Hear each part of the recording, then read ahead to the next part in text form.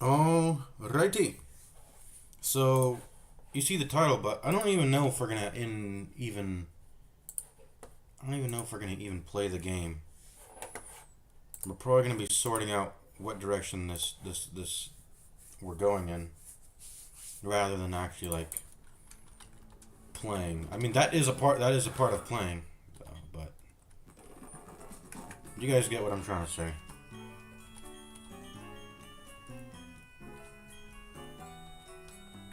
So what is this Poffin guy? Pokemon. Hold on. Well, let me. I've been thinking. I want to get back into the Dark Souls 2. I want to get back into the Dark Souls 2, but the camera is just no way, you know. All right. What are we doing?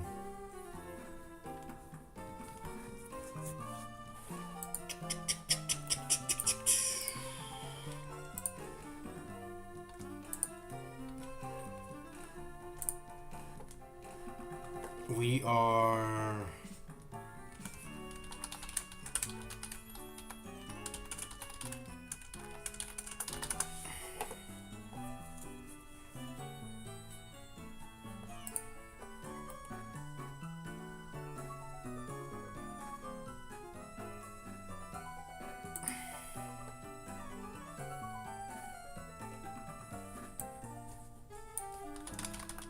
What is this? So, it's the scarf guy. Okay, so his name is a scarf guy. And what are these scarves? Okay, so it's contest garbage. Yeah, I don't care. Okay, I'm out of here. So.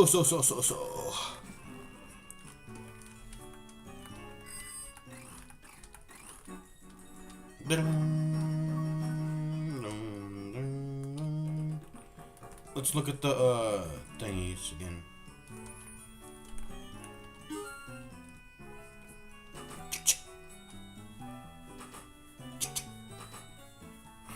So, I mean, do I want these? I don't know. Tangela.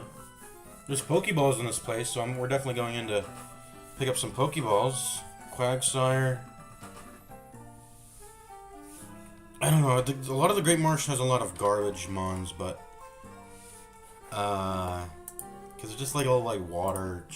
Where is there a good one in the Great Marsh? By the way, I've been thinking.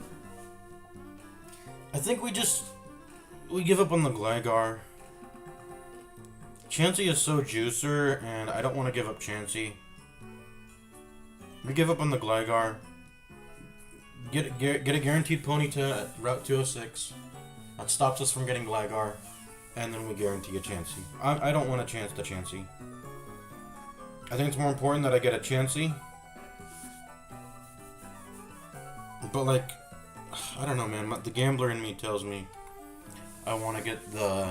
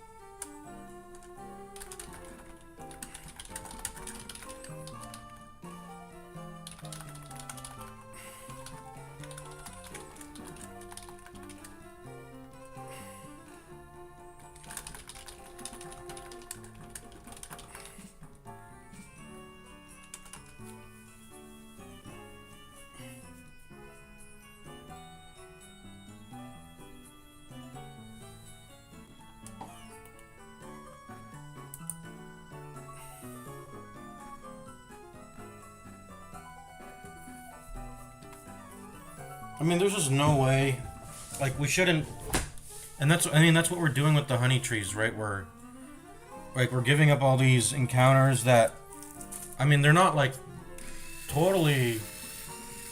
They're all marginally probably better than the honey tree encounters. I mean, no, I mean that's not even true either, because the honey tree encounters have some good shit. Apom and Heracross are good. Burmy and Cherubi, I don't know how good they are. I mean, it would be nice to get a grass, because I don't have a grass, but and grass, most grass types, they tend to share a similar moveset, and they all have, like, grass types are just good, man. They're all good. I don't know if Cherubi's evolution has good stats. I think it has like yellow stats across the board, but by the way, we're shaving. As for Broomy, I don't even know if is Broomy good. What is it? What is Burmy? What does Burmy turn into? Turns into a Mothim or a Wormadam if it's a female. Wormadam, Mothim. So bug flying if it's male, or Wormadam. What do you mean? You have to like level up in the grass to become a Wormadam? Oh wait. Burmy has so many evolutions. What the fuck? Wormadam becomes bug grass. Kind of dookie stats. What about Mothim? Bad stats. This is cool though. Like you can choose what you get. I mean, if you're a male, you're always getting a Mothim, but the female can be a cave version, which is bug ground. Wormadam is bug grass. Ooh, I'm kind of liking Wormadam, the evolution in the cave. It's bug and grass though. 4x from fire. That's. I mean, oh my god, 4x from flying, 4x from fire, 2x from bug, 2x from rock, 2x from poison, 2x from ice. So many weaknesses across the board. Mostly flying and rock. I don't. Oh man. It has anticipation, but like, if anticipation procs, like, what the fuck are you? There's so many shit that's like, you don't. I mean, I guess. Okay, whatever. Since it's a foe's dangerous move, anticipation.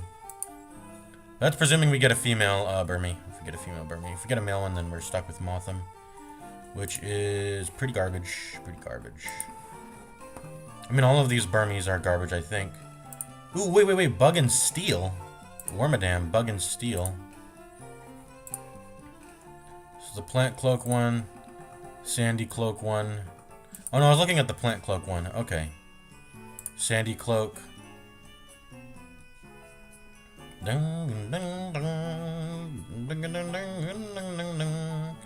have a stat total of 424. Sandy Cloak's like 105 defense, 85 special defense, 60 HP. Pretty solidly high attack. Speed's garbage, no. Speed's garbage. Trash Cloak. I'm liking the Trash Cloak. Evolve it in a building. Evolve my Burmy in a building? This is if it's female though. And then it becomes Bug Steel. Bug Steel's good. That's what we were trying to get with Scizor. Scizor? Whatever. How does Wormadam actually compare to Scizor? It might actually be better, which is crazy to say. I think it actually is. Let's see. 60 HP, 70 HP comparison. Let's see. 95 defense, 95 special defense. Pretty much actually a little bit better than Scizor's. They're both Bug Steel. Scizor has Technician. This guy just hits super hard, 130 attack. Wormadam is way worse at hitting, but and it's way worse at speed too. It's even has a speed, 36 speed, but it's Bug Steel. It's got good defense and special defense. The HP solid. Like, could I ask for more? And then it has anticipation. So if it sees there's a fire move that can 4x kill it, it will anticipate it. As long as I lead with it in battle, or as long as I throw it out into battle, it has to. It's only when it gets swapped in the battle. It's not when the enemy swaps in. It's when it swaps in. So, but I forgot what I was gonna say. What's Cleavor? That's a Gen 8, like Scyther evolution. Okay. And was our Scyther's dead? Rip. That stupid ass trainer had, anyways, Honey Tree, we're going Honey Tree. Because it'll eventually get us to Snorlax. We're pretty much like training a bunch of shit Pokemon to guarantee. That's what we've been doing the whole run pretty much. Is pretty much guaranteeing a bunch of mid or shit Pokemon by making sure we capture them and we guarantee that pools later on will have what we want, right? So this is just so convoluted. In the Great Marsh, I can get the how do I show this to you guys? Can I MS Paint this? I can MS Paint this. I can excuse me. I just ate. Excuse me. I can MS Paint this actually. Let's MS Paint this.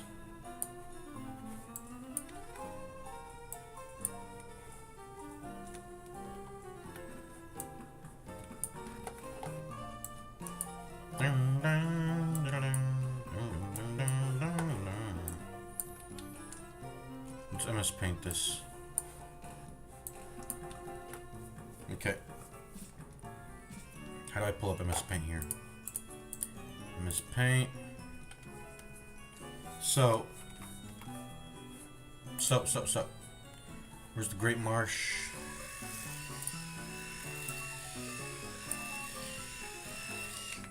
So the Great Marsh has, let's see, the morning has Tangela. Well, hold up. There's a bunch of different areas.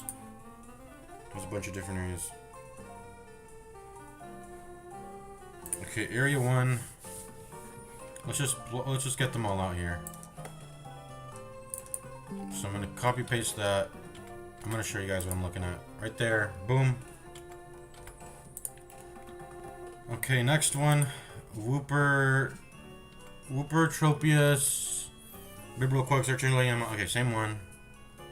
Wooper. Okay, here's the owl. Everything else is the same though. We add an owl right there. What am I? Okay, there we go. Add an owl. Everything else is the same though. That's just night. Okay, Surf. Surf has the Wooper and Quagsire. That already is in the pool. Good Rod has Barboak, Magikarp, and Gyarados. I already have all those. Super Rod, we don't have Super Rod. Okay, Area 2. Same shit. It has the same pools. I guess there can be, no, Meryl's can't even show up here. That's not in Platinum. Continuing to look if there's anything new.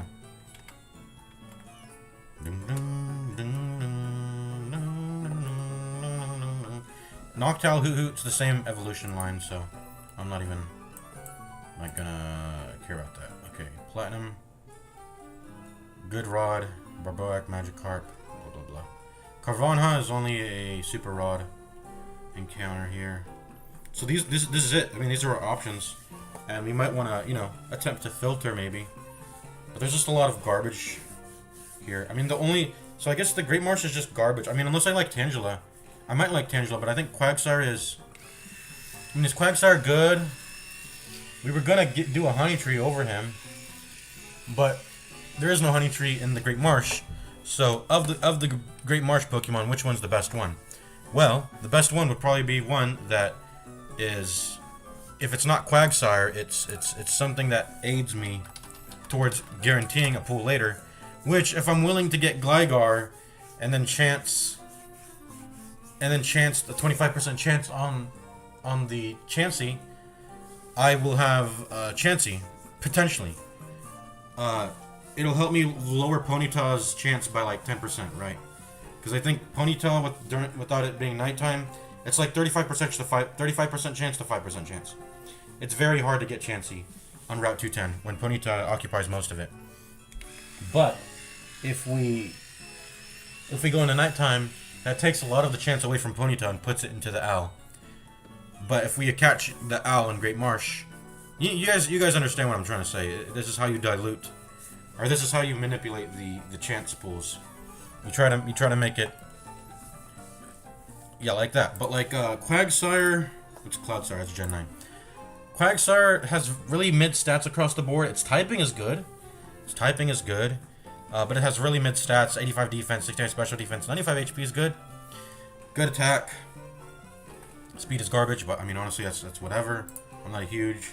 I mean, speed does fucking matter. It's like you get like a turn worth of advantage by being faster than them. So, but if you're if you're doing a sturdy strat, you shouldn't be worried about the 1 turn advantage.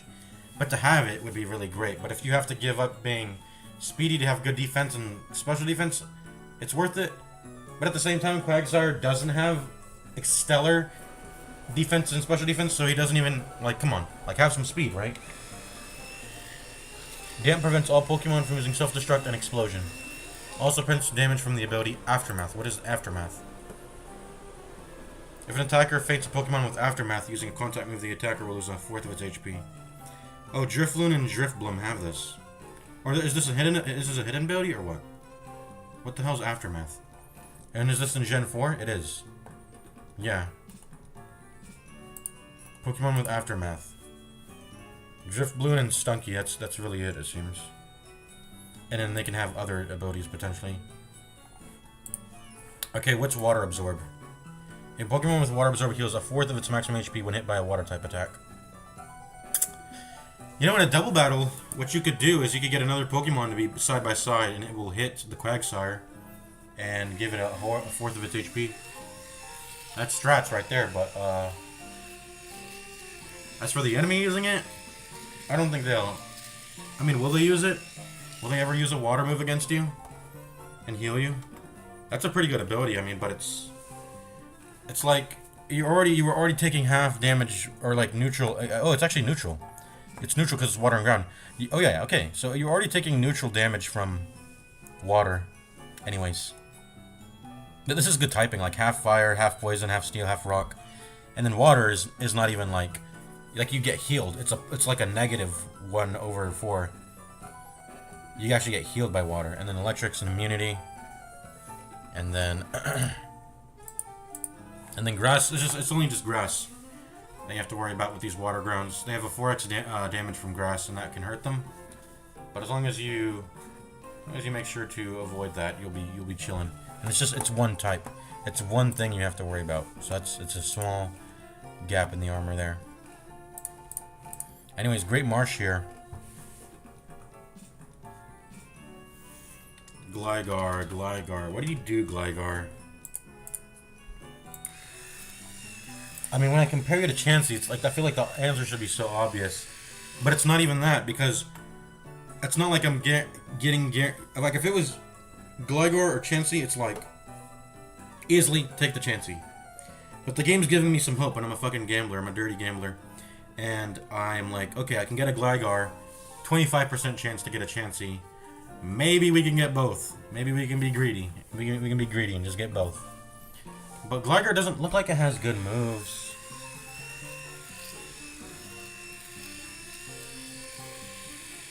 I mean, I can teach it rest if it needs healing. But it ain't no Chansey. It just ain't no Chansey. I mean, Gligar is cool, but it's not a Chansey at all. It is no Chansey by any stretch of the imagination. And I have other Pokemon in my party who have better defense and special defense than this thing. Its typing is cool though. It's ground flying. Only weakness is 4x to ice, but ice is incredibly exotic. I've never actually ever seen an ice move yet in the game yet. Although, I imagine it appears later on with the stronger trainers and enemies. And then other than that, it's like 2x water damage. That's it. But immunity, electric, and ground. Half to fighting, bug, and poison. Neutrals across the board otherwise. It's a cool typing, but it's just... its speed's good, its attack's good, its HP solid, defense is good, 125. Special defense is not... It's not stellar. 75 defense, and then special attack doesn't matter. Doesn't matter. Then it has Hyper Cutter and Sandveil. Prevents damage from being lowered. Hyper Cutter, and then Sandveil is, you know what that is. Sandstorms will give you a 20% evasion chance. We might start opening with the Hippopotamus, as it's called, the Hippopotamus. Because it just gets a free cast of Sandstorm when it's inside the battlefield. Anyways, we're fucking gamblers. Route 210. Where's Route 210? There it is. Chansey. in the Route 210. We can fucking guarantee it. We just need a Ponyta. But we would get rid of Gligar. I think we just get rid of Gligar, man. I think we just do it. He's caught a Geodude, Staravia, Scyther, and Roselia. And then if we catch the Ponyta at 206, which, can we actually guarantee? I think we can guarantee that. Or what? Or can we not?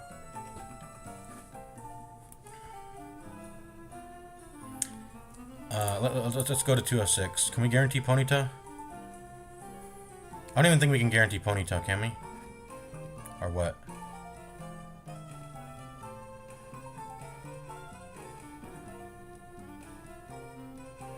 Can we not actually guarantee Ponyta? No. Yeah, no. Yeah, we can. Well, no, then Kricketune shows up again. What the fuck? So we need to get Kricketune? Wait. 206 might be more harder than I was thinking. I figured it would be pretty dry, easy, and cut. Just like get. I guess it's just everything's a gamble. I guess. So can we get? Okay, we're about to go up 212. Can we get Machop here? Or am I crazy? What am I thinking? I think it's in the north. It's in the north. Machop shows up. The north area. No, it's a fucking Marill. Or where's Machop? Machop doesn't show up here? Where does Machop show up at? Can we get, where do we get, are there, how many Machops are left? Machop, Cerebi.net. 206, we already did, I think we already did 207, right? Route 210, Route 211 East. 211 East. Where's 211 East? I don't think we used up 211, did we? No, we did. That's the one with Bronzor, right? I keep forgetting. That's the one with Bronzor. 210 North. That's where Chansey is. And then we've used up 207. So it's not even guaranteed to get a Ponyta either to make sure Chansey gets obtained. So maybe I've been thinking the entire time I could guarantee the Chansey, but I can't even do that. All because Spiritomb threw a wrench into this equation here. All because Spiritomb threw a wrench into this equation. Let's see. We did use up 207, right? Yeah. That's the one with Ponyta.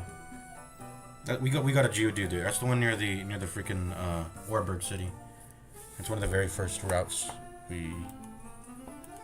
So it's literally just 206. Oh man. You can only get Machop at 206. There are no more Machops. Machop occupies 206 uniquely. Ponyta occupies 206 uniquely. And Gligar occupies it uniquely. That's crazy.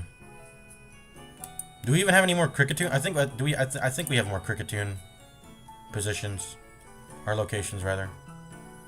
206, Lake Valor, Lakefront.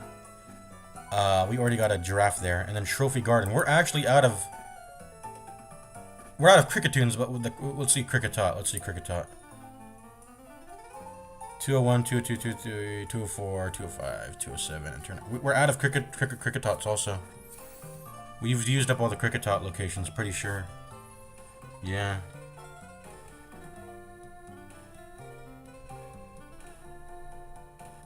We don't care about this Pokemon though. But there's a lot of uniques in 206, pretty much. And all I want, honestly, you know, I think at this point all I want is to guarantee the Chansey. I'm realizing this is all I need to do is just guarantee this Chansey. Yeah, so during the day, I've got Roselia, Scyther, Staravia, Geodude. The Ponyta versus the Chansey, it's 25-5, which is basically 5-1 chances. Those are not good chances. That's a 1 in 6 chance versus a 5 in 6 chance the Ponyta has to show up over the Chansey. And so if we go to 206 and we try to how much can we maximize the Ponyta on 206? Otherwise, what we can do is, let's see, during the day, Ponyta, it actually gets worse. 35 to 5, and during the day. We've already got Scyther, Stravia, Roselia, Jude. So what's the night? The night is Geodude, Stravia, Ponyta, Roselia, Scyther, Hoot Hoot, and Noctowl, and then Chansey. And then the Ponyta is 15 to 5. That's 3 in 1 chance. 1 in 3 chance to get 1 to 3, but 1 in 4 chance to get Chansey.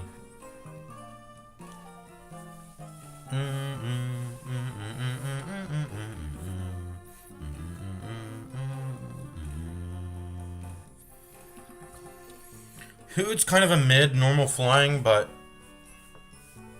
I mean, our Staravia is dead, so would it even feel bad to have a Noctowl in the party either? If it means increasing my chances of getting Chansey. Well, first, I think what we can do is, first of all, we can just go to 206, try to get a Ponyta. If you don't get it, then we get... So start with 206. I think everything starts with 206. We can do this now. Now that we're here at the Great Marsh. Start with 206.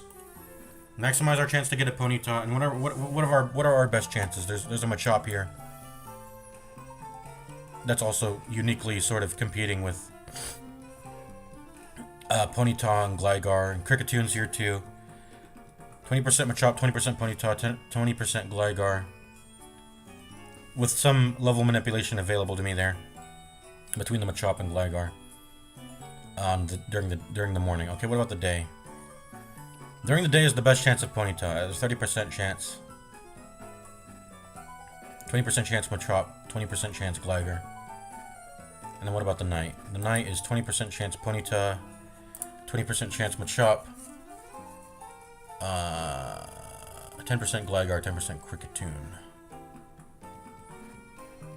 So that's 20 versus 40 at night. 30 versus 40 at night during the day.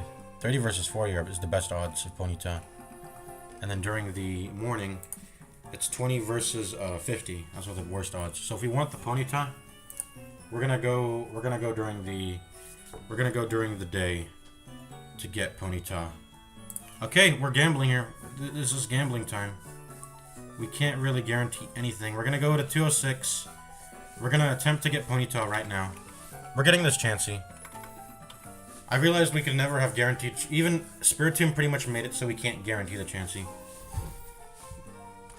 And I think that's the only thing I'm really wanting to get right now. Spiritomb threw everything into shambles just for me to have it.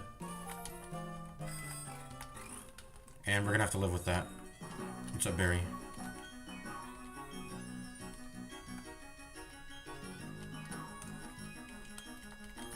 So yeah, we have to defeat the that one trainer in order for us to actually... We have to defeat the fighting gym trainer in order for us to go to what's it called? To fight the Pastorias. Oh, he almost caught me there. What are these? Peanut berries. Okay, let's save here. Oh shit, you guys aren't even fucking seeing anything. I wasn't really talking. I wasn't even playing the game anyway. But yeah, we're moving now. We're moving now. I went past this guy right here, on the way to Route 212. Okay. But yeah, cutting back to MS Paint, pretty much. This is 206. This is our best odds at 206 right here.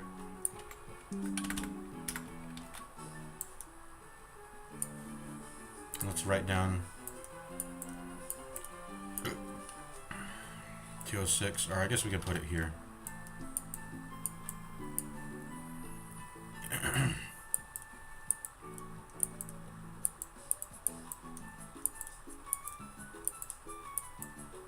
Great Marsh. 206. And this is, let's show you 210. 210. These are the best chances I have with 210. If I can get the Ponyta, I pretty much guarantee the Chansey.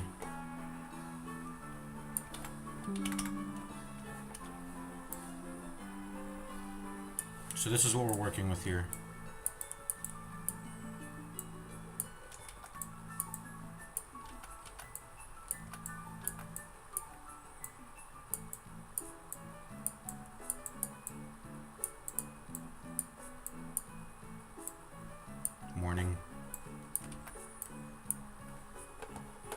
And then if we don't get the Ponyta,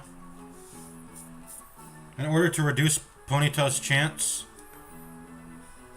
we would have to do the night. And then catch Noctowl from the Great Marsh.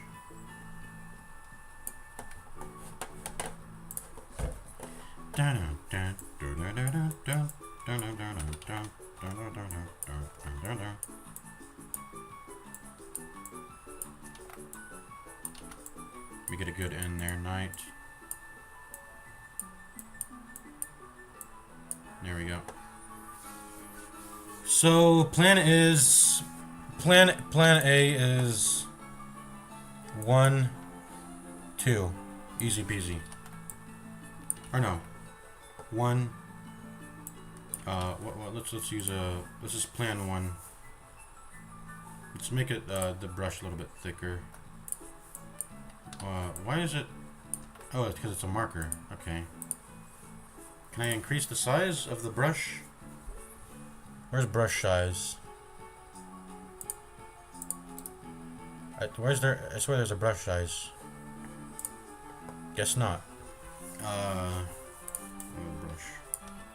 Oh, it's well, no. Wait, where is it? There's like it's supposed to be a slider. Maybe we do. Okay. Oh, it's on the left. It's on the left. There we go. There we go.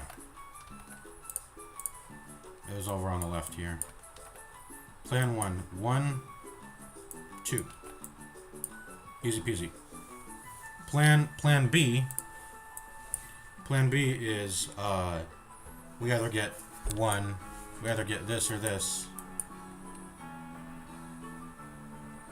and then we go Noctowl 2, and then 3. Hopefully 3. Hopefully 3. Hopefully we get Chansey. But if we can fail all of this, and the odds are I think the odds pretty much are against us, is it not? We have a 30 to 40 chance. We have a 3 Ponyta is up against a 3 out of 7 chance to be obtained. So we can fail that easily and either get a Machop or a Gligar, and we're hoping for a Gligar over a Machop. Because I think Gligar is probably better. Although I wouldn't be sad with either one. Because it would be nice to have a fighting. I think, is Machop the best fighting one? Pokemon in the game anyway? Maybe. I don't know. But he would be a fighting, and then we can start putting stuff like Brick Break. He would just be our fighter, you know. We don't have a fighting type on our arsenal at all. So, but if we get Ponyta, easy peasy. That guarantees me Chansey. Machop or Gligar, we failed. That means we haven't eliminated the Ponyta from the 210 from the 210 pool. So we have to go and get Noctowl to reduce Ponyta's chance by 10%. Go during the night, and then our best chances are still in order to get that Chansey, it's a 1 in 4. So basically, you could probably do the math on this. Let me just ask the chatbot for this actually. What are my chances of getting a Chansey in total? I have a 3 out of 7 chance to get a Ponyta. Listen to my words precisely. Do not go against them. I'm gonna have to tell it that because it's gonna be retarded. I have 3 out of 7 chance to get a Ponyta. Forget we're even talking Pokemon, actually. Too much. Because this is just math. If I succeed, that 3 and 7 chance, I get Chansey outright. If I fail and land the 4 out of 7 instead and get a Machop or a Gligar, excuse me, then I have to go pick up the Owl from Great Marsh, which I'm pretty sure I can guarantee by using the binoculars and repelling to arrive at the place where it is. Right? Right? I don't know if... Can we actually guarantee the owl? I don't know how the Great Marsh works.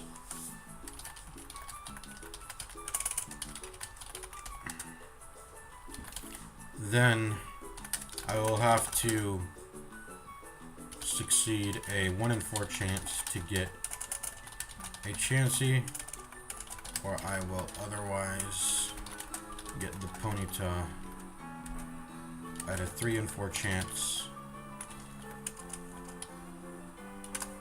There. Let me have it calculate the odds for me. Hopefully the chatbot's not retarded.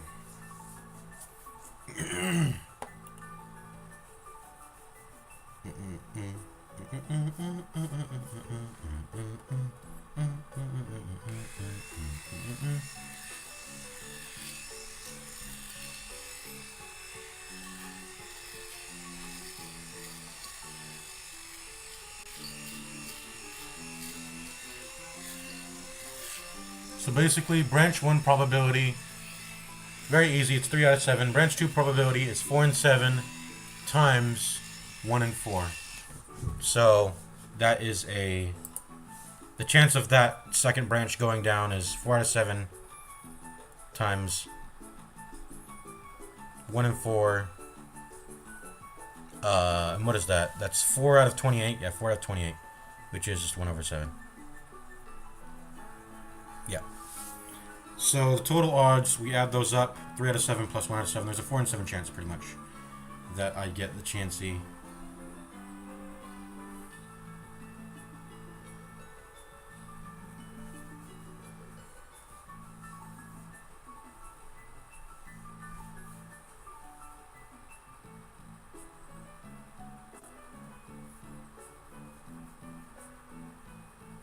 So if I so if I actually fail, well, okay, I'm going back to Cerebi.net. Let's see, Octal or Hawktua, I don't know, Hawktoon, Cerebi. I don't know. What is this thing called? Noctowl. Okay, Noctowl. Where can I find Noctowl? Where can I guarantee it? Map Cornet. Nope. Great Marsh. There we go. 211, we use that. Well, that's 211 West, but it's still 211. And then 210, of course. So Great Marsh is the only place we can get knocked out. What about Hoot Hoot? Hoot Hoot can be obtained in 205. I think we used that already, right? 210, we're about to use that. 211 West, we already used that. Turn of Force, we used that. So only Great Marsh. So we can't even guarantee that we get the Chansey. And we can't guarantee we get the Noctowl either. Oh my god. Oh my god. We suck. All because we took a Spirit Tomb instead of taking our Chansey. I wanted to see the Spirit Tomb though. He's like very unique. He has no weaknesses, right? That's cool. Although that might as well just be as good as a Pokemon that only has Ice as a weakness, or only has Dragon as a weakness, or something. You know, something that's exotic. That might as well be equivalent things. I'm gonna take a drink.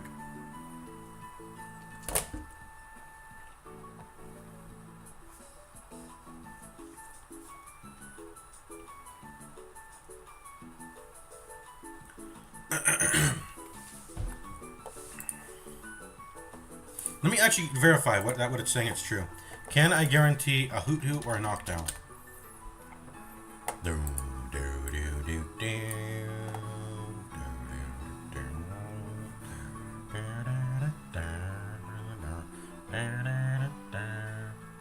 Nope, I can't guarantee it with any repel trips.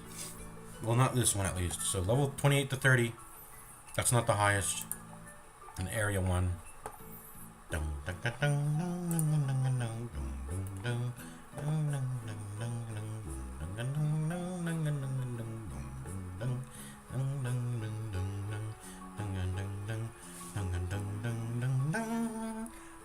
I like this song. Some Pokemon tracks are just fucking annoying, or they're grating or something. This is just a solid track. And those appear, you know, quite often in the Pokemon series, but some tracks are just so bad. I don't want to listen to them, man. They're annoying. Okay, during the day, nothing. Okay, during the night, Noctowl, 28 to 30. Does this repeat just for all the areas? I think this probably just repeats for all the areas. Noctowl. Okay, no, it doesn't. It doesn't. Area 3 is different.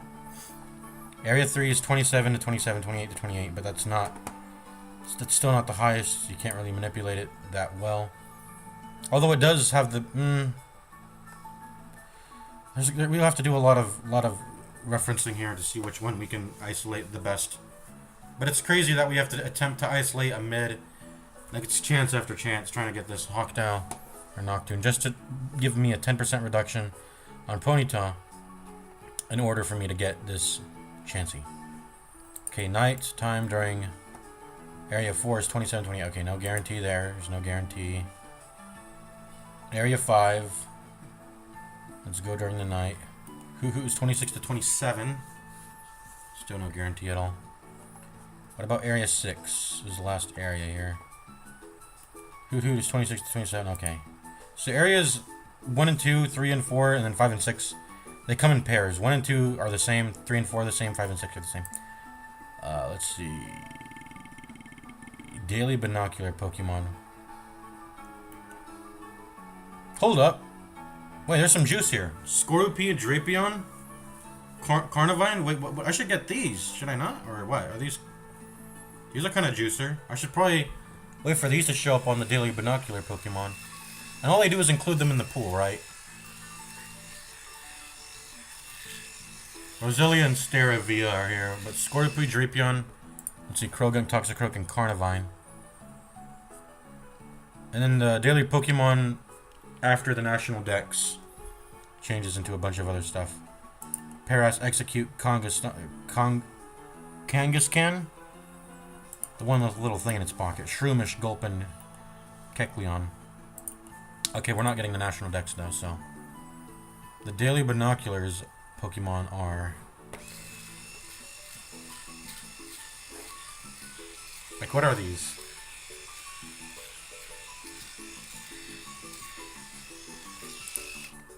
What is this pool, the daily binocular Pokemon? So by reaching for something that doesn't even guarantee us Chansey, and it won't even guarantee us the owl itself, we would be giving up Drapion, Scorupy. I don't think I care too much about Croagunk or Toxicroak. I don't think I really care about this thing. But what is Carnivine? Carnivine. Is this juicer? Defense and special defense are not that great. It's grass. It has good attack and special attack, but that doesn't matter. I mean, speed's not even good. HP is solid, but it could be higher. So Carnivine. Where can I get this? Just Great Marsh? Just Great Marsh, but it's not that good. Based on what I'm seeing. But maybe it has a juicer moveset that I just didn't look through. Drapion. Let's see where Drapion is. Pokemon DB. Scorpy. And we can get... and if we don't get this... if we don't get the Drapion and we get a Scorpy instead... but we can scout it out using binoculars, right? Wait, this is a juicer type thing, isn't it not? Poison and Dark. Only 2x to ground. Across the board neutrals except for Grass, Poison, Ghost, and Dark. Those are halved. 110 defense. Solid. Speed 95. Solid. Attack 90. Good. 70 HP, good, given its defense. Special defense 75, not so good, but I mean, what's this ability? Battle Armor. Battle Armor prevents the Pokemon from receiving a critical hit? Yo, that's Juicer. That's Juicer. And what's its second ability? Sniper. Increases the power of critical hits. This means a critical hit will deal 2.25x. And we're going to give this thing the Shadow Claw? Wait, Shadow Claw's Ghost. But, anyways, This is Juicer. And Generations 1 to 5 critical hits deal 2x. So Sniper would inflict 3x. So if you crit, you're pretty much killing the thing. You might as well be hitting them for extremely effective at that point, maybe. Somewhere in between extremely effective and very effective. Which is, it's gonna kill them. Battle armor. Okay, you know what? We'll do the Ponyta, and we're not even gonna do the. We want Drapion. We want Drapion or I mean I'll settle with Scorpy. Way worse stats, and the evolution will. I'll have to wait till 40 if I don't get it. But we can guarantee that we know it's in the pool by looking up at the binoculars, right? In fact, let's go over to the game now. We're gonna go ahead and we're gonna try to get to Hearthome without encountering any Pokemon just yet, unless we do intend to do Honey Tree on 212, right? Did I swap scenes? Yeah, I did. Okay. A little tightrope here. A little tightrope. Ooh, cut shortcut. Oh, hello. Can I just go past you real quick? Nope, doesn't seem like he's gonna let me.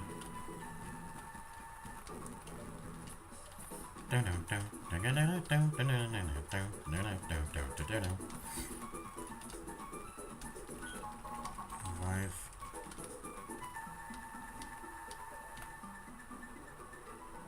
Hello? Look up. Let me go past. Wait, how was I getting the music to play not the bicycle one, even though I was on a bike? Was it because I was on a... Yeah, why was the area music still playing when I was on the bike? Are you just gonna always look down? I swear you were looking around earlier. Were you not? Okay, I mean I'll just go over you then. I'll just go over behind you.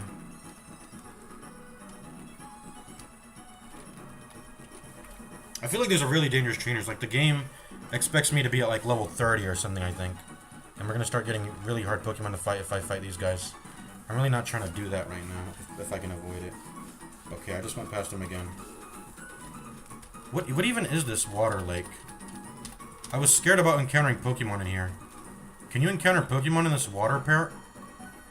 I'm gonna quick save just to quick save, and we're gonna test it. I don't want to encounter any Pokemon in here, but we'll cheat if we gotta do it. I'm gonna cheat. So why am I in here? What is this? What's happening right now? I don't understand what's happening.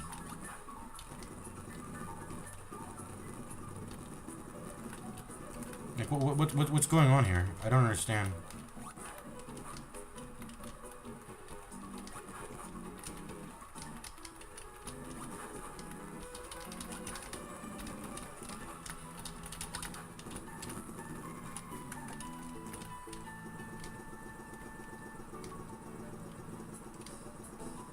Yeah, I don't understand what's happening there.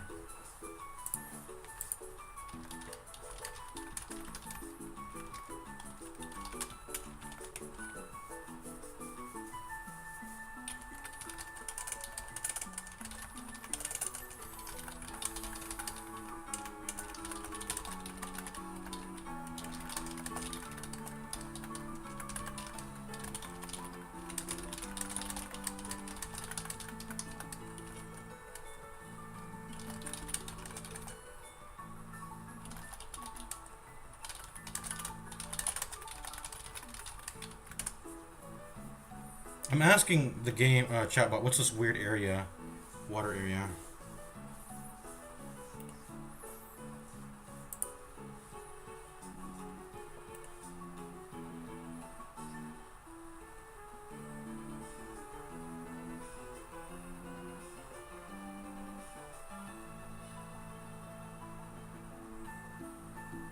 You can't. Okay, this brown. It's deep mud.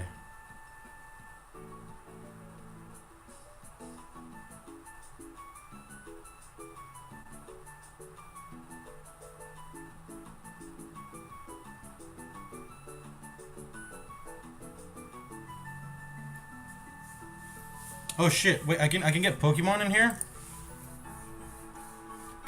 This is confusing though. I haven't rolled it yet, and I was running across it a lot. Hold up. Scorpy, Hoothoot, Quagsire. Okay, well, let me look at. I got Route 212. Route 212. There's a north and south. I think we're in the south. Oh, this is the mud. Okay.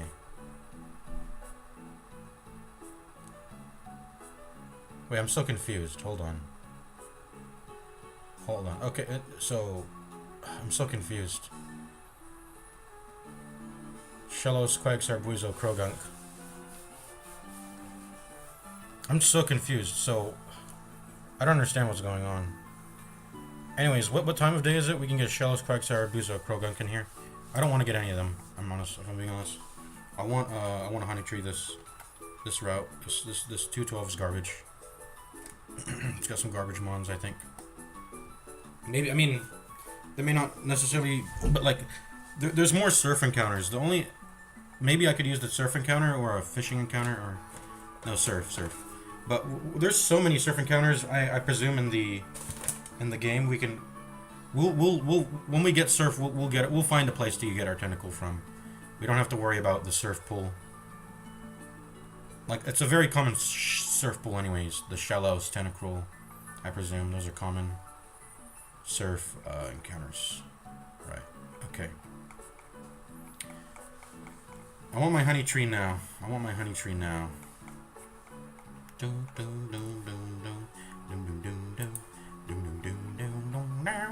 And in the north, there's also, it doesn't matter, the north.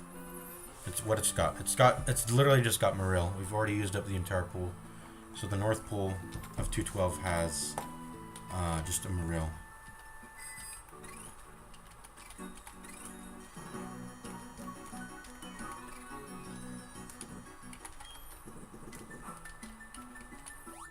So this is the marsh.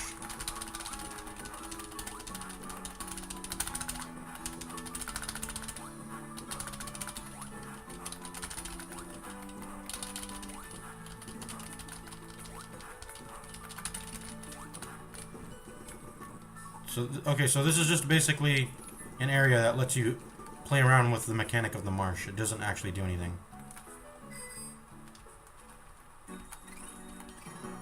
Right now, I want to get Drapion. Drapion on the marsh is, I think, a cool idea. So let's go to the marsh. We're gonna go ahead and get Drapion. It's got battle armor. That's a pretty cool ability. Not being able to get crits, that's a pretty huge thing, is it not? That's a pretty massive thing to be able to avoid. So the Great Marsh, I'm gunning for Drapion. Do I have to, like, wait until it shows up? I don't understand how these binoculars work. Maybe I'll ask the chatbot. Are the binoculars different each time too, by the way? Did I talk to everyone here? Yeah, I did.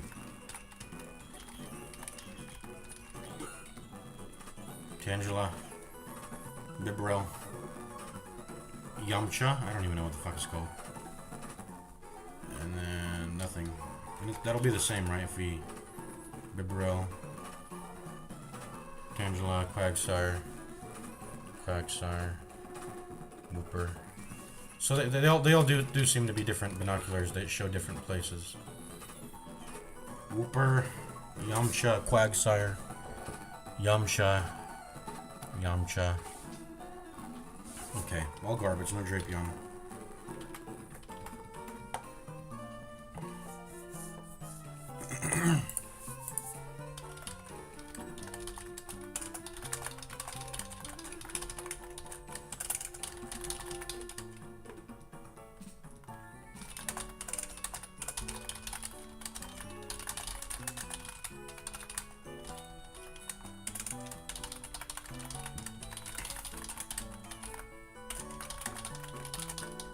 I'm gonna ask the chatbot to explain what the Great Marsh is. This is confusing.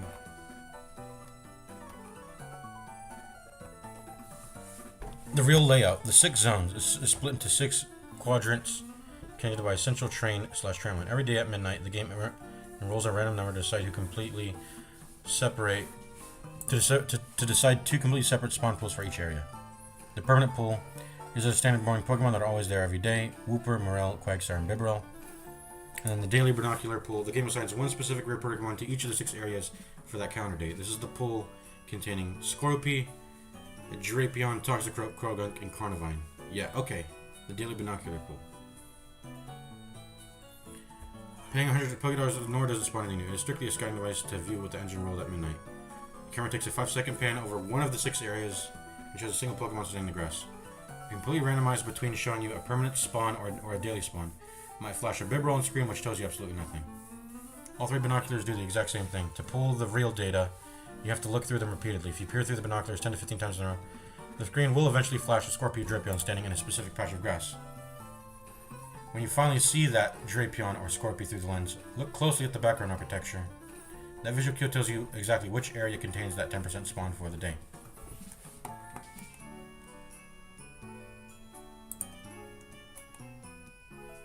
Unlike the standard game, repels inside the Great Marsh do not stop encounters completely. Because you cannot send a Pokemon to battle, repel inside the Great Marsh functions strictly as a filter. It blocks the low-level common trash from spawning, heavily skewing the remaining active encounter rates in favor of the higher-level daily dump knockers. Because you cannot send a Pokemon to battle. Oh, you can't. Oh yeah, the Safari Zones don't let you have a Pokemon in your party do it. It's like they're a weird area. Walk into the Tokars of that specific zone with your repel active and you will force a fast encounter with your Drapion line asset.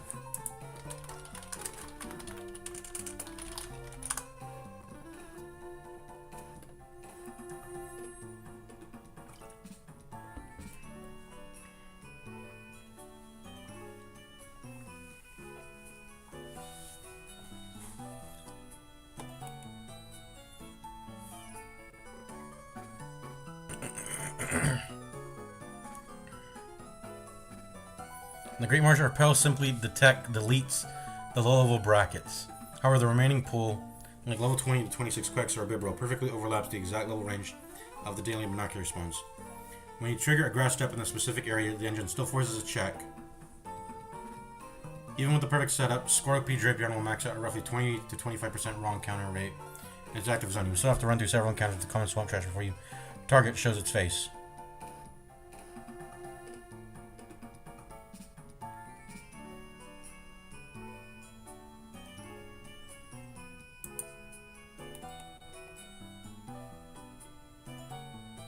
So how does Nuzlocke?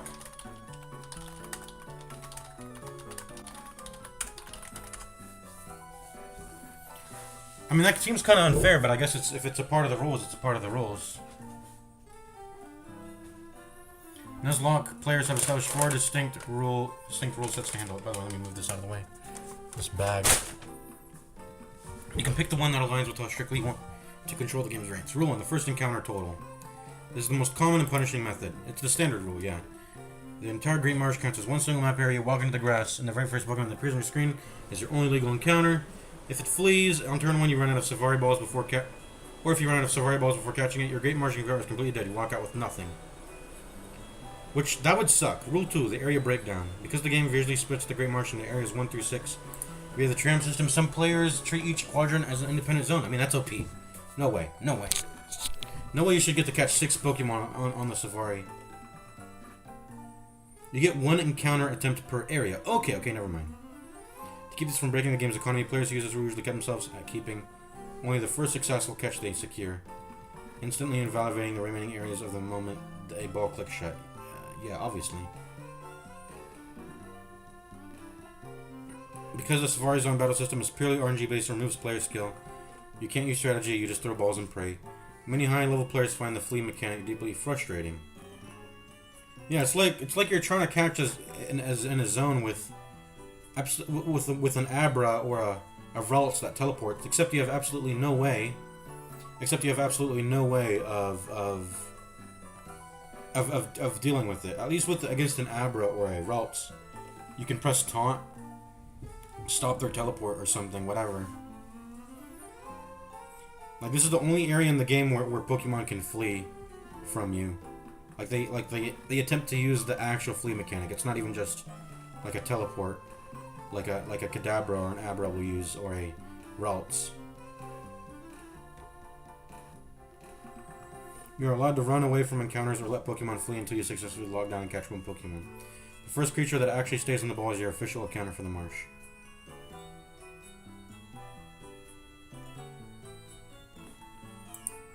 Catch until catch.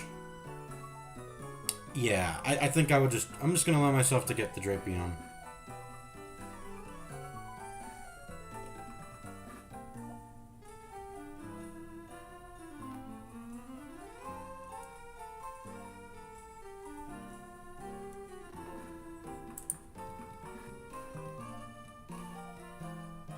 So basically, I mean, I don't know.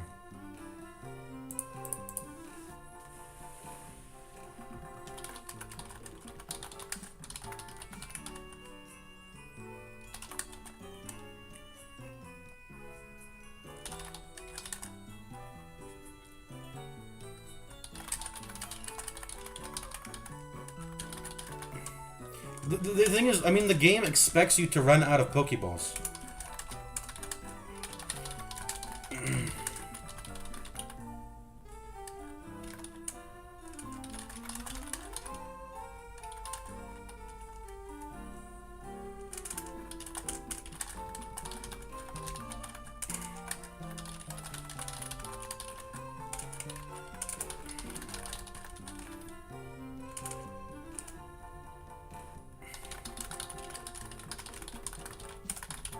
I mean, I just feel like the way the game works, I feel like if you want to do a fair Nuzlocke with this, is throw until you're out of Pokeballs, and then once you use up your one visit, I think that's it.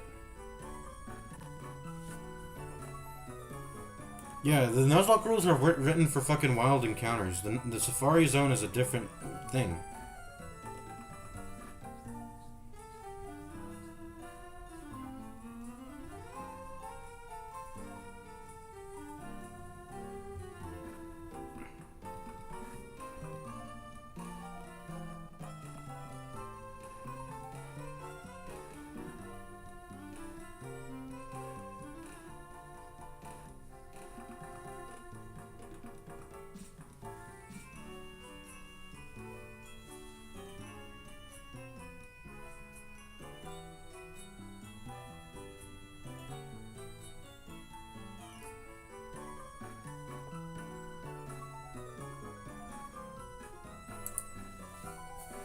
So basically...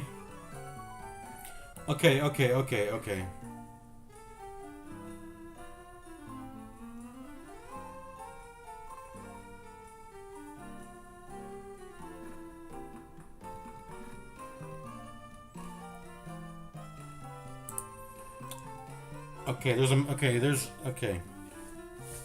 There's one variation that lets you play the Safari game like regular, and then once you exit the game, you look at the Pokemon you caught, you choose exactly one to keep, and you release all the others.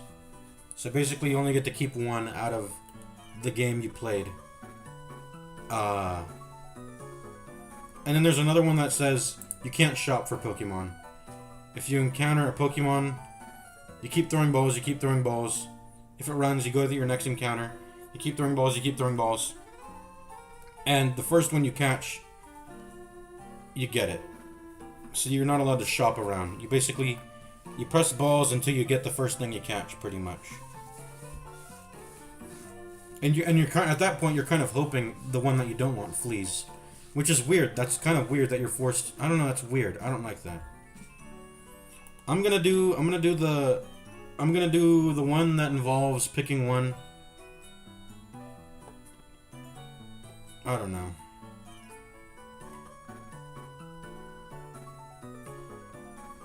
Using up your... I mean, when you... Even though the rule says your first encounter is your only encounter and you have to... If you don't catch it, you lose the Pokemon, but if you do, you get it. That actually is not even... That's not even an actual...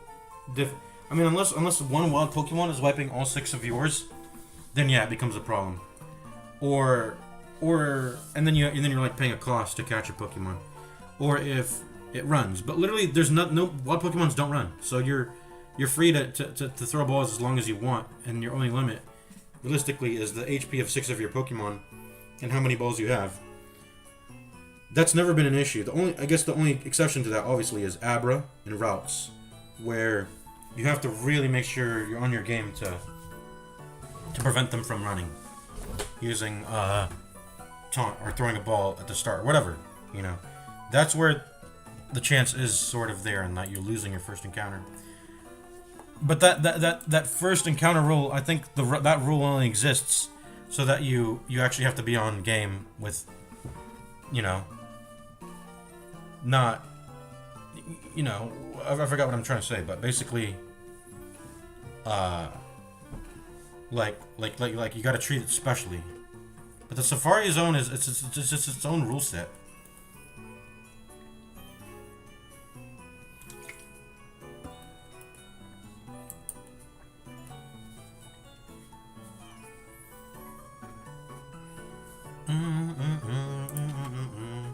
I'm gonna keep looking through the binoculars. I'm gonna wait until I see a Scorpy.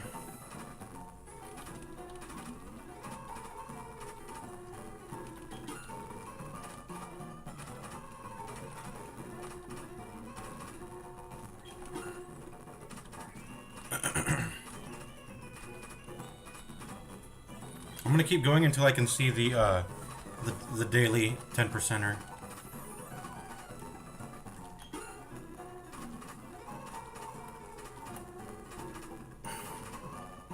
Did I wait? Did I already see it? I think I did. I'm wasting my money.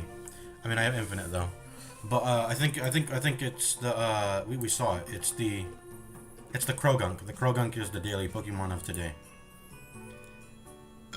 Excuse me. And the daily Pokemon can either be Roselia, Staravia, Scorpy, Drapion, Krogunk, Toxicroak, or Carnivine. And right now it's Krogunk. Yeah, Krogunk. Let me see. Let me just. Yeah, Krogunk is the daily Pokemon. So if we want to see Drapion, we would have to progress the time of the day and then look through the binoculars then. Okay. Did we do that then? I think we do that.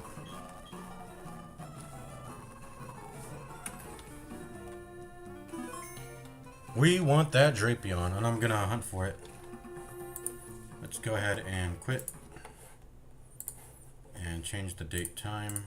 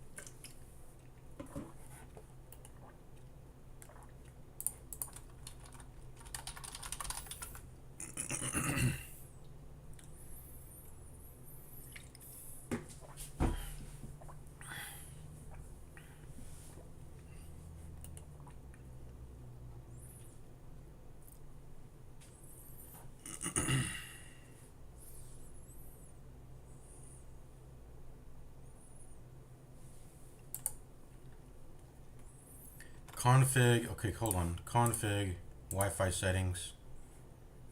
I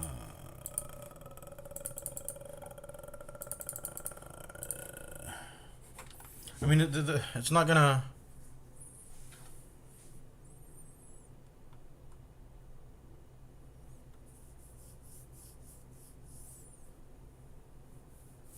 Okay, no, okay, I was about to say something.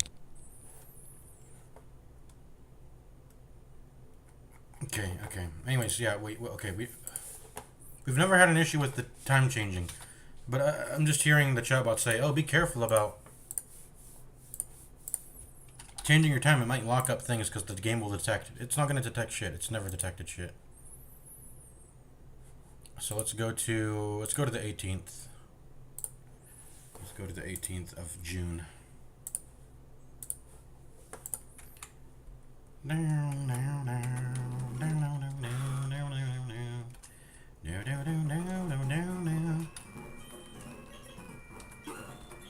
Oh wait, no. Wait, no. I didn't mean to. I didn't mean to play.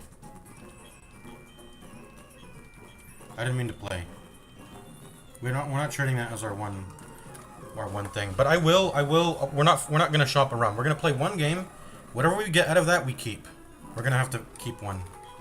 But let's look. Hoot hoot.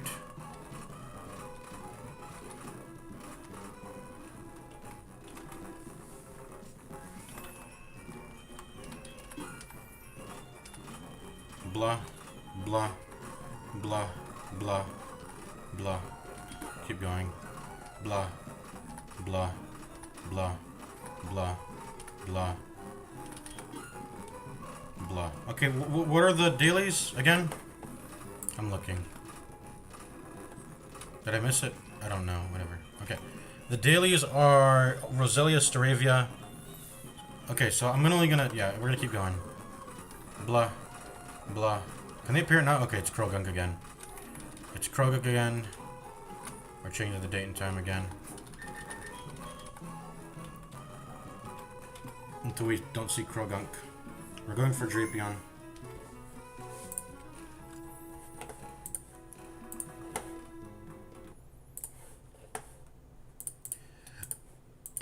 Excuse me.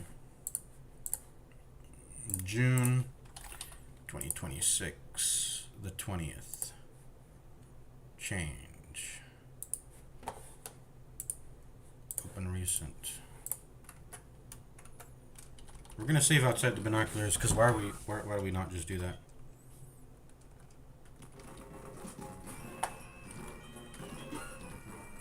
Hoot hoot. Oh, no, it's knockdown, not hoot hoot. What is that Pokemon called even in? It's not Yamcha, it's something else. It's a Yanma. Yanma. Blah. Blah. Blah. Blah. Blah. Blah. Blah. Blah. Blah. Blah. Blah. Blah. Blah. Blah. Blah, blah, blah, blah, blah, blah, blah, blah, blah, blah. Hold on, let me charge my phone. It's not even charging.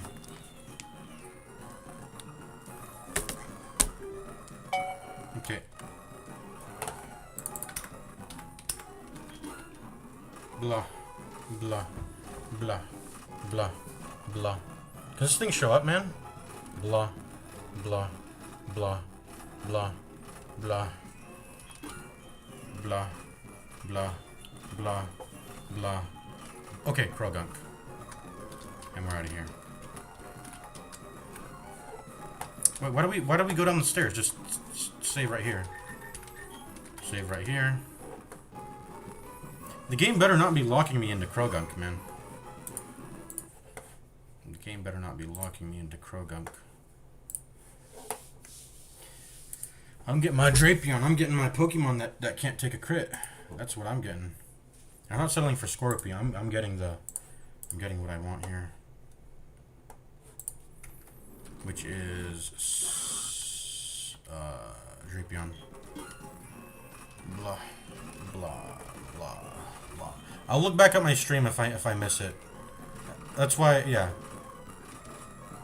I'll look back at my stream if I missed the area in which and where it was, and then I'll use that as aid.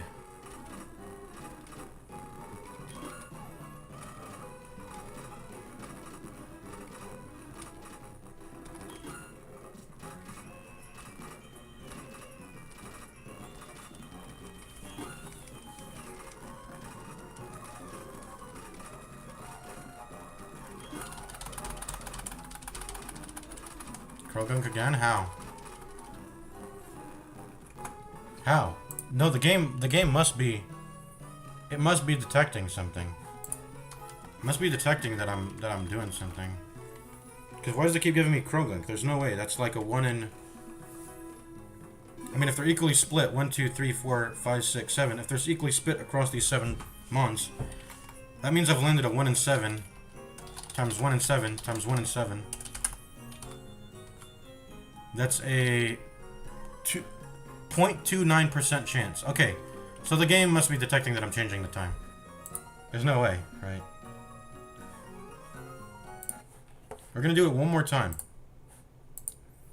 The game must be detecting that I'm changing the date and time.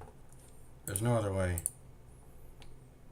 to answer why this is happening.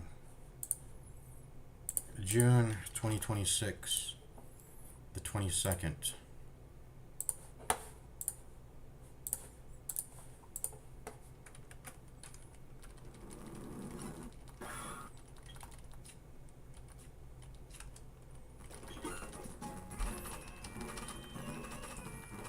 The 4th Krogunk here ensures pretty much will prove that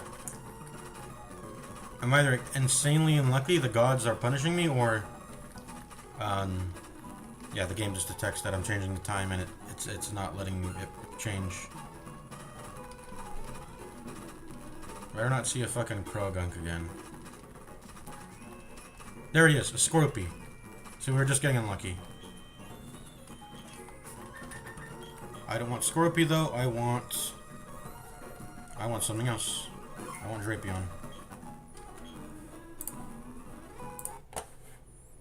So we're gonna keep going until we get that. There must be a way to cheat in, but it's probably faster if we just do it manually rather than cheat into the data. We'll just let it do it naturally, because I'm not trying to fuck with the hexadecimal blah blah blah, you know, I'm not trying to do that right now. So we'll go, hold on. We'll go 2206, 2026. Except no, this is a 24. Okay.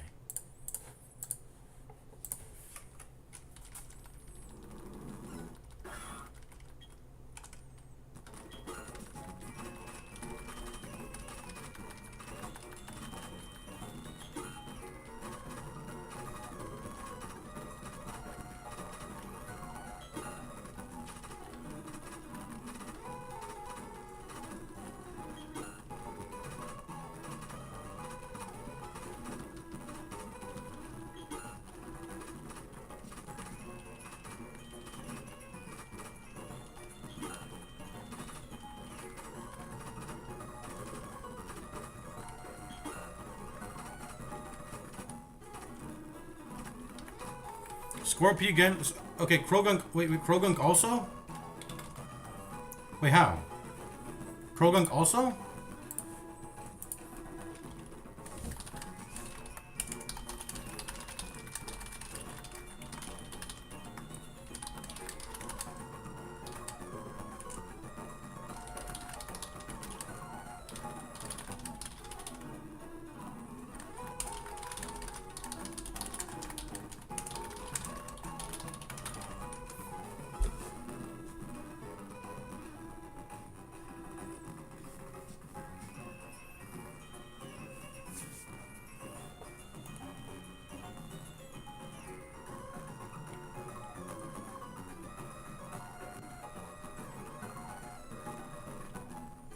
Wait, oh, is Golduck in here? Oh, no. Golduck is not in here.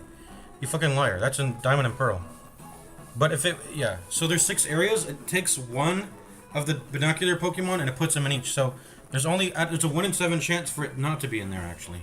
Is the case. Okay.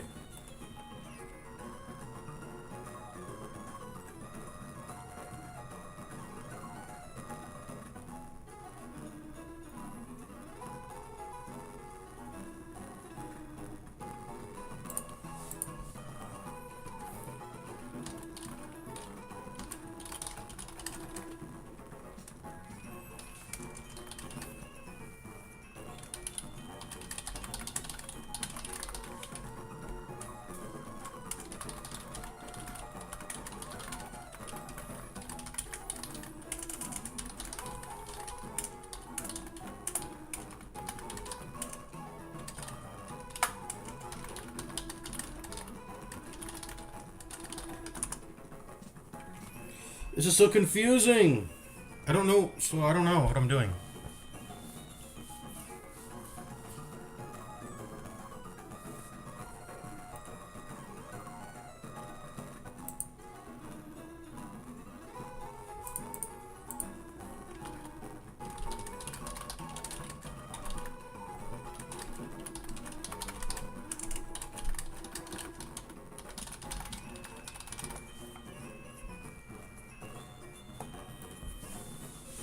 Each one of the 6, it means the game does not look at what it chooses for area 1 when it rolls for 2. It does not pull from a checklist and cross the name above.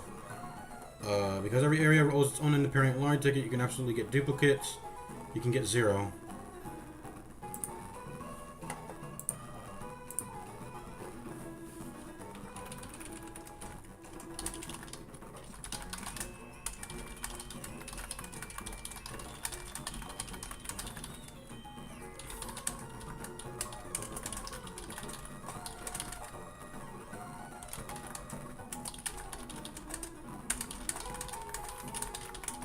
Okay, I'm asking the chatbot about math here, because that's... Please be able to answer this fucking simple math question.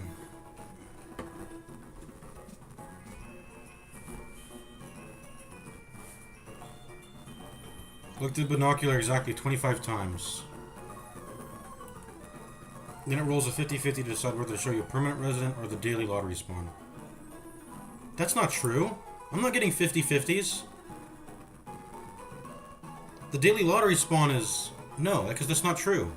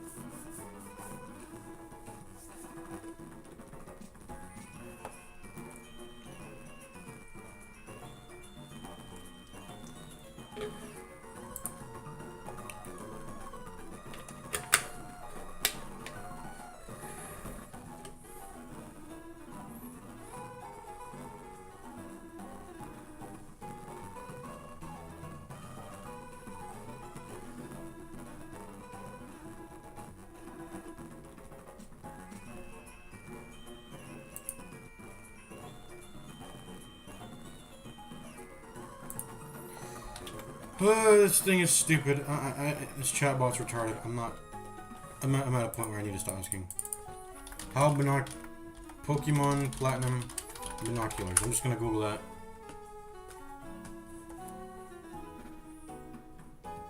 How to get a Scorpy? I'm not trying to get a Scorpy. I'm trying to get a Drapion. That's what I want. I want the evolution. I want a Drapion. And the game says I can get one. I can get a Drapion. I would rather get a Drapion, because otherwise I'll have to wait for the evolution at level 40. Does Scorpy have battle armor? I mean, even if it does, its stats are bad. What is its ability? Battle armor sniper, yeah. Okay, it's good, but like... I'm not waiting till level 40 to get a... And it's Poison Bug right now. It becomes Poison Dark when it evolves, and that's a way better typing, I'm pretty sure. Poison Dark over Poison Bug. I'm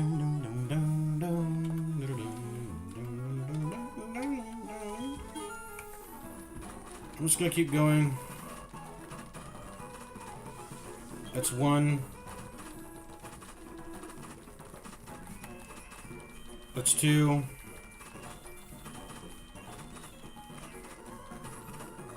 It's three.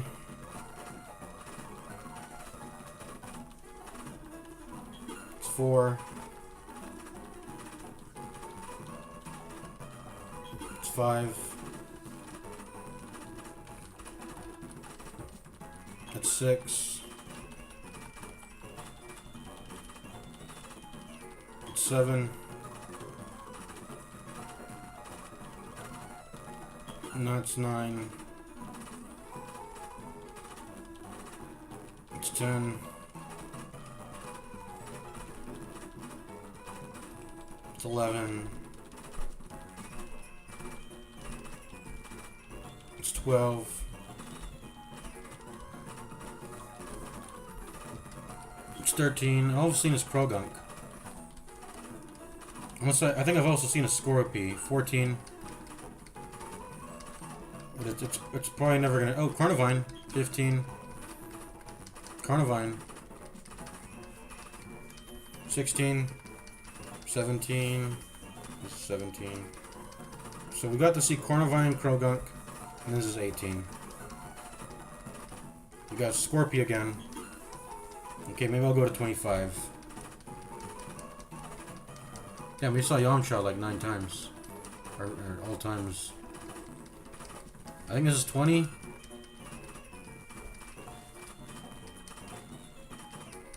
$21.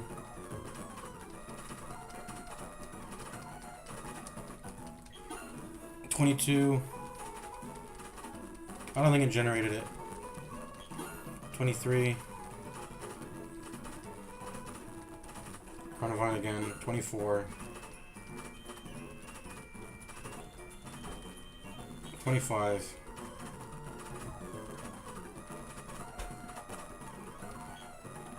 And we're gonna change the date and time.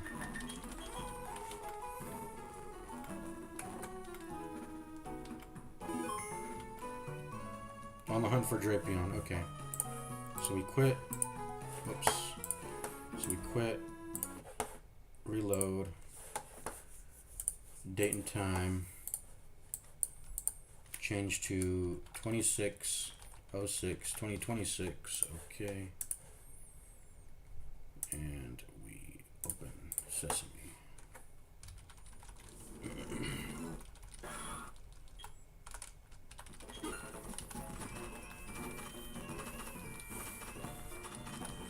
One,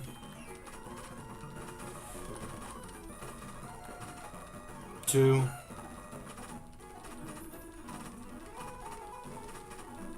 three,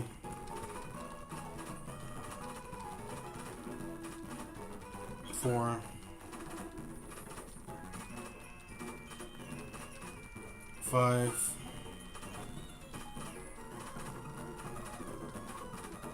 six,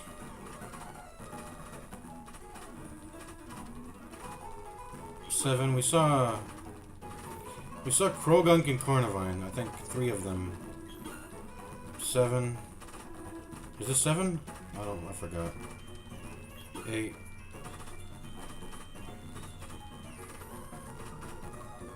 9.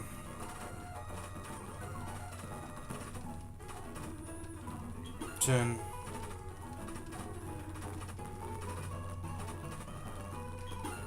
11.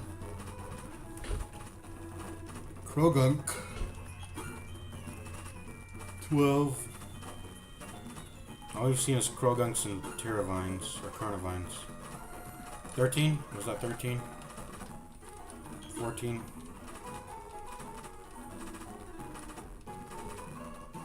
16. 17.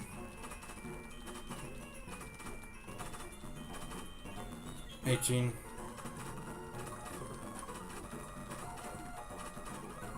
19.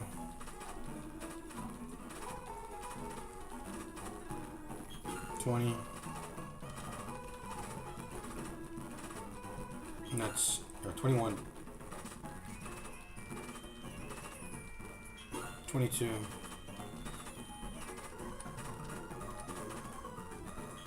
23. 24. 25. Drapion, it says that's what Cerebi says. It can show up here. So I don't think it rolled it. Let's go ahead and quit. Wait, let's not let's save first. Well, I guess it doesn't matter if we save. It doesn't matter if we save, does it? We didn't do anything. I feel like I want to come back and do this shit later. Get to Drapion later. This is annoying. I guess at this point maybe we just cheat in the... I don't know how I would do that. Cheat it in to be present in the zone. But anyways.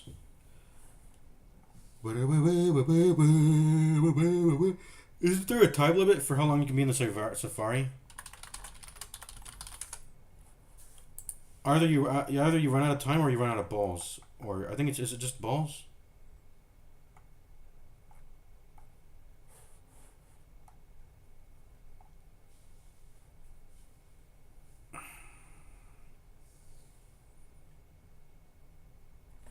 Throw bait, throw mud, run from battle.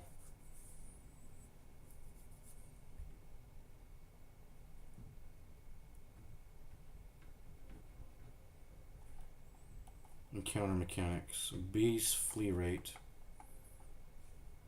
Where's the Drapion? 23.5% flee rate. Okay. 30 safari balls.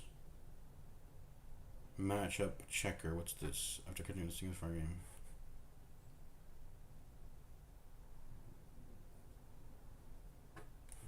What's the matchup checker? It's a Poke app you get for catching 5 Pokemon in the safari.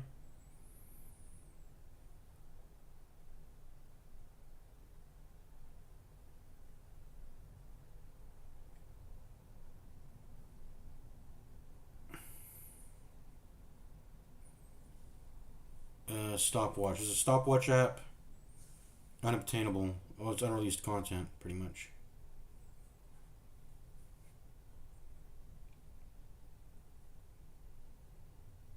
So what does it do? The likelihood of eggs. Oh, it just checks between two Pokemon what their egg chance is, or I don't know. Why is the Wikipedia Bulbapedia entry not telling me what the fuck it does? It just explains how you get it or whatever. I don't know. Anyways, I'm changing the date and time again until we get this Drapion. It's now the 28th of June, 2026. Okay. Boom. I'm not trying to play this like the way this Pokemon game is obviously supposed to work is it's sort of like it's like one of those games you like you play it daily and it's like a part of your life, but I'm not trying to do that. I'm trying to do a playthrough. I'm not trying to like do like fucking Animal Crossing shit. That's 3. It's 4.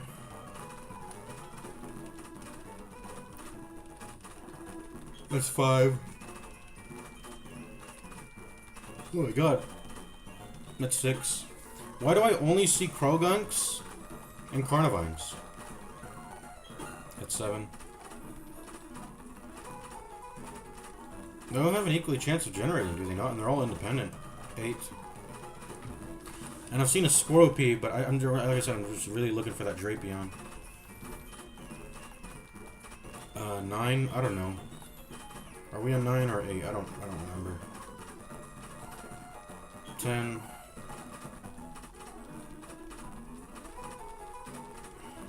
11.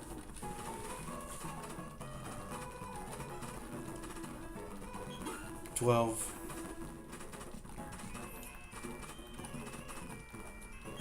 At this point, we already know there's like 2 Crogunks and 1 Carnivine, so this is inefficient. I think we go to the next day. Let's save. I don't know if saving does anything. I'm pretty sure changing the date and time doesn't. I don't have to save, right, to change the date and time. I'm pretty sure, but maybe I'm wrong. Maybe I'm wrong. Let's see. Change date and time. It is now the 30th of June. Does June even have a 30th day? It does. Okay. That's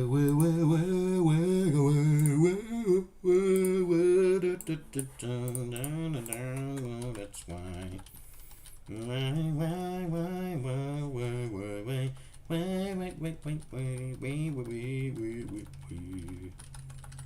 That's 1. That's 2. There's a Krogunk. We should be counting how many are in there, by the way, so we know how much is getting filled up each time. So 1 Krogunk. Let's put on some music because I'm not trying to listen to the Pokemon music. I muted the audio now, and I'm gonna try to put on something else. Maybe ASMR. Yeah, maybe ASMR. If not music. I'm not a fan of that. I'm not a fan of that. Let's continue this video, I guess. I don't know. Sure. ASMR Bakery's newest video. I guess we'll continue. Sure.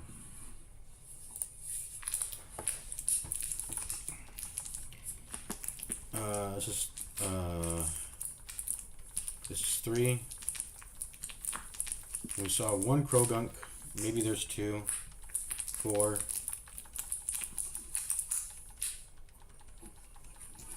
5.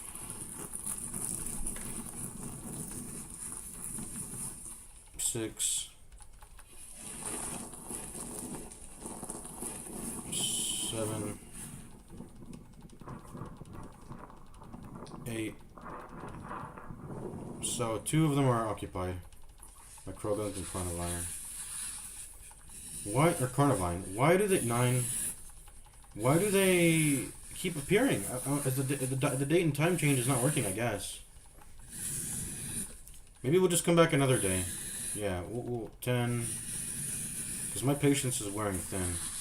We're gonna go ahead and 11. We'll come back another time. We'll check this daily, I guess. We'll check this at the start of every stream. We'll make sure to always drop by and see if the Drapion's here. 13. Carnivine. I think that's like 2 Krogunks, 2 Carnivines. I think it's full. Now there's like 3 Carnivines. There's 3 Carnivines in here. 1 or 2 Krogunks. I think it's done. So we're going to go ahead and check back on here later. There's too many Carnivines and Krogunks that keep fucking showing up. I haven't even seen a Roselia. That's so weird. Why have I never seen... It's probably not changing. I haven't seen a Roselia. I haven't seen a Staravia. I've only seen Scorpion, Krogunks, Carnivines. That's it. I haven't even seen a Toxicroak, Drapion, Staravia, or Roselia. It's just been Krogunk, Scorpion, Carnivine. I've only seen those 3. It's really weird. How have I not seen the other 4? I don't know. Anyways, we're done here. We're not going to the Great Marsh today. We're going down route. Route or route? We're going down route. We're going down Route 212, I think. It's time to head down Route 212. I want to go ahead and get back to Route 212. We're going to start putting honey tree.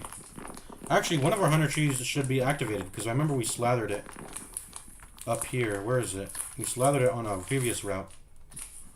Should go check it then. The only issue with checking that tree is that I haven't cleared out. I'll have to like evade a bunch of trainers again, and I don't know if we want to. I mean, we're probably going to do that, though. Okay, Eevee. We need to take Eevee out of the party. We need to go into the Poké Center. Reorganize our team. We haven't even sorted out... Okay, look, will you fight me? No. Yeah, why is this clown near this in the Poké Center always trying to fucking fight me? Excuse me, I'm farting. I'm trying not to shart. You gotta have pro mastery. Oh, hello. You gotta have a pro asshole, I guess, to not shart as you're farting.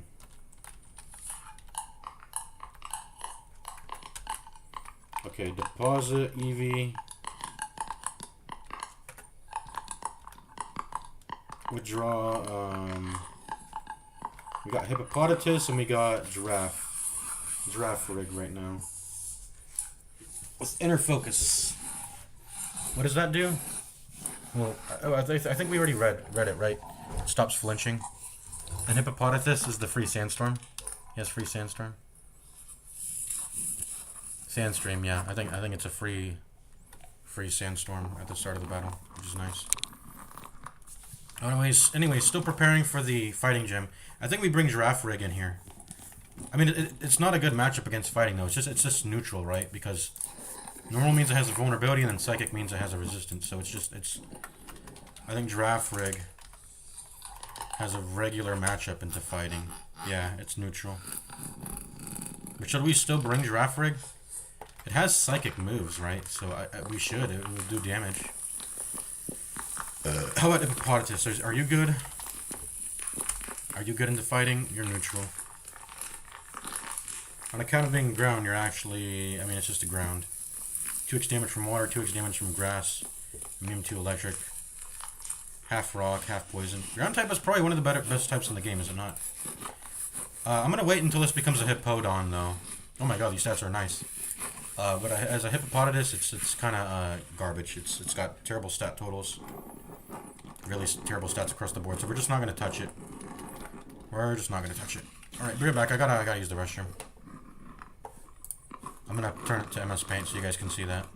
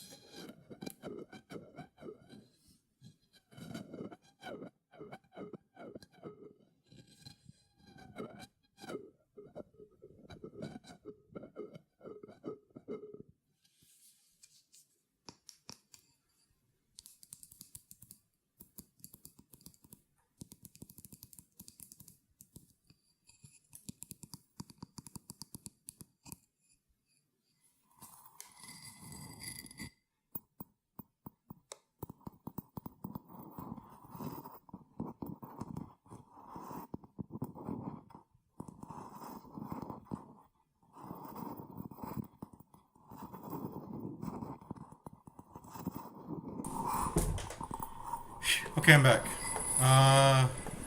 Let's turn this shit off. Okay, well, no, actually, I like this. This is a pretty good trigger. They call them triggers.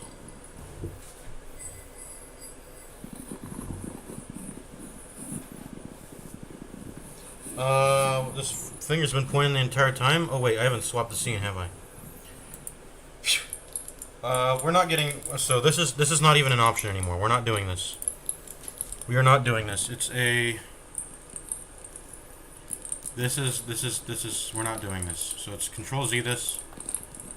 Did I Control Z? Okay, there we go. Boom. We are not doing. We are not doing the. So those are the daily Great Marsh appearances. Noctowl when it's nighttime. Otherwise it's Wooper, Tropius, Bibro, Quagsire, Tangela, and Yonma. Those we're gonna try to ignore. I mean Tropius. I don't think Tropius shows up anywhere else other than the Great Marsh, does it? So it's not like it's. I mean, it's exclusive to the Great Marsh, but it's not a good Pokemon, so it's kind of dookie. I think Tangela can be good. But the rest are garbage. Wooper, Quagsire, I mean, they're part of the same family. Or not family, but line. Evolution line.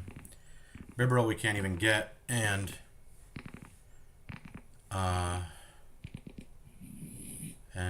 Tangela... Tangela might be worth it. Yeah.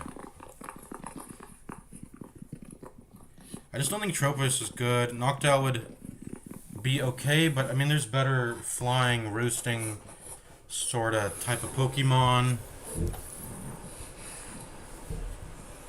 Yanma's not good. Quagsire's not good. Bibarel we already have. Yeah.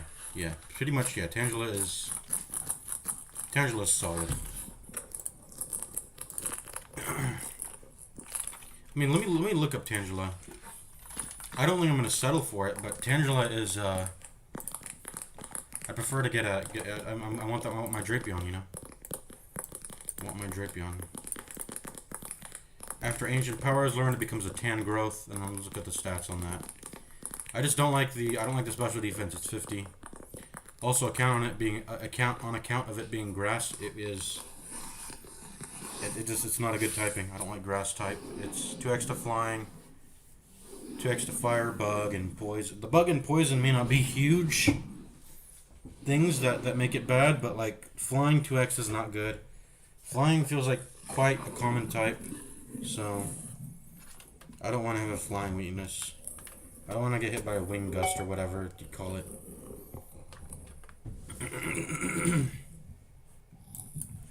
Man, Starly is so powerful. It's given me the most trouble in all my runs. Endeavor, double team. The flying, the wing gust, the wing attack it has, it's...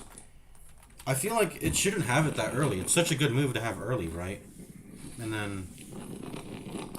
what did it have? Endeavor, double team, wing gust. That's it. That's 4 moves, right? I just said double team, Endeavor, wing gust, and... I'm missing one more. I'm missing one more move, actually. I forget. I don't know what move did the Pokemon do when I fought it. The Starlies I fought. I don't know. Anyways, they're strong. Chlorophyll and Leaf Guard. Tangrowth has. Whatever. I mean, it's whatever. I don't want Tangela or Tangrowth, but I try to like grass types. I really do. I try to like them, but there's too many weakness. The moves are. You need to have grass and something else for me to like it. I think. You need to be grass and something else. So let me turn this, or let me lower the volume at least.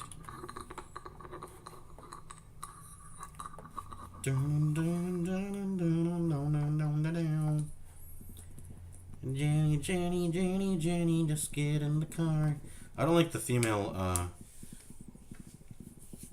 the future on that version of it's not a. I'm not a fan. I mean, it's not bad, but it doesn't add anything unique or new or whatever. I was watching Yasmania. He uploaded a new video. No bonfire, no death. I just clicked on a random video in the recommended. What is he? Nice. Poison and Dark Souls 2 is surprisingly really fun. Yeah. Anyways. Back to Pokemon. Let's play the game. There's no audio though, so we need to put on some other stuff. I don't want to listen to the audio right now, not currently.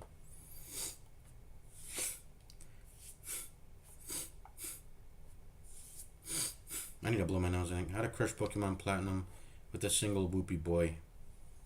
You can beat Pokemon Platinum with a Whooper? One Whooper? Yeah, I don't doubt that. I don't doubt that.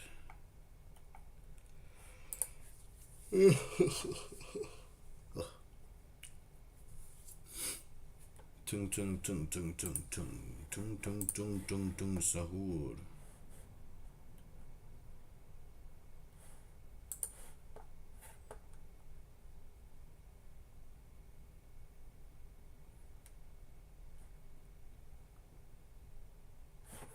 What are these videos I keep getting in my recommended? It's just like some meme image. The title is blank. The author is blank. It just says views 10 days ago.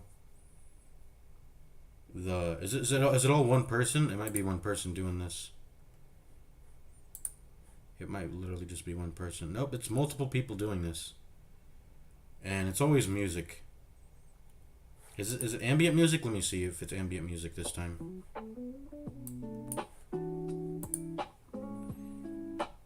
Yeah, these keep blowing up on the not the thumbnail. Yeah, I mean the thumbnail is a big reason why people click. It's a thumbnail and it has no title.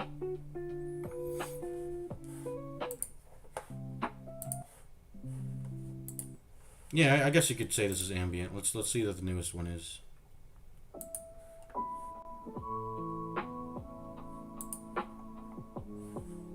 It's just lo-fi hip-hop. Okay. I mean, whatever. One of the first ones I clicked was, it had like a flying. Like a lion and a fly. It had, and it was like ambient music. I kind of like that video, but let's see. The most minimal electric bike. Tom Stanton. This guy's got a great YouTube channel. If I press this button, it should charge. It's actually charging. 8 volts, come on! Oh, that's awesome. Have you ever wondered if it's possible to build an... Yeah, very cool video. I remember watching this when it came out. That video. A very cool video.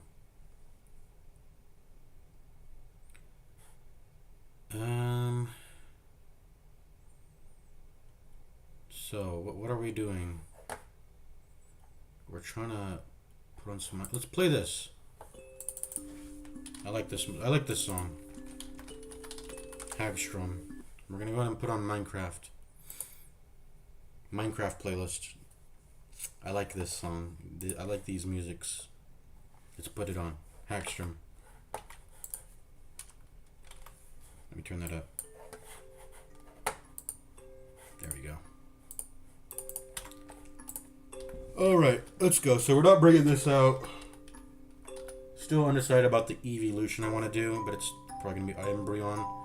Except we can't bring Umbreon into the fighting gym because it has 2x weakness, so we'll continue to delay the evolution. Barboak. Why are we not bringing Barboak? Do we already have someone else? Are we bringing Giraffe Rig instead? Rather than yeah, I think I wanted to do this. Because the water Pokemon also has a neutral matchup into fighting, but this is gonna have Psychic Stab. I'm gonna give this Psychic Stab. It's gonna have Psychic, yeah, it's gonna have Stab on its Psychic, and it's gonna have,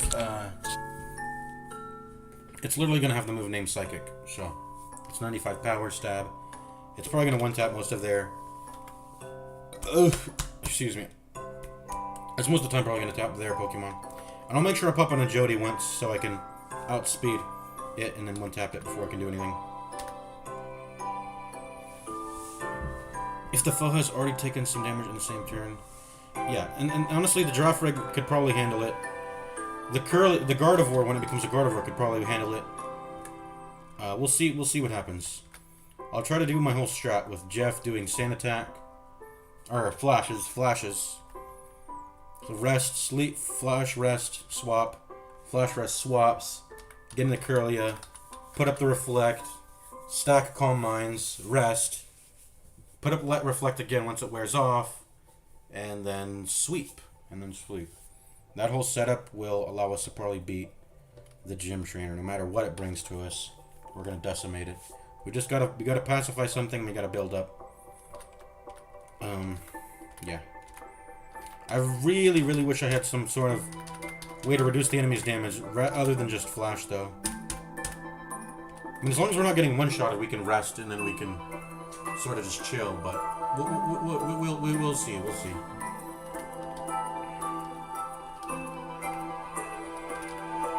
I'm gonna put double team on Lopunny, I think. Well, no, because evasion... No, yeah, I'll still do it. I'll still put double team on Lopunny. We'll go Jeff Rotom, stack Lopunny with double team. We'll probably... We can't give rest to Lopunny is the issue. So should we do that with Giraffe Rig, though? This Pokemon has like 3 slots open. I guess you could say 2, because I probably want to keep a Jody, but this Pokemon has 2 slots. I can get rid of Psybeam. We can probably get rid of Assurance without that caring too much. Assurance is not that juicer of a move, really. We don't have Stab. What do we get? 100 power on its conditional? That's not good enough. Being a pure damage move only, you know. It's whatever. So we'll probably put presuming we're not going to use Giraffe Rig as an actual Pokemon to deal its own damage. We'll use it as a baton passer. We'll go ahead and give it double team and rest, I guess. Since that's what we have. We have infinite TMs of that. So, yeah.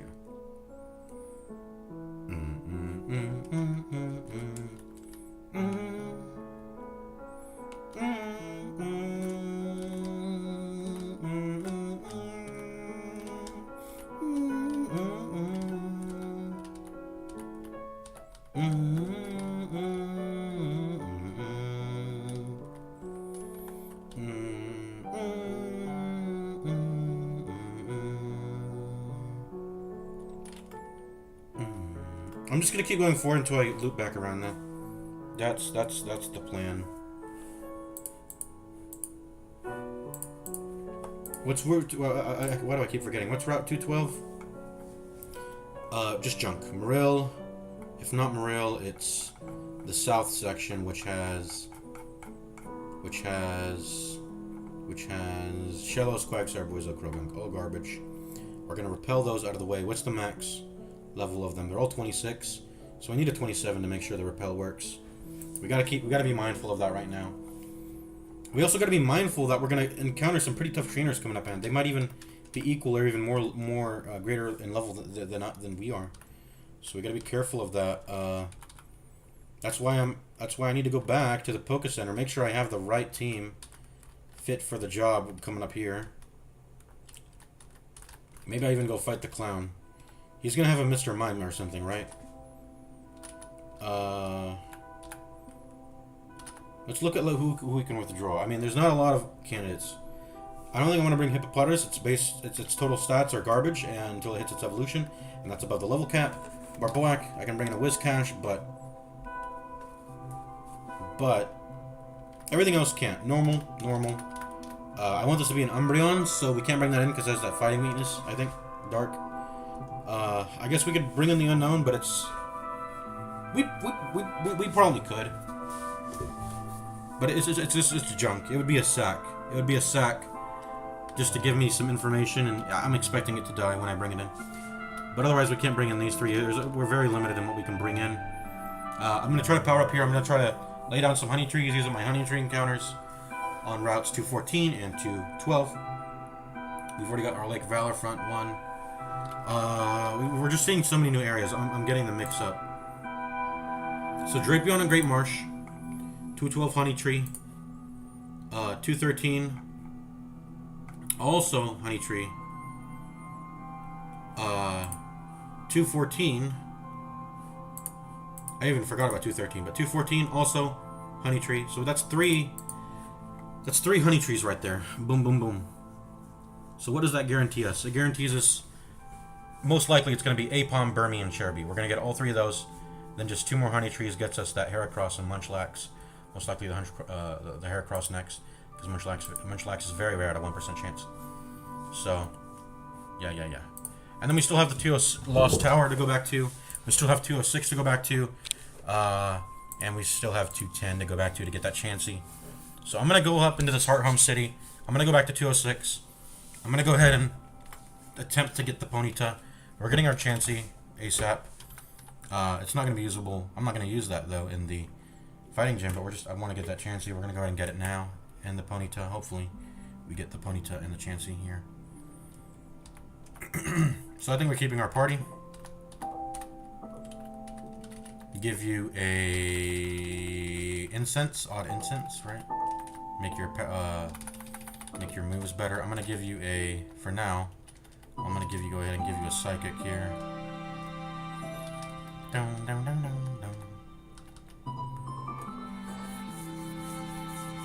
I'm going to replace Psybeam. This is just a better Psybeam, so.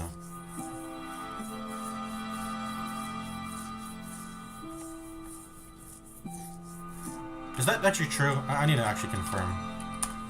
65 power, 100 accuracy, 10% chance to confuse. Yeah. Okay, yeah. This is like the most basic level, like starting, sorta like psychic move. I think Kadabra had it, right? No, because Kadabra had something different. It was confusion. Is confusion and Psybeam literally the same thing? Nope. Confusion's a little bit worse. 15 less power. Otherwise, 10% chance to confuse on both.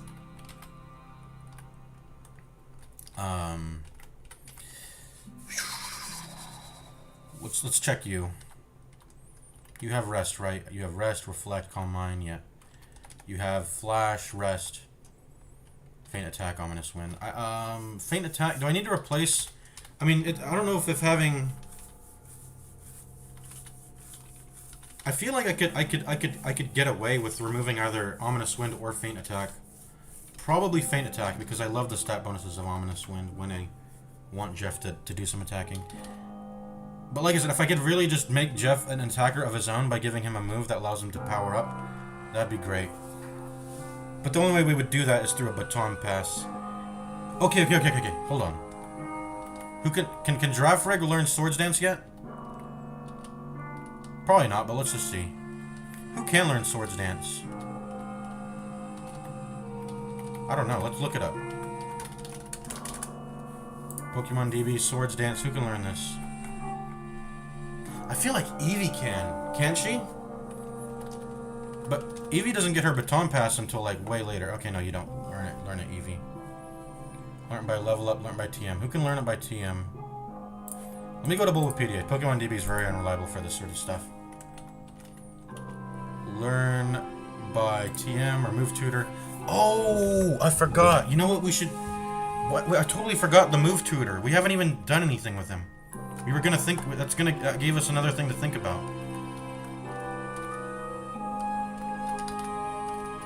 What is this music? I don't like it. Kyoto. C418.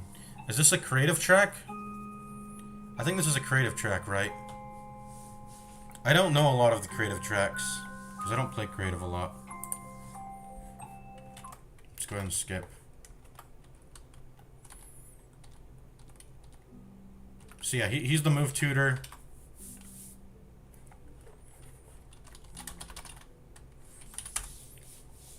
So in Platinum, he gives us, on Route 212, he's the Route 212 one. Looks like there's Snow Point City and Survival Area. Starter/Dragon Tutors. What's that? Starter/... Anyways, we're on the 212 one, Route 212. So these can go onto any Pokemon? Air Cutter. Can all the Pokemon in the game learn it? I'm gonna go ahead and quick save, and I'm just gonna see. I'm gonna see what happens if I try to tutor. Oh, can he just learn all his previous stuff? Or no. Ominous. So he has Ominous Wind. Is it everything he's ever unlearned, or what? I don't understand. How does the Move Tutor work? I'm just gonna ask.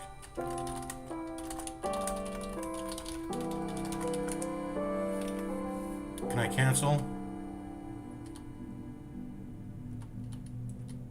As long as I don't learn, he's not gonna, like, use up the resource I'm giving him, right? Unlike the move relearner in Pastoria, who takes heart skills, only teaches him if you pay him a specific combination of color shards. Okay, no, this is the move relearner I'm talking to.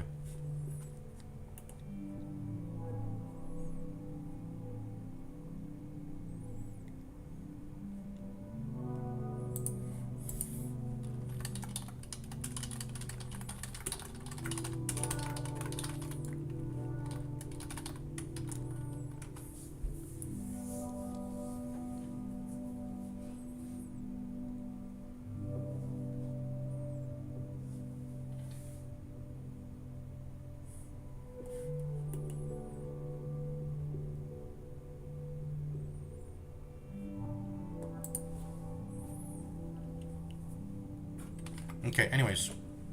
Yeah, this is the move relearner. Okay, this is good. See, Ice Punch, Fire Punch, Thunder Punch, Sucker Punch, Knock Off, Air Cutters, Unheadbutt, Vacuum Wave, Trick, Icy Wind. This is wrong. I'm pretty sure it's citing Diamond and Pearl, because it always fucking does that, the dumbass AI. But, Ominous Wind is here. It didn't mention Ominous Wind. But, yeah, it gives you, there's a bunch of moves you can learn here. Let's see, what does Air Cutter do? Deals damage, has increased critical hit ratio. Pokemon with the abilities blah blah blah cannot be crit. No shit, Sherlock. Well, you didn't need to tell me that. Well, I don't know what no shit Sherlock is though, but like, why mention this? It's not like it's guaranteed to crit. Also, that's just not relevant to this page. But I guess, you know, I'll take the free information. I guess I shouldn't be complaining. If they list free information on a page, I think that's fine. It's nice to, yeah. And Gens 3 to 5 Air Cutter has 55 base power. 55 base power flying move, 95 accuracy. I mean, sure. If I need flying stab, I'll come over to this guy. And the shards you get through the underground, right? So I'm just going to cheat myself in infinite shards. Let's see, Dive. Hide underwater on the first turn. Become invulnerable to most attacks. On the second turn, Dive deals damage. So just like a water version of Dig. Can only be hit by the moves Surf, Whirlpool, Low Kick. With Surf and Whirlpool dealing 2x damage. The user is holding a power herb. Dive executes in one turn. Oh yeah, I've seen this item. I've heard about it. I haven't seen it, but 80 powered, 100 accuracy, become invulnerable for a turn, which is nice because it lets you scout for information. Turns that make you invulnerable, and then you pop back out, hitting them for 80 damage. With stab, that's 120. That's pretty solid. I like that it gives you a turn to go underwater because you get information that way. You get information that way. That's very nice. And then let's see what Fire Punch does. 75 power, 100 accuracy, 10% chance of burning. I mean, how does this compare to Flamethrower? That's the thing. That's the thing to ask. I know Flamethrower is special, but this has 15 more power. Also has a 10% chance of applying a burn. Yeah, 95 power versus 75. Right. But anyways, yeah. Fury Cutter. Fury Cutter. We know this one. This is the one that doubles in power. That's what Scyther had. Let's see. Ice Punch. I presume that's just like Fire Punch. Icy Wind. Deals damage and lowers the target's speed by one stage. Ooh, that's solid. That's a really solid move, actually. I won't have Ice Stab, though, so I don't know how juicier this can be, but speed lowering is pretty good, because if you're the slower Pokemon, it pretty much gives you an extra turn worth of, you know, but if you're faster, then it doesn't do anything for you. Okay. Knock Off. Have I ever seen this item, or this move, Knock Off? If the target has a held item, damage is increased by 50%. And the item is removed for the remainder of battle. If the item would activate on attack, it does so before being stolen. If the item is consumable on attack, the item is consumed as normal and cannot be stolen. Pokemon with the ability Sticky Hold cannot have their held item removed. The creatures are going to be conditions. Ominous Wind, we know what that does. Sucker Punch, we know what that does. I think that's like a six. Oh, it's 70. No, it's an 8. In generations 4 to 6, it's an 80 base power move, and it'll. I think it doubles if they. Oh, no, it doesn't double. It doesn't double, but it only lands if they're attacking. If the enemy tends to attack you, and then you get a +1 over them. Otherwise, it does absolutely nothing. We've already experienced this. For some reason, I thought it was a. I'm thinking of Pursuit. I get the dark moves mixed up. Okay, Thunder Punch. We know what that does. All the punches do similar things. 75 power, physical moves, 100 accuracy. Or is it 95 accuracy? I don't remember. Basically, 10% chance to apply the respective thing. Paralyze, burn, freeze. Tricks, which is held items with the target. It does not require both, in which case the item is simply given. Switching items with wild Pokemon is permanent. Received items are kept, given items are lost. Retro. All held items in trainer battles and Wi-Fi link battles are returned to respective owners at the end of the battle. And then sticky hold, blah blah blah, conditional. Vacuum wave fighting. What is this? Deals damage and has a priority of +1. So it's just a fighting quick attack. That's it. Fighting quick attack. And then Zen headbutt. I feel like I should know what this is, but I don't. Deals damage with 20% chance to cause flinch. 80 power, 90 accuracy. 90 accuracy is good. We can boost that up to 99 with the wide lens. 80 power physical, or not physical, psychic. Yeah, physical. Psychic type, physical move. 80 power. 99 accuracy if you use wide lens, and then 20% flinch chance is pretty good. It's pretty good. I love flinch. Let's skip this. This is a little bit too much for me right now. And it's also loud. I need to lower the volume. I'm gonna go back to Hagstrom. Alright, let's play Minecraft. Dun, dun, dun. This is the classic track. I mean, it's the name of the game. Minecraft. Anyways, what moves can we learn? Let's see. Cars, Pursuit. Confused. Ooh. That's definitely worth. I'm gonna give Jeff Confuse Ray. That's worth replacing Faint with. Is a Confuse Ray. For sure. User loses its grudge on the move. Loses? It's grudge. Loosens. It's loosens, not looses. Bad grammar or wording. The user loses its grudge on the move last used by the foe by cutting 4 PP from it. So basically just drain 4 PP. That costs an entire move. I don't know if that's not good strats. Maybe it's good in PvP. Maybe PP draining strats is good in PvP, but not against AI. This move always goes first. So that's why it outsped us when that one guy used it. I remember that one guy used Shadow Sneak on us. But always goes first. That means it has a priority of +7? Or what? Let me see. No, it's a priority of +1. So it doesn't always go first. You freaking lie. It's not a +7 priority. It's only a +1.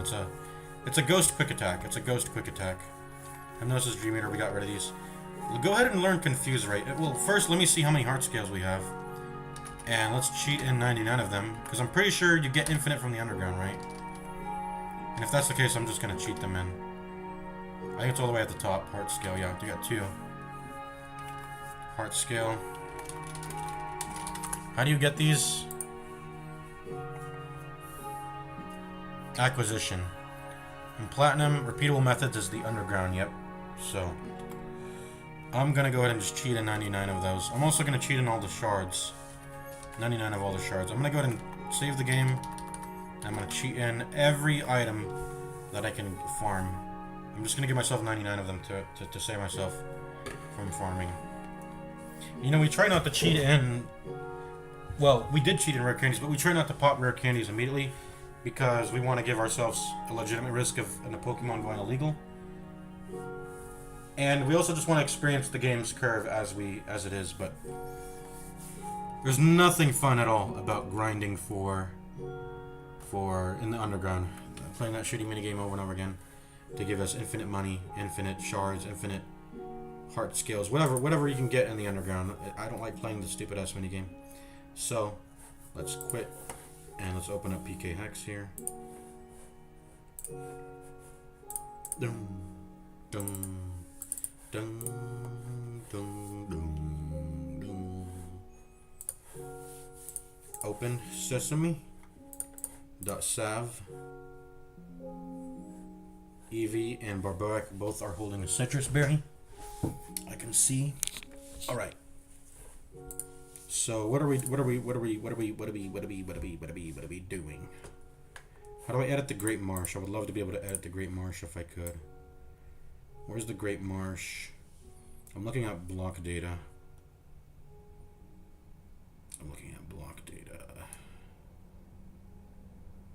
Safari seed. Safari seed. So I can probably change that to make the Great Marsh change into something. But let's not. I'm not going to touch that. Okay, anyways. I'm just looking at block data. See if I can see something. Anyways, going into items. Let me show you where to get what you got, you guys, what I'm seeing.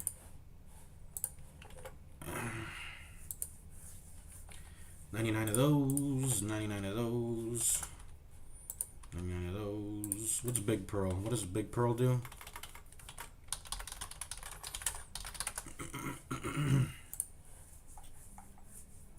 Serves no other purpose than to be sold. Okay. Well, I'm gonna just delete it then. Well, repeatable methods held by Wild Sheller, Wild Gulpin, and Wild Clamper. All I know is that we can't basically cheat in an infinite amount. So let's not cheat in an infinite amount. Honey.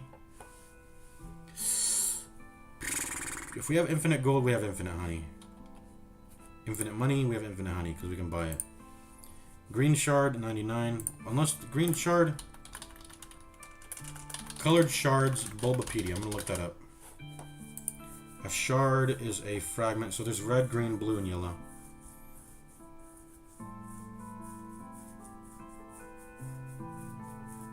Yeah, anyways, I can get all the shards. Yellow, green. I can get them out underground infinitely. What about Stardust? I think Stardust is another thing I can get in the underground. I don't even know what it does though. Serves no practical purpose other than to be sold. Held by Wild Staryu, and it's also in Turnback Cave. Otherwise, we cannot cheat it in, so we're gonna leave it at 4. What about Silver Powder? What does this do? Am I gonna do this with literally every one of my fucking items? I guess we are. Boost the power of holders' bug type moves by 20%. And okay, so let's not cheat that in then. Let's see, what about Blue Shard? That's 99. That's getting 99. What's Upgrade? That's the thing we use for to upgrade Porygon, right? So let's just skip that. Soothe Bell. What's Soothe Bell do? That's the friendship increasing item, right? We got one of that. That's garbage. It's whatever though. 99 are super repels. No, I'm gonna 99 my max repels, not these other repels. In fact, I should just make them 0 to clear them out from your inventory. Make them 0. We only max repel. Poison Barb is a finite thing. That's a held item. Dusk Stone. What does this do? Dusk Stone. It's for evolutions, pretty much. And they don't... Oh, it is consumed upon use. They do get consumed upon use. So I have a finite amount of these. And how do I get them? Using the pickup ability. Otherwise, I have a finite amount of them. And I got one from Galactic Warehouse. It can also appear in Wayward Cave and Victory Road. What's Wayward Cave? Have we been in here? Maybe this is where we got it. Oh, the Galactic Warehouse is coming just up. We have not been in there, though. It's in Veilstone. So that we got it from the Wayward Cave, yeah. Okay, so Duskstone, Grip Claw is finite. What does Big Mushroom do? Oh, whoops, did I just pause on my tabs? Whoops. What's going on here? What's going on, actually? What? Hello? Okay. Pokemon Big Mushroom. What do you do, Big Mushroom?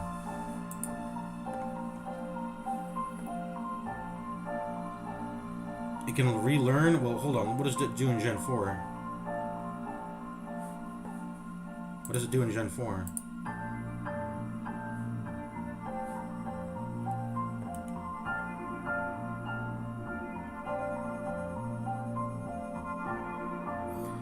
Don't do much, but only have an effect in Fire Red and Leaf Green, on where the player needs to exchange 2 of these to the movement reminder to allow his or her Pokemon to remember a move. After Gen 3, they were found in various locations later in the generation vegan.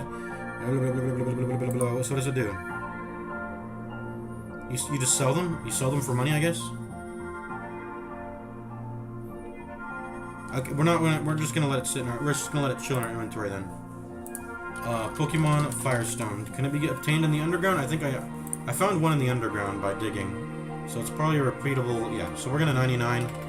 We're gonna 99 the Firestone because we're cheaters. The Nugget, I think, just can be sold for money and that's it. So I don't care for it, I guess. So there's no purpose other than to be sold yet.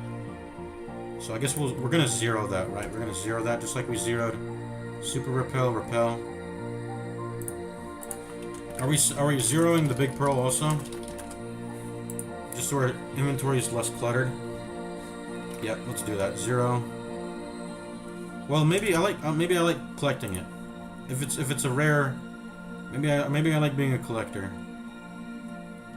We're gonna keep it at 2. What are we 0ing? The Nugget.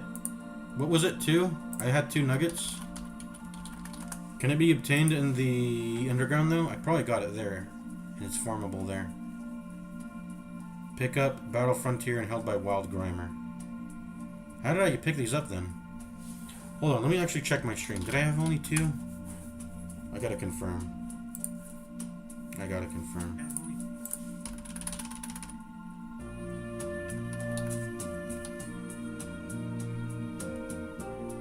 I had 1 nugget? I had 1 nugget, okay. I thought I had 2 for some reason. 1.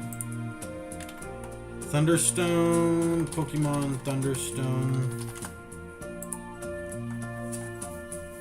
We already know what it does. It's for evolving. It can be obtained infinitely in the underground. We're gonna 99 it. What about Waterstone?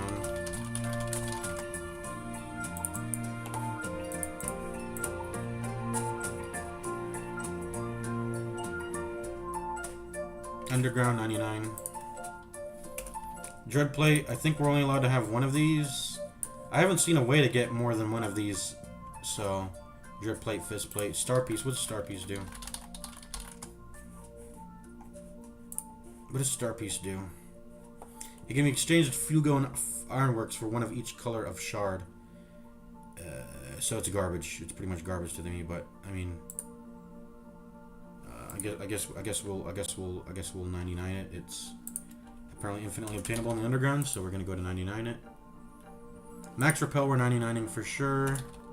These are all at 6. Shell Bell 1. XP Share 1. Magma Riser 1. Quick Claw 1. Everstone 1. What's Everstone do? That prevents evolution, right? And how can I get that? Apparently they're obtainable infinitely in the underground. We'll just 99 it, sure.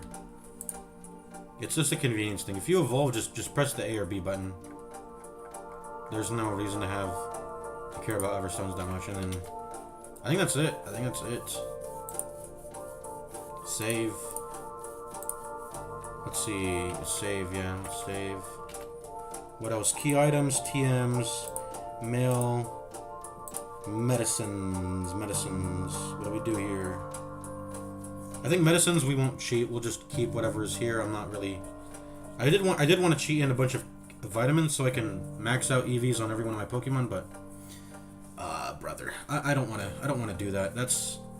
I feel like that's overdoing it a bit too much. That's a little bit, because it's basically a way for me to power up without paying a cost.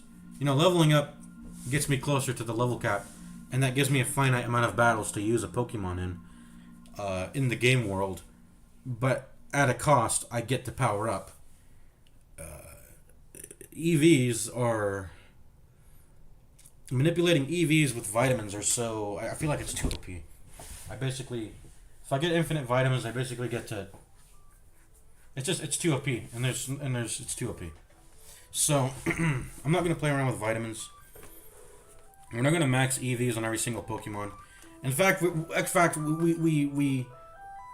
not doing that. I'm not gonna play around with. I'm just gonna ban vitamins from me being able to use well, I don't know if ban is the right word, but we're not going to cheat them in and we're not going to buy them. Which we can buy infinite of. Whatever we pick up in the world, we'll use. We'll get a little bing bing, a little bit of EV, but we won't buy it, and we won't cheat it in, just because we can buy infinite amount. Anyways, vitamins are a no-no for me. We're not gonna mess around with EVs too much. Let's see, we cheated in a bunch of citrus berries, right? Yeah. Let's get that back up to 99. Pokeballs. Oh yeah, we wanted to cheat in the Pokeballs. Looks like I bought a bunch of quick balls. We're gonna 99 that. Also gonna 99 dust balls. And we're gonna 99 net balls. And we're gonna 99 nest. Sure. I mean, whatever. But these are the only ones we should be really using. Quick balls, ultra ball. Oh wait. Did I say? Yeah, ultra balls as a default. Because we can buy them infinitely from the shops. If it's not right, I'll go back and put it back down to 8. But I'm pretty sure the ultra balls are infinitely purchasable from the shop now. I saw them at the Pokemart. Great Ball is kind of bad nowadays. We should probably put those all to 0. Nest Ball, Premier Ball. I want to keep Premier Balls. Those are kind of like fun to keep. Heal Ball, I guess if we want to be gay, put a pink one. Or be girly, whatever, put a pink. Pokeball. I want a Pokemon when we catch it for cosmetic. But I don't care. This music's too loud. And then save, and then export. And then save as. Bunch of items. I'm gonna name that. Bunch of items.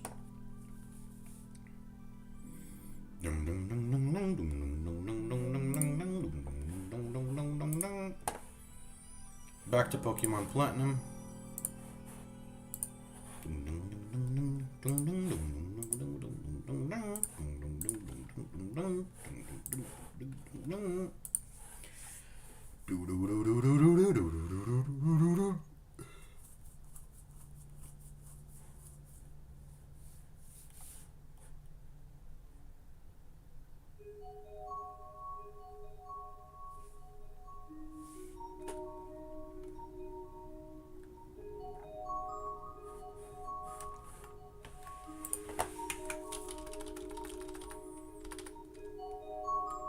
Alright, we're back.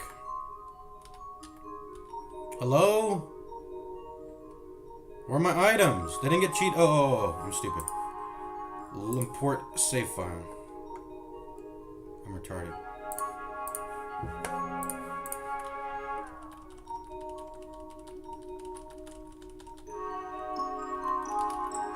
There we go. Now we can learn whatever we want. Jeff, you go ahead and learn, so we're pretty much free to learn whatever we want. We can, as long as we don't use a finite, as long as we don't overwrite a finite TM, we can relearn whatever we unlearned.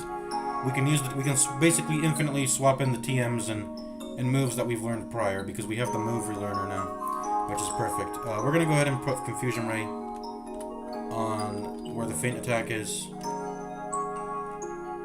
Forget Feint Attack? Yep. Unless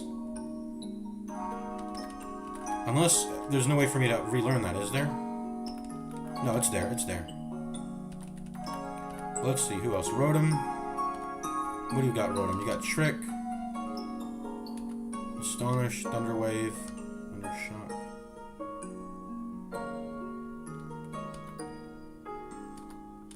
Uproar. Double Team and Shockwave. When it's relearned, is the move... Does it include any move it's ever learned in the past? Ever? Hold on. That's actually great.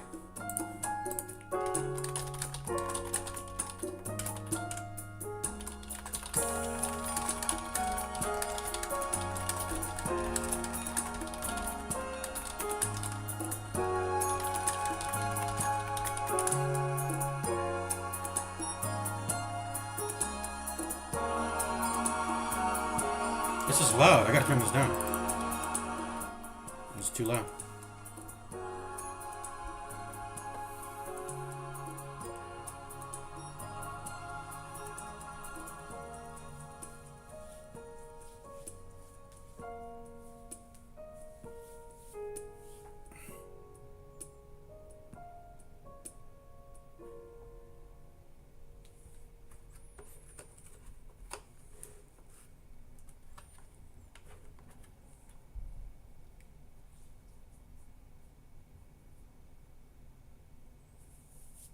Egg moves, special event moves, move tutor moves.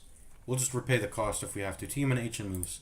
These are permanently lost, so he only teaches you stuff you've learned when leveling up. Basically, only your level up moves. Okay, yeah, that's fine with me. That's fine with me. And there's nothing else for me to learn here. Oh wait, no. Thunderwave is definitely something I want to relearn. And why have I never had? Have I had? I think it's because it's. When does it learn it? It learns Thunderwave at what level? It learns Thunderwave at level 1, so that's why we didn't have Thunderwave on it. But this is great. Rotom with Thunderwave is insane, actually. We're gonna relearn Thunderwave for sure. Paralysis, that's great. That's probably gonna replace Flash, is it not? I've got Confuse Ray on Jeff also now, though. So if Jeff has Confuse Ray, I can get rid of Confuse Ray on Rotom. Put a Thunderwave here. Right. The question is, should I replace Flash instead? Maybe. I mean, it doesn't make a big deal. These are all interchangeable moves now. These can all be relearned. Everything can be relearned. So we're not fretting. As long as it's not like Onyx's Earthquake TM. We're okay. So what should I replace? Jeff has Flash. Jeff has Confusion Ray. Jeff also has Rest. Wait, they literally have the exact same moveset. Flash, Confuse Ray, Rest, Ominous Wind. I just realized. Look, I just realized. Rotom and Jeff are literally the same. Look. Yeah, I mean they're in different places, but I just realized Jeff and Rotom have become exactly the same. That's crazy.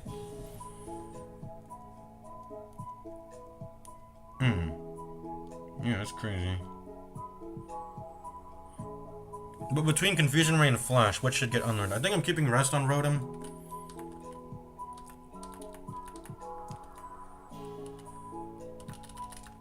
Yeah, Rotom, you're getting Thunderwave though, for sure. Thunderwave is great.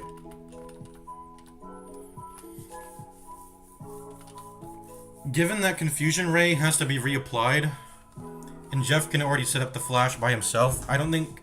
Like, I think Flash is the one that makes sense for it to go. And the Confuse Ray can go ahead and stay on both of them, because they both... Confusion can... It gets cured up eventually, and then you got to reapply it over and over if you want to keep them stunned. And keep them hitting themselves. Place Flash. Thunderwave. And I don't think there's anything else I want to relearn on Rotom, is there? Trick is whatever. I mean, Trick would be cool to learn on Lopunny. Which I think she can probably learn it. The normal type Pokemon seem to be able to learn everything. Okay. Everything else is like whatever. It's I don't care for it. Well, does Uproar pair really well with Rest?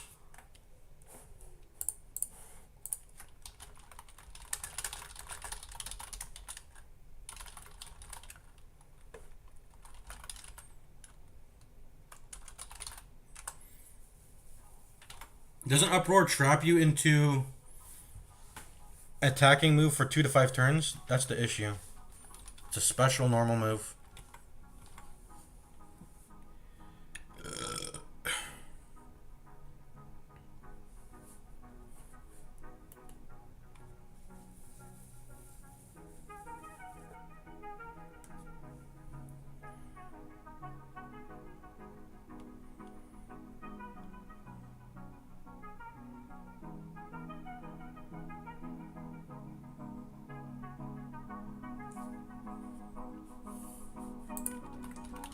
How does Uproar work again?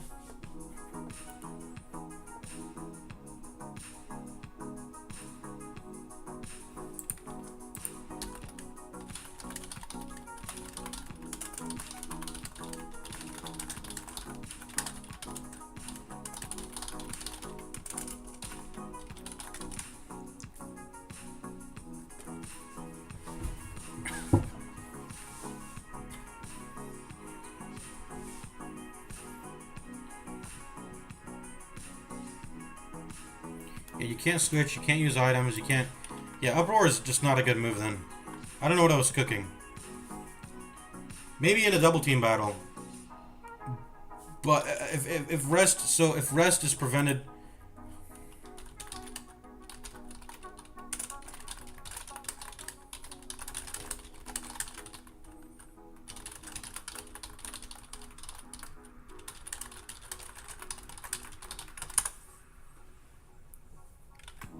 So if the sleep is prevented from rest, then rest won't give you the HP, right?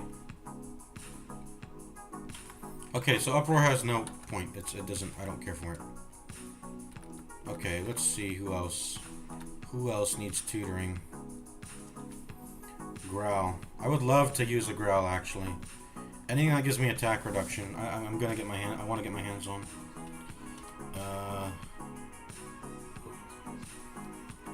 Everything else is kind of garbage though, but I might consider growl. The thing about growl is that reflect should do the job, and it'll maintain after when I'm sweeping. It'll maintain on my side of the field. So psychic is my damage move, rest is my heal move, reflect is my damage prevention move.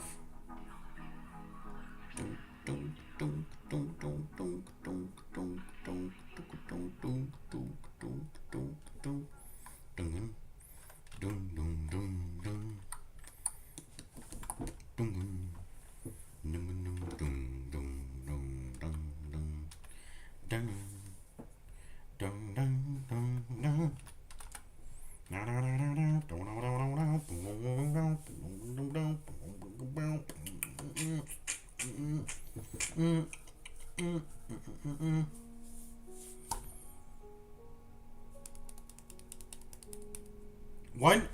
I'm thinking, should my Curlia have rest? Does it ever make sense for her to have rest? I think so. She can easily survive 3 turns.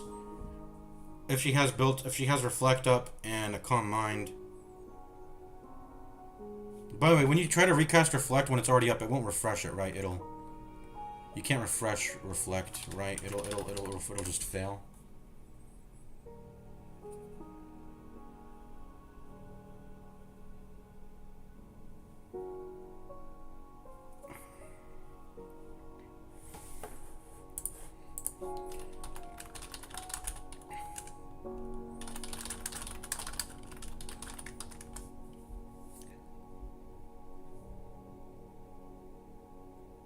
I want to know if reflect counts the turn you use it on.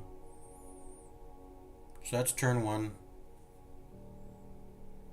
Turn 2 to 5. Then on turn 6. At the end of turn 5, it'll wear off, and then on turn 6 you have to repress it.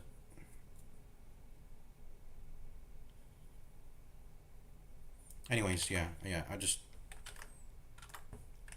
So we can go like reflect. Turn 3 of so reflect, calm mind. If I took damage during this point, I should start rest on turn 3, turn 4 rest, turn 5 rest, turn 6 wake up, and then ready to press reflect again. Okay. So after I reflect, I pretty much have the second turn after. The second, yeah.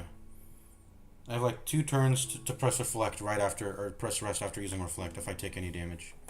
If I still want myself to be covered by reflex damage reduction inside of the reflect duration. And if you recast,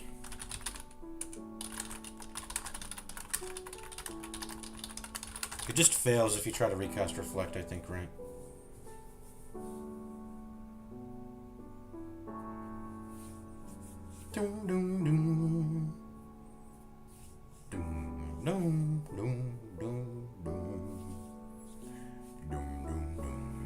That's why being speedier than the enemy is so huge also. You don't leave any gaps in between your reflex or light screens, that sort of stuff. Although I'm pretty sure there are moves for PvP that are intentionally designed to destroy a reflect or light screen and to break it down and remove it from the field or whatever. That's sort of the point of, I guess, defog. It removes all the field effects. Well, it tries to. I don't know. Anyways, let's look around. I don't think I don't think I'm putting Growl on Curly. I would like to put something like that on someone in the party, but preferably not Curly, since she is my. Oh, Sand Attack. Great. This is great, actually. Actually, I think I would like him to have some accuracy reduction, since I can't give him Flash. Let's get rid of Dragon Rage. This doesn't need to be here anymore. Sand Attack. Didn't I unlearn Sand Attack to put on return? Anyways, these can all be freely exchanged. It's. I have infinite resources. Yeah. So his moveset is.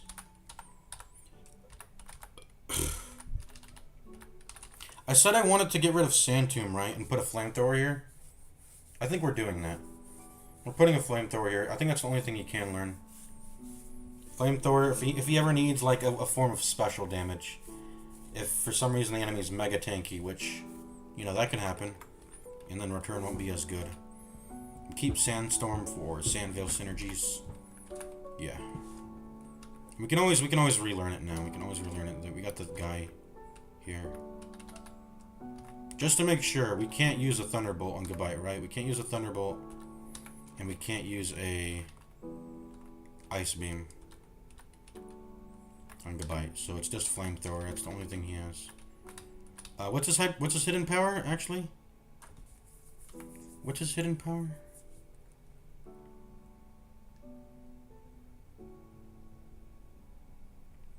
On the hidden ability of the Wait, so hidden abilities exist in Gen 4?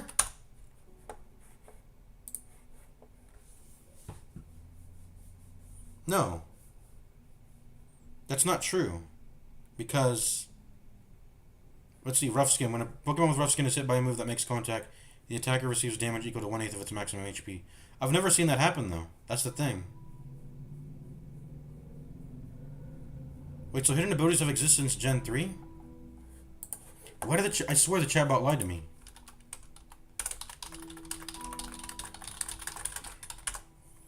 I've never seen it proc, though. I swear I've seen Gabite get hit.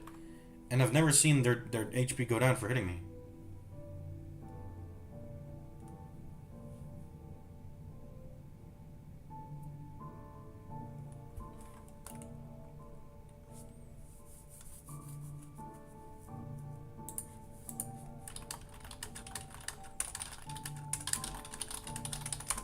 I'm just gonna Google hidden power. The move. This is different from... Excuse me. No, it's the exact same thing Unknown has. Okay, no, okay. It's the exact same thing Unknown has. And it's just a 60 power... I mean, as long as it's not Dragon or Ground, I don't care. And Gabite doesn't have a Dragon or Ground hidden power, I think. So, Flamethrower it is. Or did we... What if we just gave you Rest? I feel like everyone should have Rest, maybe. Maybe you should just have a Rest. Everyone has a Rest. Everyone has accuracy reductions and a Rest. I'm gonna get rid of Sand Tomb for Rest then. Return, Rest, Sandstorm for Sandvale, and then Sand Attack, because it's nice to have accuracy reductions on and Rest on everybody, I guess. Anyways. Anyways. Let's check the Lopunny now. Oh, whoops, not Curlia.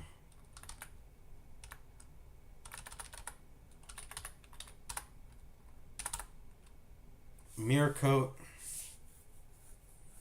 Taisha move that counters any special attack, inflicting double the damage taken. Oh, cool. Back to the foe moves like Leech Seed and moves that damage status. I have Splash. What does Magic Coat do?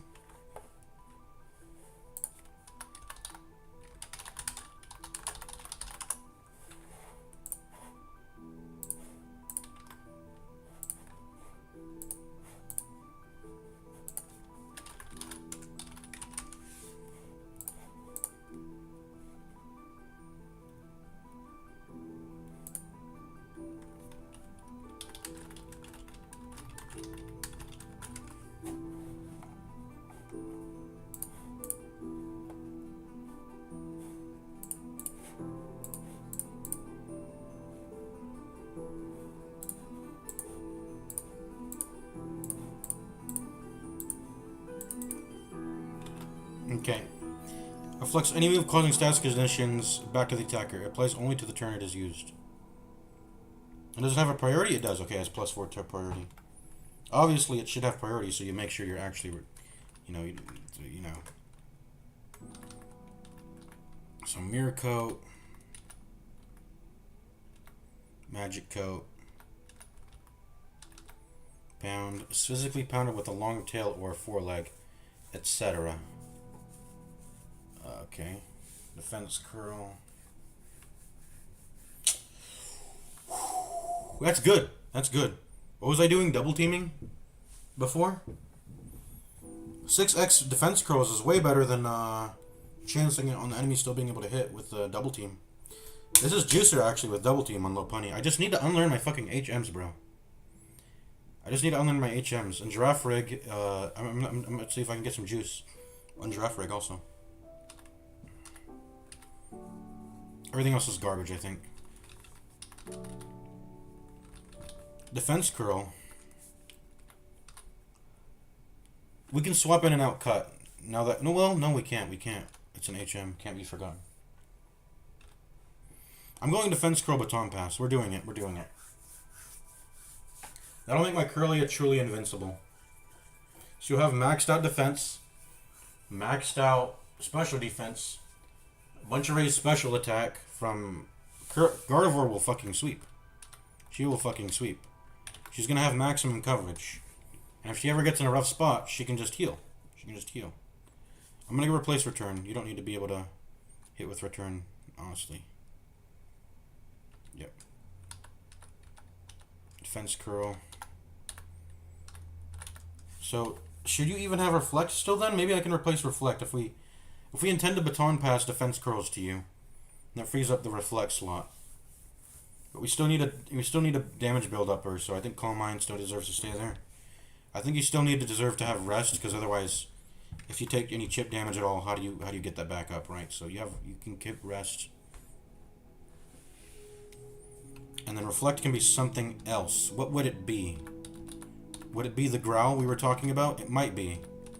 It might be. There's nothing wrong with having redundancies either. It's a fine thing to have. Remove reflect with growls. I think, yeah. I mean...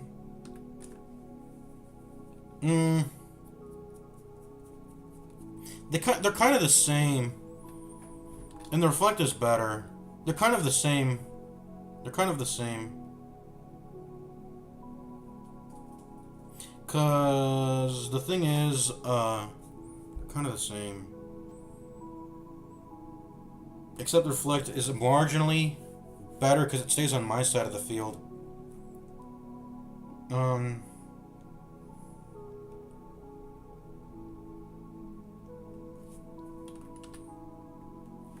2 out of 3. They deal 66% damage. Reflect will make them deal 50%. Reflect already with one press. Reflect is 50, makes them go to 50. Growl. I know Growl will stay there in the entire time, but it can't be transferred into the next round. So if I somehow don't one-shot and they hit me with a physical move, the Growl's not going to do anything, but the Reflect that was put up the turn before will. Anyways, defense curl, no pony. Let's see Giraffe Rig can get.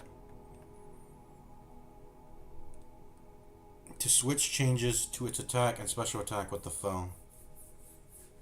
Huh? Guard swap. To switch changes to its defense and special attack with the foe.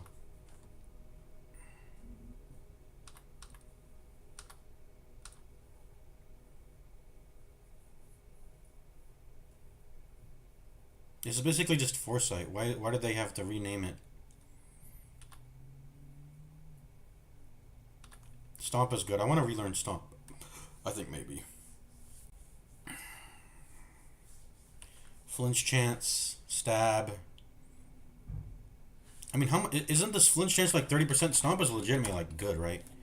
30% flinch chance is good. And I get stab. It's 35 or yeah, about 100 damage with stab. 30% flinch chance. It's better than a return for sure, if I ever want to. It's better than a return if I have return on giraffe rig. Stomp is better than return. Cause even, well, is that even true? I think it's true. Return can hit for 153 power. That's a lot. That's a lot. Stomp can hit for 100 and...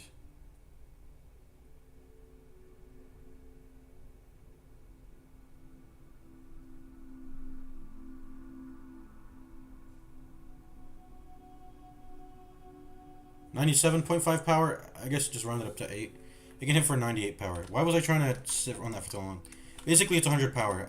Hit for like 50 less power, and have a 30% chance to make their turn pass, or use return. I guess return's better. I mean, if you're one-shotting them with it, 153 power is a lot. That's not. That's, you know, you shouldn't understate the power of a maxed out return. Return versus I guess there's just always that variability in Stomp that it can, you know, flinch, 30% chance to flinch.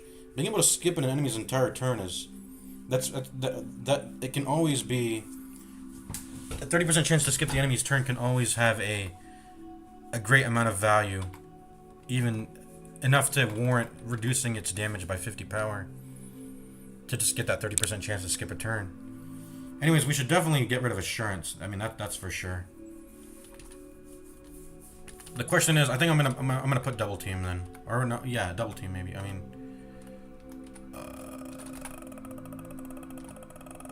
I don't know what Giraffe Reg's doing on this team currently right now.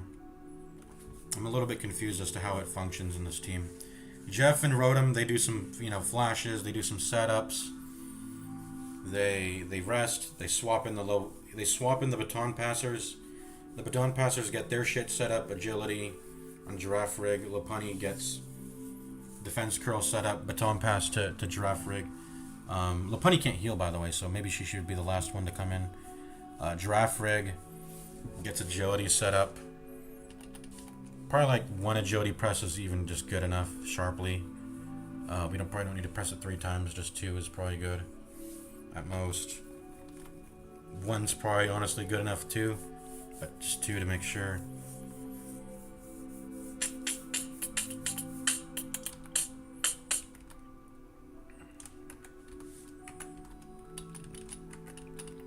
What buffs do I have? Once again, I think it's just Double Team, right? Double Team's the only TM defense I have. By the way, who can learn U-turn in this team? Not even Lopunny or Giraffe Rig? Okay.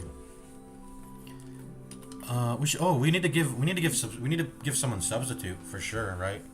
I think that'd be substitute is the ultimate like insurance, because anything that will mess me up, substitute will cover me with. So I should definitely put. I'm gonna make another baton passer out of this Giraffe Rig. We're not gonna make it its own mon. Trying to make it its own mon is not as valuable as making Giraffe Rig a baton passer, because I can always just baton pass to Curlia, which is soon to be a Gardevoir. So yes, substitute. Give that to. I can give that to Curlia. Maybe that could replace Reflect. But it's better if a baton pass substitute is given. So we're replacing Assurance for sure. What else? I would love to give Swords Dance, but I can't get on anyone right now.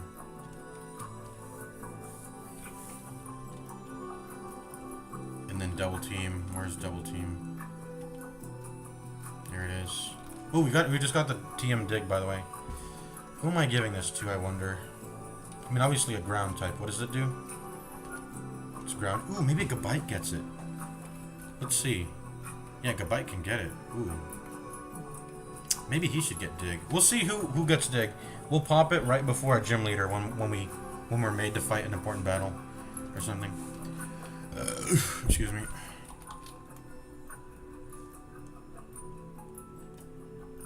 I feel like Safeguard should be somewhere on this team. I feel like I have the room to put that on someone on this team.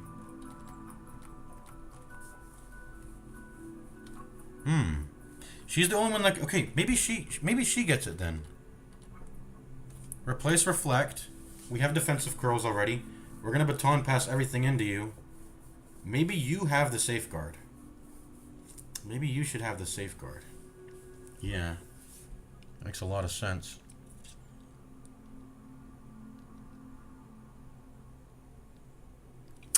Because you're the only one who can learn it anyway.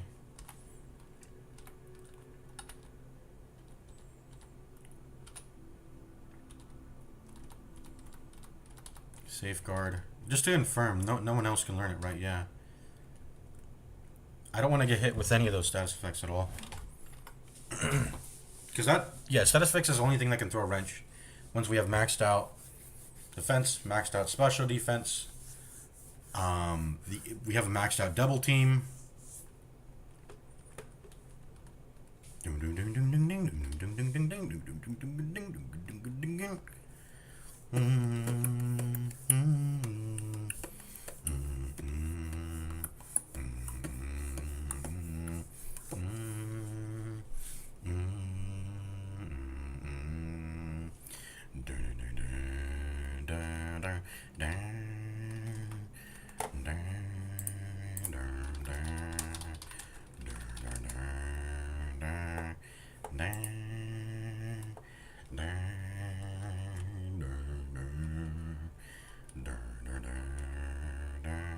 This is such a good song.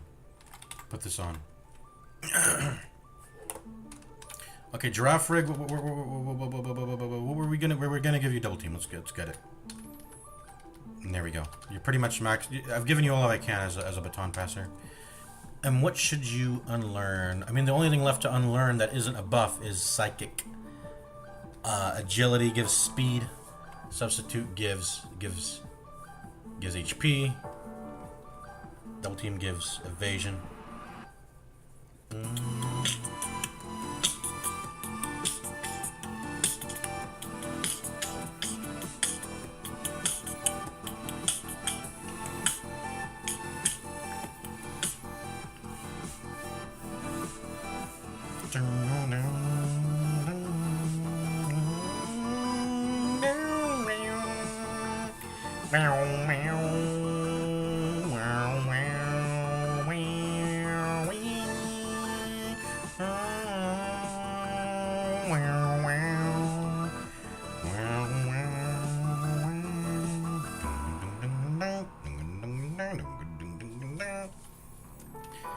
Isn't agility that important? I think it is. I think you don't want to get outsped.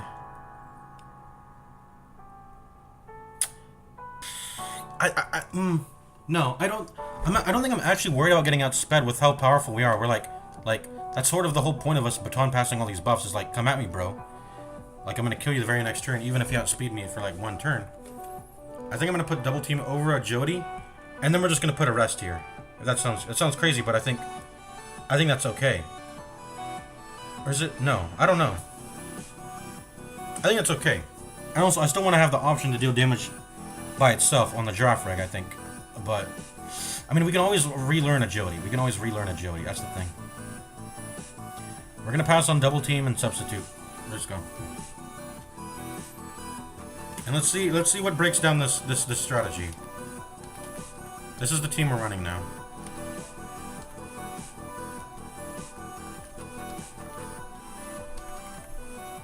Let's get out of here. We're going. I can take on the world now. We're going to head back to Heart Home City.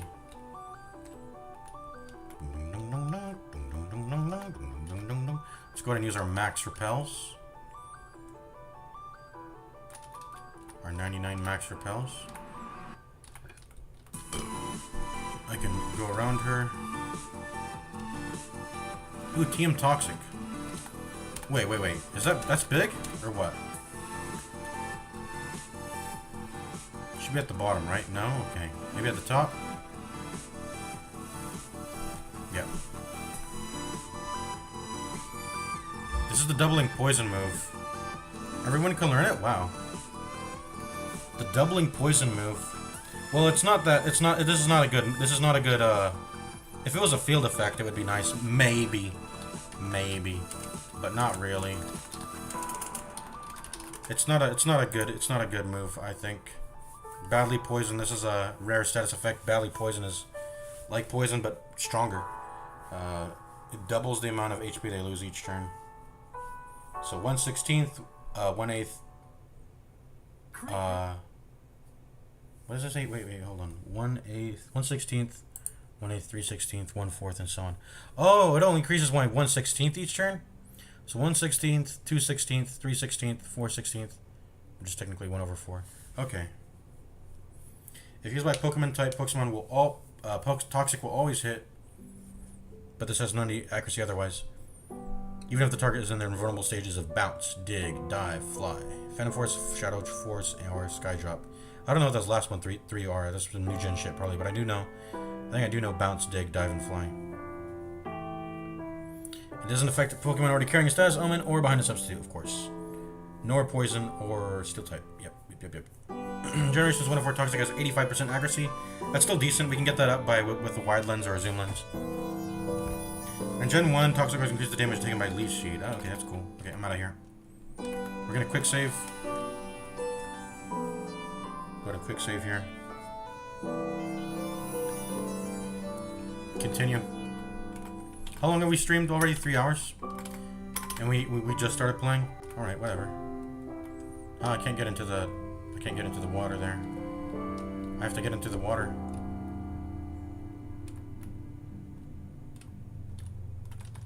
Oh, by the way, we need to be leading with the Pokemon that is high enough level to not encounter anything. So we're gonna just put 929. There's a honey tree, by the way. Yep, we're honey treeing this. Get me out of the bog. Get me out of the bog. Have I crossed this entire area or what? Is there anything here? No.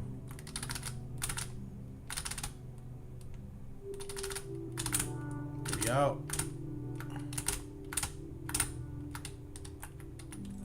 Okay, nothing here. Trainer tips. If you get stuck in the bog, you can count on being there a while. Just struggle and squirm for a bit. Cannot be ridden on the bog. Okay, I knew you were gonna catch me, but I'm ready to fight. Pokemon that grow stronger when it's raining. Oh shit, it's raining! I'm scared. Hold on. Why was I rushing this? By the way, I'm gonna put the audio... I'm not taking this seriously. Like, the music's distracting me. Okay, audio settings.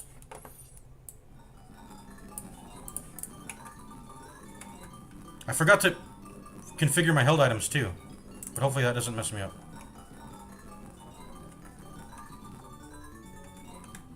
Okay, let's go. Don't have a bunch of OP water types, man. I'm really not trying to do this right now. 2 Pokemon. Okay, Goldeen, you're kind of trash. It's 27 though. It's level 27. We should have we have electric type moves though, right? We should be chilling. Oh wait, we don't. Fuck. Fuck. We don't have electric moves. I unlearned them. We don't have type coverage because I tried to do this whole setup shit. I can't do this whole setup shit if I'm gonna get one shot along the way by a water move during the rain. Goldeen should be chill though, right? I mean,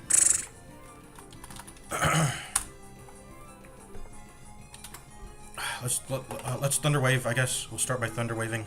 Please don't hurt me. Surround itself with the Veil of Water. Okay. This is not a Sea King, by the way. This is a Goldeen, so it should be pretty chill. It's like we're fighting a Barboak or some easy shit.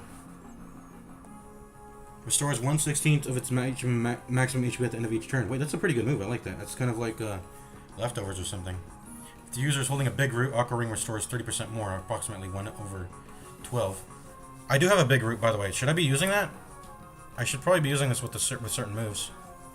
Boost the power of HP sealing moves and healing moves and shit. Okay. Anyways, let's confuse it now.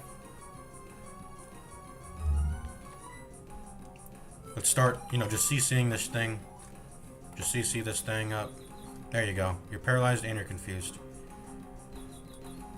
That still means she can move if some shit gets through. The rain continues to fall. You're gonna heal yourself a little bit. All right. Who are we swapping? Who has water resistance? That's the question. Does my bite? No. What is my no, Lopunny doesn't, obviously. What about Curlia? Curlia probably doesn't interact with water at all. Yeah, no. Giraffe Rig either probably doesn't, no. All neutrals, all neutrals. I guess the next best thing we can start doing here is do I have Flash? I got rid of Flash to have Thunder Wave. I'm gonna go ahead and swap out to the Baton Passer, maybe. No. You're confused, you're paralyzed. Like, how much more CC can I give you? I mean, the answer is Flash. But I can also double team in Giraffe Rig. I have double team substitute. And I still have the psychic move on it if it needs to deal damage, but I'm gonna put in, since we do intend to. Okay, so it's time to just put in Giraffe Rig. That's what we got to start doing now. Then Lopunny, or we can do Lopunny first. Let's do Giraffe Rig. By the way, does this thing have Horn Attack? Holy shit, we gotta check if it has Horn Attack. That's the one-shot move, right? We really don't want to risk that. Horn Drill on 41. It might be, the trainer might be a cheater and she might have it already. I don't know.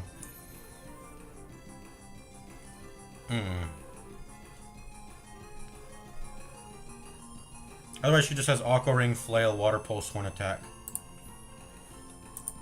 Yeah.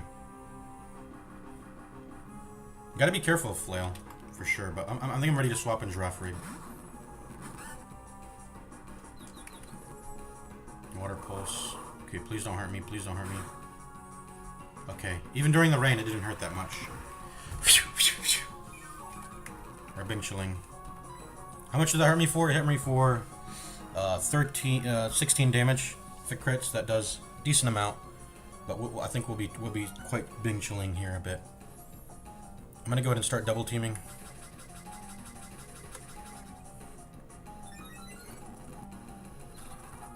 Hurt itself in its confusion. Perfect. Continue to double team.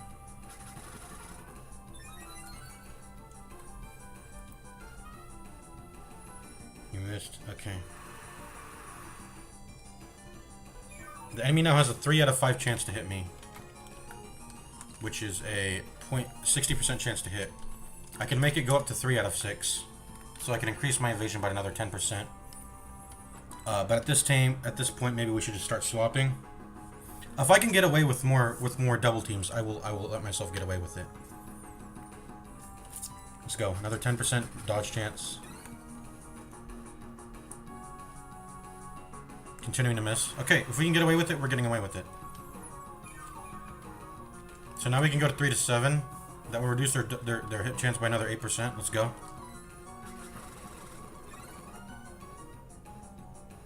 Just gonna continue missing. Nice. I actually like that it's restoring HP. I don't want it to die. Or have a flail that hurts, right? So this can go ahead and be our. This is gonna be our 5th one. That means it's gonna go from a 42% chance to 37.5. We're getting pretty diminishing returns here. That's like a 5% chance to hit. We're gonna go ahead and substitute now, and then we're gonna Baton Pass.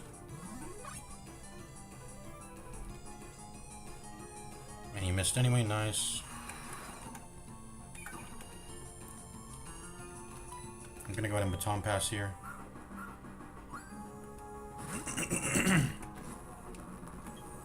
Bring it over to Lopunny.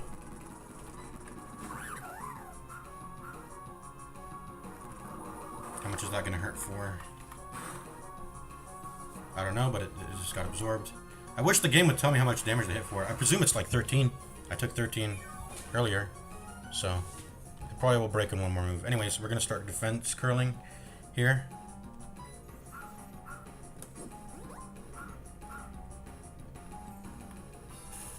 Finally, the fucking paralyzed procced. I was like, why isn't it proccing yet? Gonna go into defense curl a second time. One attack. No, the substitute is gone. That's fine. Third defense curl. Fourth defense curl. Keeps missing. Fifth defense curl. Can't move. And the final defense curl. And you missed. And then we're gonna baton pass that over to Curlia. So this is a demonstration of the strat I can do. So we're gonna bring that over to Curlia. So we've pretty much utilized all our Pokemon except for Goodbye, really. And we should have started in with Jeff, but I mean it's fine that we didn't.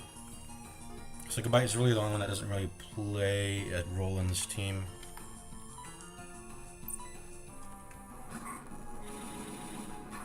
Oh, it actually landed.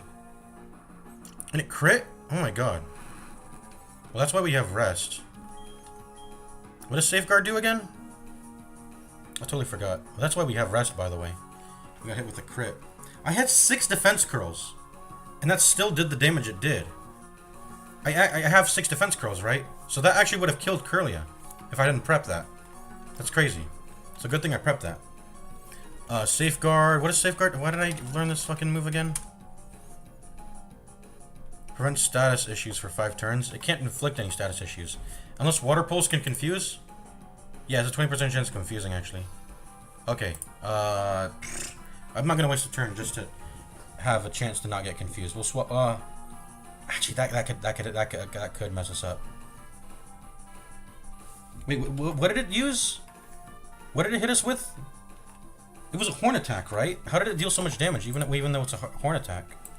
Let me read. Let me watch my stream. What did this thing do? It crit me with the horn. It used flail. A flail at full HP, which by the way does more damage the lower the HP it is, but it wasn't even. It was at full. But it crit and it probably has a base amount of power, obviously. But it did. What does it say? It did 18 damage. 18 damage, right? Or am I doing the math wrong? It did 17 damage. It did 17 damage. Anyways, you don't want to get confused by the water gun, do we? And that's the crit was 17. If it doesn't crit, it probably does like 8 damage, I'm presuming. Anyways, we're gonna safeguard just in case the water gun will mess us up with the confuse. Because I don't want to swap out to cure the confusion. I already have so much shit that I stacked up in preparation. Like if I swap out, I lose all my baton pass buffs, right? So we're gonna rest at the end.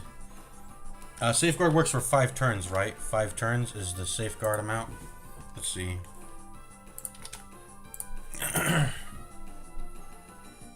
Wait, how long does it last? How long does the safeguard last?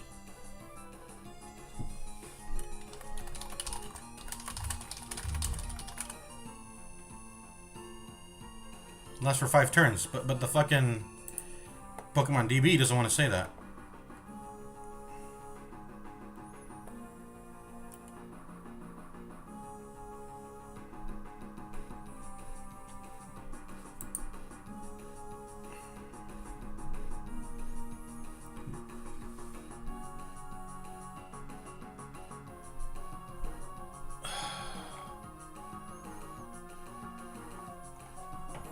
How long does it last? It doesn't say, really.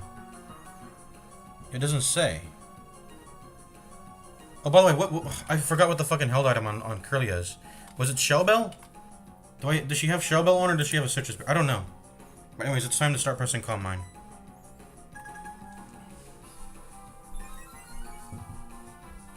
We know how much a crit will do. Presuming it even lands. Second Calm Mind. So how much does this hit? I have two Calm Minds on. Okay, so how much HP did I have? 41? It did 10 damage? How is that so much? I feel like that's a lot.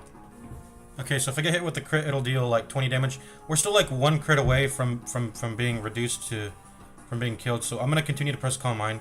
One more hit though, and then I'll rest. And then that'll be the limit at which we do stuff. So if I had a citrus berry, it would have activated by now, but it didn't, so. I feel like... No, we're gonna keep pressing Calm Mind. We're chilling. We know how much it crits for. It crits for like 17 if it hits a horn attack crit. If it lands a water gun crit... So yeah, we know how much that... Okay, we're no longer protected by safeguards. Okay. I wish the game would... Okay, we can rest now. Get full HP. We should be able to survive 3 turns. If we don't, we'll swap out. And then our strategy went down the dumpster at that point, which sucks, but... What can you do? It's time to start pressing Psychic now. I guess we can juice out some more Calm Minds, but we can... I mean, we can just end the fight at this point, probably. Let me try to safeguard, though. Coming out of the sleep.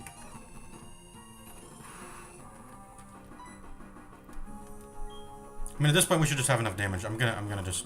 We're playing around at this point. I know the best move to do now is probably just to... The second enemy can't possibly be that strong. So we're gonna just Psychic. We have a lot of damage. We're gonna one-shot the next thing, probably. I think we have a Mind Plate on Curlia, right? We have a Mind Plate. With like 4 buffs of Calm Mind, we should have a lot of freaking damage. So we should kill whatever we see here next. As long as it doesn't have an immunity or a resistance or something, right? A bit, bro. Okay, yeah, whatever. Just die. Oh, I got outsped. Only 6 damage because I have a bunch of Calm Mind stacks. And dead. That should one-shot. And we were out-leveled there, by the way. It was a level 27. I was a level 27 we were fighting into. Like rain, my tears flow from losing. I don't know what else she said. The text goes way too damn fast. Oh, such a big dilemma. Okay, what is this? Shards wanted. Pokemon moves top. Okay, this is the Pokemon teacher. Boom. Yeah, he was on Route 12.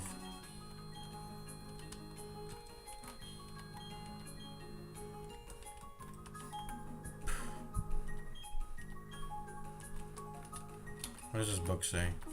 I don't know. Okay, what moves you got, broski? Trick and Sucker Punch right now. So what are your moves? What moves can you teach? I gotta remember, I just got Toxic, by the way. I don't think it's a good move though to teach, but yeah.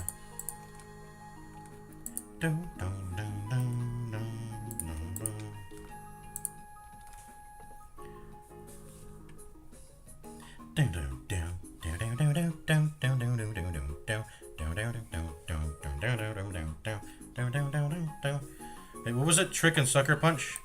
What does Trick do again? Swaps hold items.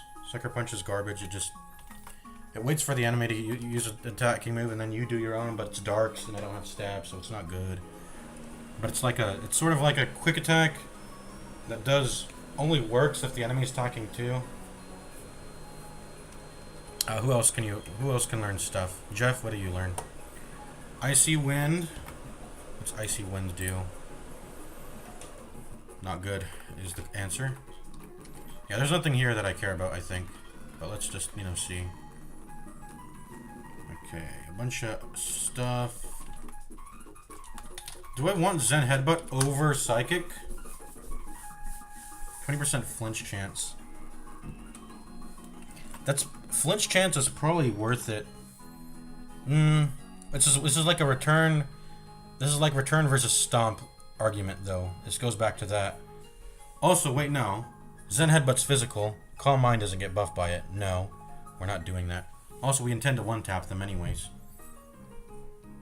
Also, Psychic does just way too much more damage, right? Also, when we put on Zen Headbutt, we have to have the wide lens, or else we have a chance to miss, because it has 99, and it'll only still be 99. It's a 1% chance to miss, but I'm not worried about 1% chance to miss, but yeah.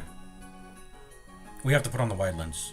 Whereas if we put on Psychic, we don't have to put on the wide lens, and then we can put on the Mind Plate instead, which gives us 90 plus 45, 135 times 1.2. That gives us an extra... Wait, hold on, that's a lot. That gives us an extra 135 to 162.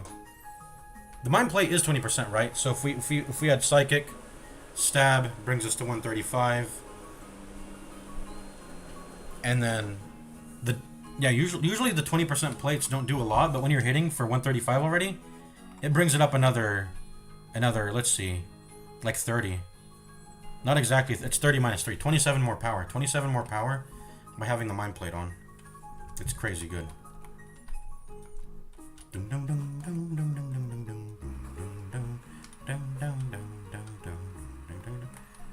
Don't look at me.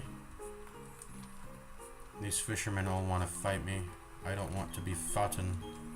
Is that a word, foughten? I'm just trying to get to the next town, broskies. Can I only ride on these? Oh yeah, okay. Repel's effect wore off. How do I get to that? Through surf, probably? There's a policeman over here? Oh. Gotta put a repel on. Don't want to use up our encounter for the area.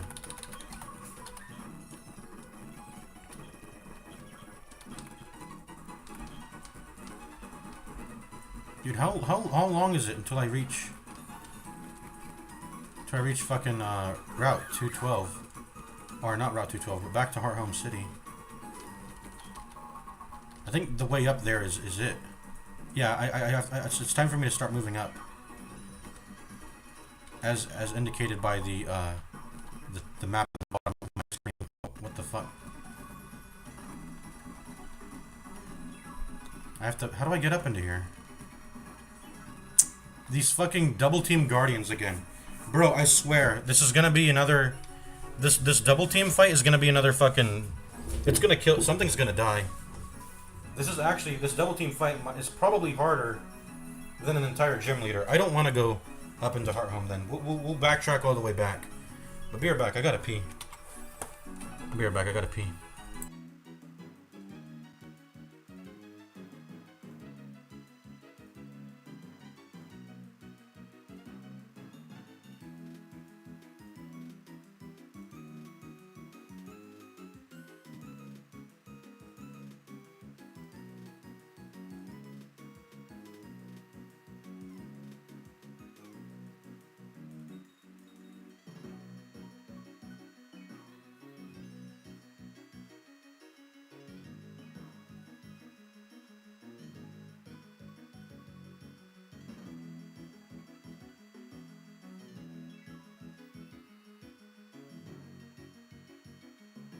I guarantee you, if we probably try to set up a Curlia with our substitute strat and shit, we're gonna just fucking die, I think. We're just gonna fucking die. We're gonna die to... What is it? We're gonna die to something. We're gonna die to... By the way, we shouldn't have did what we did with our giraffe. We should have, we definitely should have sacked some, accuracy reduction. It sounds a bit redundant, but it makes sense. We should have stacked up the accuracy reduction with flash or sand throw on Gabite.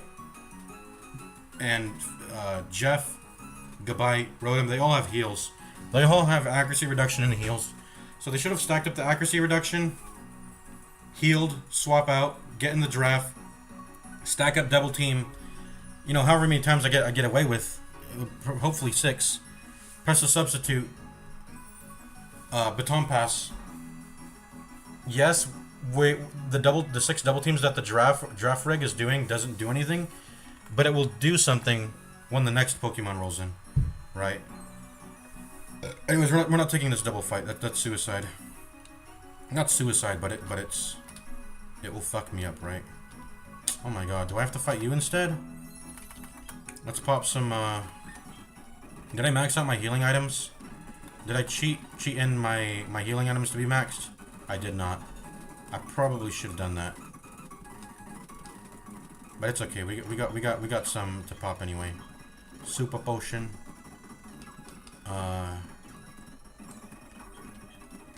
Curlia. There we go. And that's really good.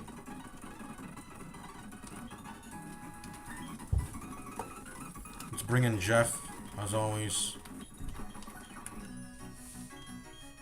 remember, we have one legit rare candy, so that's something to remember.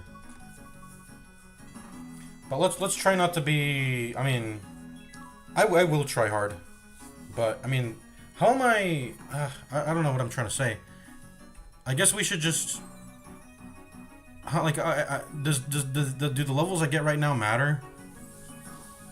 I think they do. What I'm trying to say is, I think I should just bring the best Pokemon I have onto this route. And then when we actually get to the gym, we're just gonna max out our rare candies. Or max out our Pokemon using rare candies.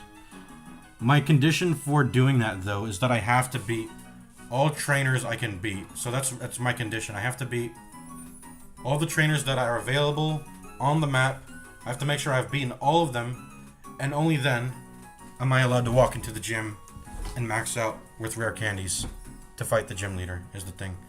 So EXP management is a real thing right now. It's a real thing. That's what I'm trying to say. And basically, I don't want to swap around for like 5 or 6 Pokemon in the middle of a fight, when I could have just ended the fight fast by concentrating the fight to only being used between 3 or 2 Pokemon. And that also begs the question, I should probably have an EXP share. What do you have, a Mind Plate? Yeah, you have a Mind Plate. You should probably have... I mean, what should you have? What held item should you have? That's the question.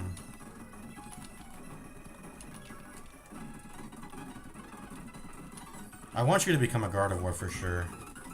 You are my biggest thing for the gym leading up. Let's stop doing the baton pass shit and just kill. Let's just use a powerful move and kill. In fact, we should probably teach back our Rotom the Thunderbolt.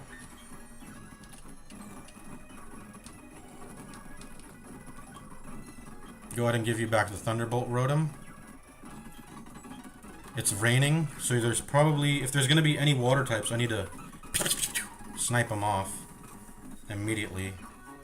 So let's do that. Replace Ominous Wind? Yeah, pretty much. Replace that. That's going to be my stab. Otherwise, leave Thunderwave, leave Confuse Ray, and rest, I guess, if we need to. I mean, it's Jeff who should be doing. I mean, I'll pop a Thunderwave and that's it, and then I'll swap. But it's Jeff who should be doing all this shit because he's tankier. This is not the job of Rotom, really. It's not really that job. Rotom's job is to deal damage, man. I'll replace Ominous Wind. I can relearn it. It's chill. I can always relearn it. Yeah, but anyways, we're gonna one-tap things. When we one-tap things, Curly is gonna get the EXP share. We have it on you, right? Yeah, we have the EXP share on you. Let me just confirm. Yeah. You need to become a Gardevoir. Everyone else has citrus berries? Yeah. Citrus berries for the win.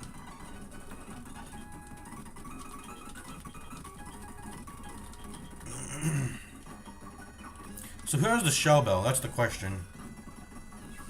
I feel like Rotom should have it.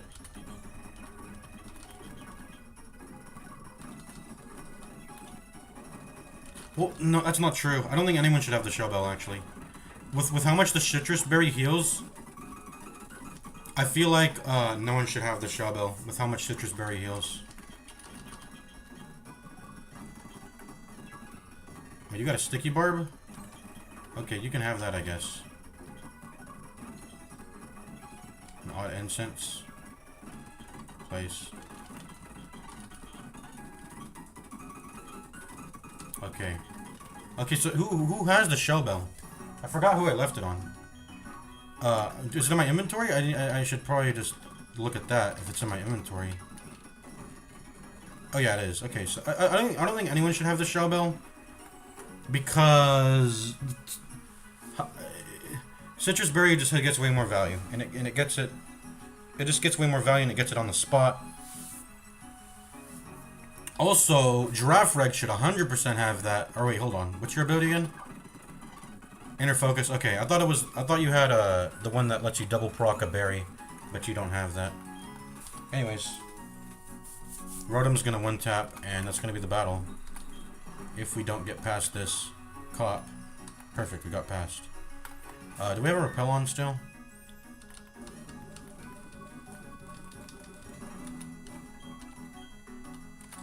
Okay, we already have it on. We're gonna backtrack through the entire route now.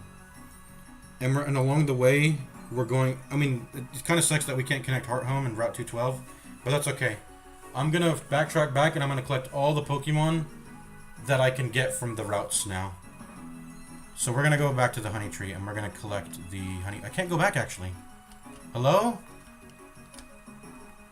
I can't go back. Oh, okay, I can. Okay, that's what I was just saying.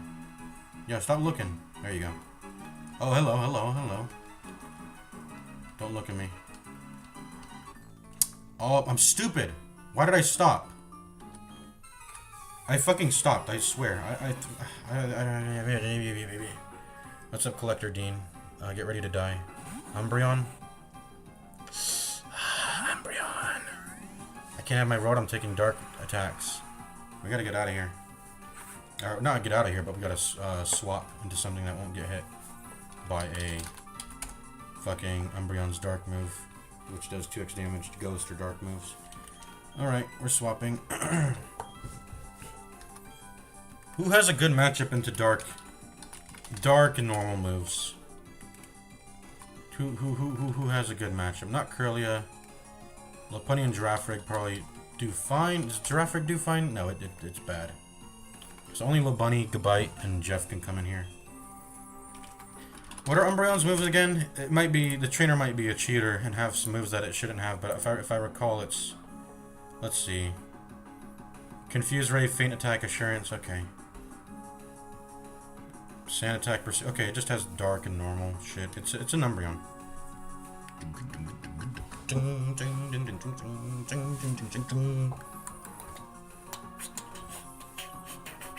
I think we're gonna keep leveling Jeff. I don't think we should bring in Gabite. Gabite will not do as well as Jeff. Jeff is just, you know, powerful, so bring in the Jeff.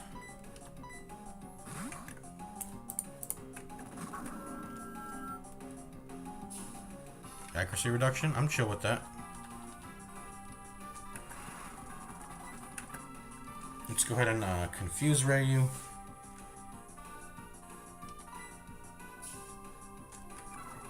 No, my accuracy.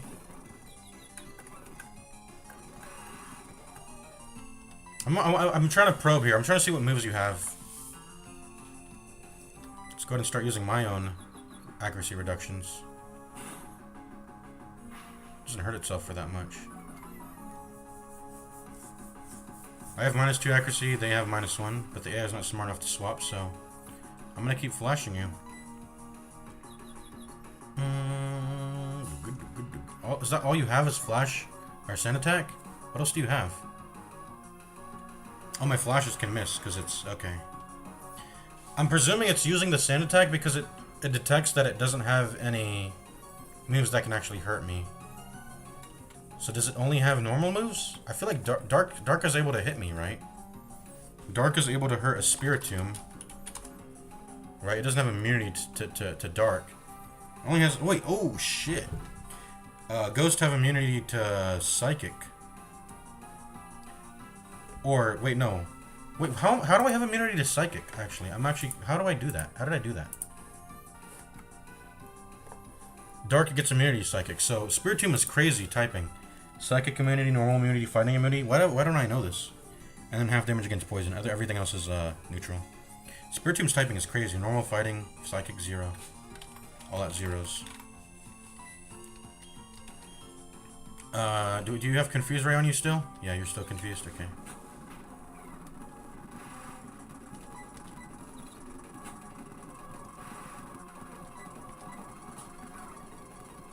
Okay, I'm gonna Confuse Ray you again, if I can. There we go.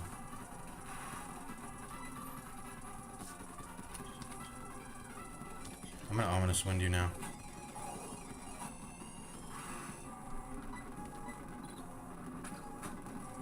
Oh, she's actually starting to hurt. I can rest though.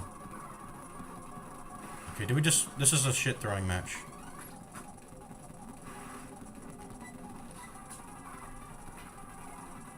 I'm gonna Sand Attack until I can't anymore. Wait, did you have flail? Did it say you had flail? I don't know what it said you had.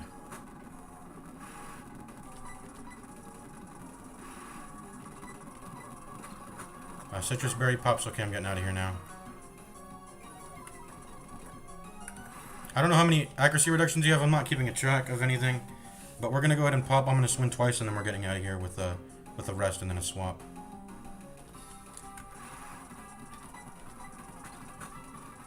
Okay, we just missed. Okay, we're going to go ahead and rest and swap now.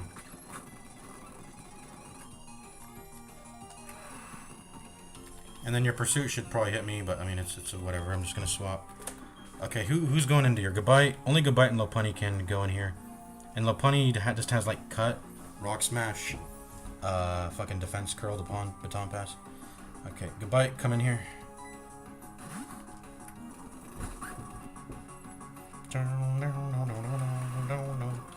I'm going to go ahead and continue sand attacking. I don't know what your accuracy is at, but I'm going to continue to put you down all the way here.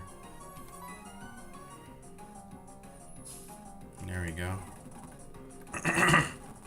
Is it at 4 now? It's got to be really low at this point.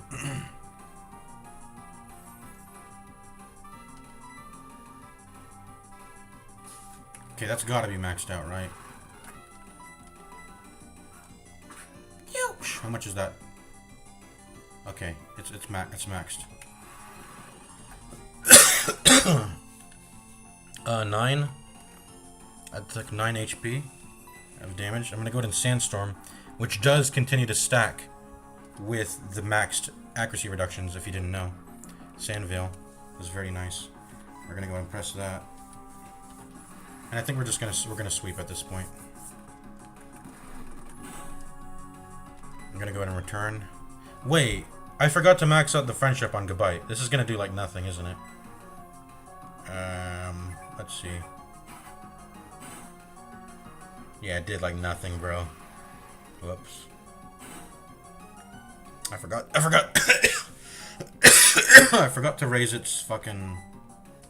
I mean, we'll do as much damage as we can, but I forgot to raise its friendship to max. Oh my god, be right back.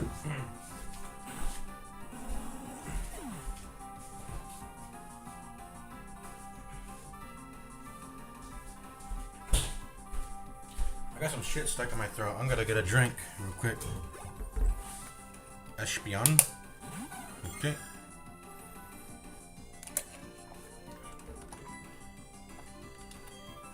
I feel like I should be scared here. Let's put down one sand attack and then we're swapping out. You have sand attacks too? But Espion has, what does Espion have? It's a psychic type, obviously. What moves does it have? Does it have, like... Oh, what happened? Oh, got hit by the sandstorm. What does it have in Gen 4? It probably has confusion. Probably has, let's see, swift attack, quick attack, confusion, sand attack. Or swift. Swift, quick attack, confusion, sand attack. Okay.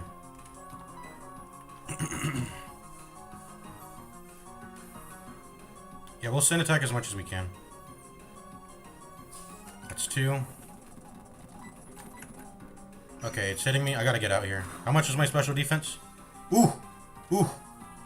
That's why I wanted to swap out, because like I don't know how much Gabite has on his special defense. So if that crit me, I might have died. I don't know. Okay, we gotta get the fuck out of here. We can rest. No, we can't rest. Espion's faster than me, actually.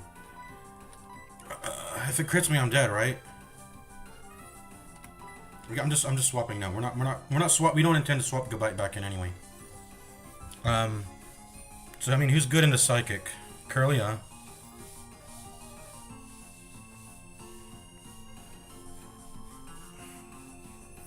Maybe just get Rotom in here and then press a Thunderbolt and kill it. I mean, Rotom doesn't have any particular problems in going into the psychic matchup. So let's just bring in Rotom. Mr. Sand Attack? Okay. Go ahead and die now for me. Oh shit, I got confused. Oh wait, no. The confused, okay, the confused did actually land, but it used a move that just did damage.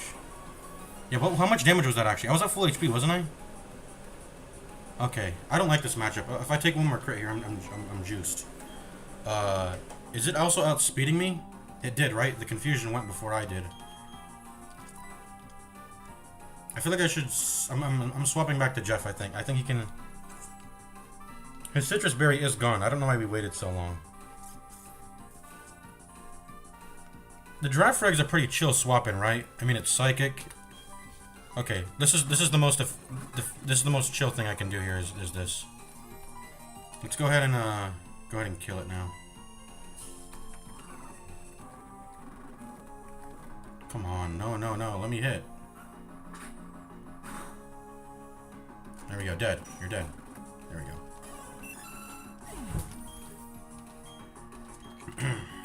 That was a little more... Ouch, you sure showed me how tough you are.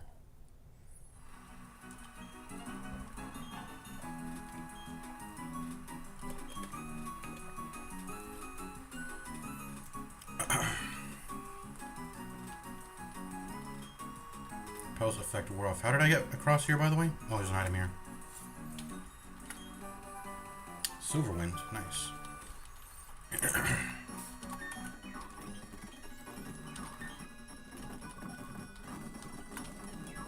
They always appear at the top, right? Or what? No. Silverwind. There it is. Bug. 5 PP, 60 power special. The foe's attack with powdered scales, blown by the wind. Also raise all its users' stats. So it's basically like Ominous Wind, Ancient Power, but it's bug typed. Wouldn't that have been nice to have on Scyther? Probably, yeah. Just passing through. Don't talk to any fishermen. Shards wanted. Okay, let's go ahead and pop a repel here. Max repel. Let's try not to get any trainers to fucking mess with us. I want to see what this Pokeball is. So we're gonna go ahead and use this honey tree. What I want to do before using the honey tree is we gotta get to the Poke Center. I gotta heal. It looks like there's this whole top path. I have to get past. I have to clear this dude though. And he's looking around. I don't want to go into that top area anytime soon. But we have a clear path from the Poke Center to the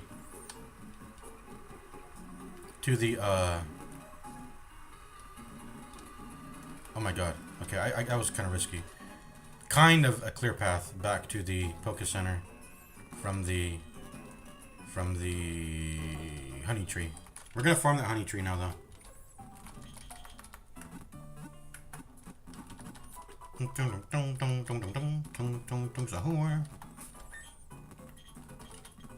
Is this a safe fight? Can I bring Curlia into... Let's do this. I'm kind of feeling confident. Odd Incense, Curlia. We're gonna one-tap you. We're gonna go Psychic v Psychic. Let's go.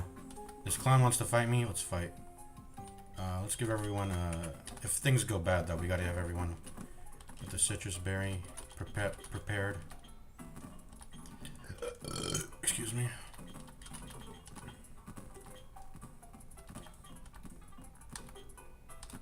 Let's go Psychic v Psychic. What are you gonna have, Mr. Mime or Mr. Mime Jr.? Mime Jr. Yeah, we can go Psychic v Psychic, and I'll kill you. Should we safeguard? No, we should just kill him. Just kill him.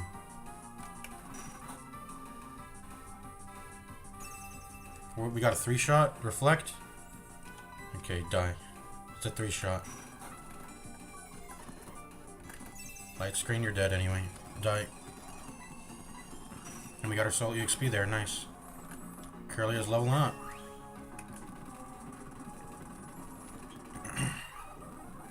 Clown Lee.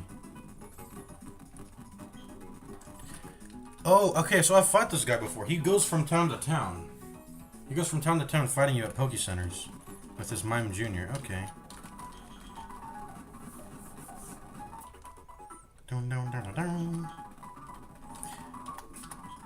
I don't know if the Mind Plate necessarily helped me there. It might have been the difference between 3 or 4-shotting. Who knows?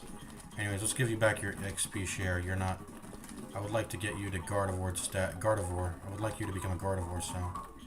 That's the objective right now. Let's get Jeff back in the front. Dun, dun, dun. Do I like his moveset still, by the way? Confusion Ray, Flash. I mean, what else could I put here? Confusion Ray, Rest, Flash, Ominous Wind. Light Screen or Reflect, but that, yeah, we are lacking Reflect and Light Screen on our teams anymore now, which we should probably have that somewhere. I actually don't think Confuse Ray is worth it then. Confuse Ray is not worth it when I could. I mean, I don't know. Dun, dun, dun. I feel like somewhere on this team should be a Reflect or a... Because it's so valuable. I mean, it's 5 turns worth of damage having. Like, there's no reason... I should have that on... I think my only issue was that it's limited to only Rotom and Kirlia, but let's see. It's in the TM. So no one has Reflect anymore. We should put that back on. I feel... Because it's so efficient. Should I put both on... Oh, okay. Oh, Giraffe Rig can learn it. Maybe he should learn it.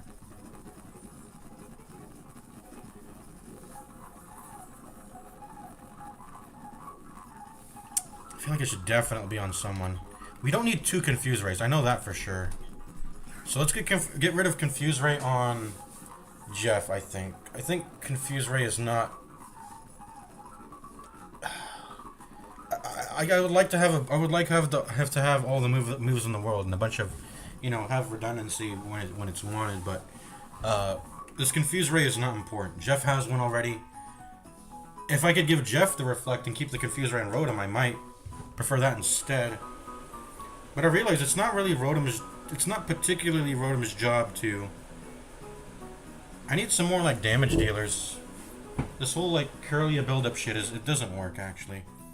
What works is, you know what's more action economy efficient than pacifying an enemy who you're not even sure if you can get to a stage where you can pacify them and try to set up for like someone. Just having like, what's better than that is just having people who all have stabs and being able to swap them in and out depending on what resistance and 2x you need. That's really it. It's rock, paper, scissors. That's what Pokemon comes down to. When you try to get fancy, it all just comes back to look at their enemy, or look at the Pokemon they have, and you're going to want to swap in the one that takes half damage and deals 2x damage. That's all that matters at the end of the day. And having the availability to do that is what matters. So, having a Rotom that's electric and ghost typed, that can provide his own stab through a fat Thunderbolt, that's juice. Having a return on a Lopunny. Oh, by the way, oh yeah, Reflect, yeah, we're learning that. Well, hold on. Yeah, we're learning that. We're getting rid of Confuse Ray. I think maybe we should even get rid of Rest.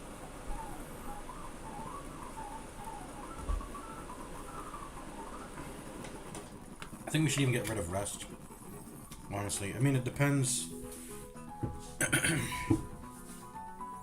Yeah, because I don't really ever see myself using Rest on this fucking Pokemon.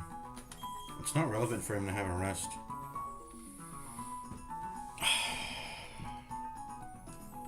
His juice is Thunder Wave, though. His juice is Thunder Wave. If I don't have Thunder Wave, I don't really have any other way to put on Paralysis, other than Probopass, but I'm not bringing Probopass along right now. But Probopass is the ideal guy to do that. Which makes me think, guys, should we even be carrying around this team? We should maybe just carry around a team that's better in the overworld, doing, you know, whatever an expected trainer battle pops up, and then when we get to the gym battle, I'm gonna allow myself to pop rare candies as much as I want, as long as I mean, I don't know. I think I'm keeping this team. I'll just keep this team, I think. Yeah,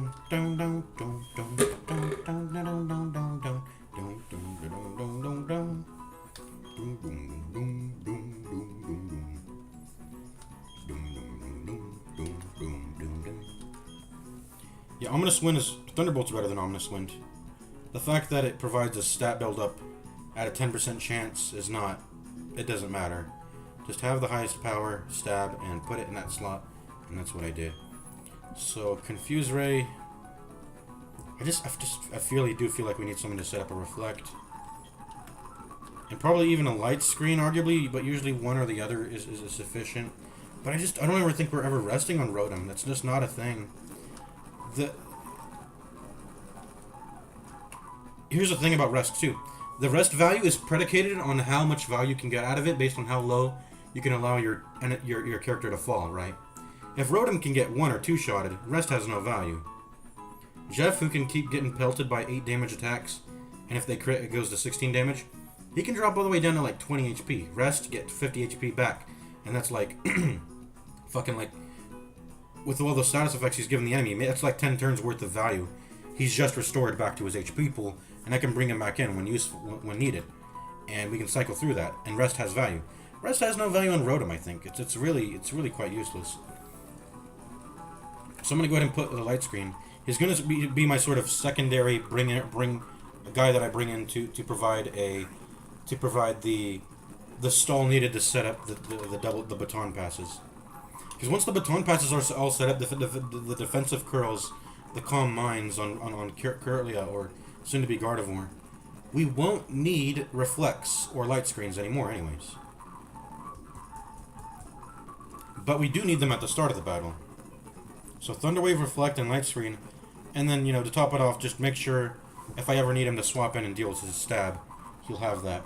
We're getting rid of rest here. It has like no value. It has very little to no value. And I could maybe even say the same thing about Gabite. So maybe I should just give him a flamethrower. And by the way, I need to get his return, his friendship maxed out. But I think his sand attack is good. His return is. I don't know if he should really have this rest.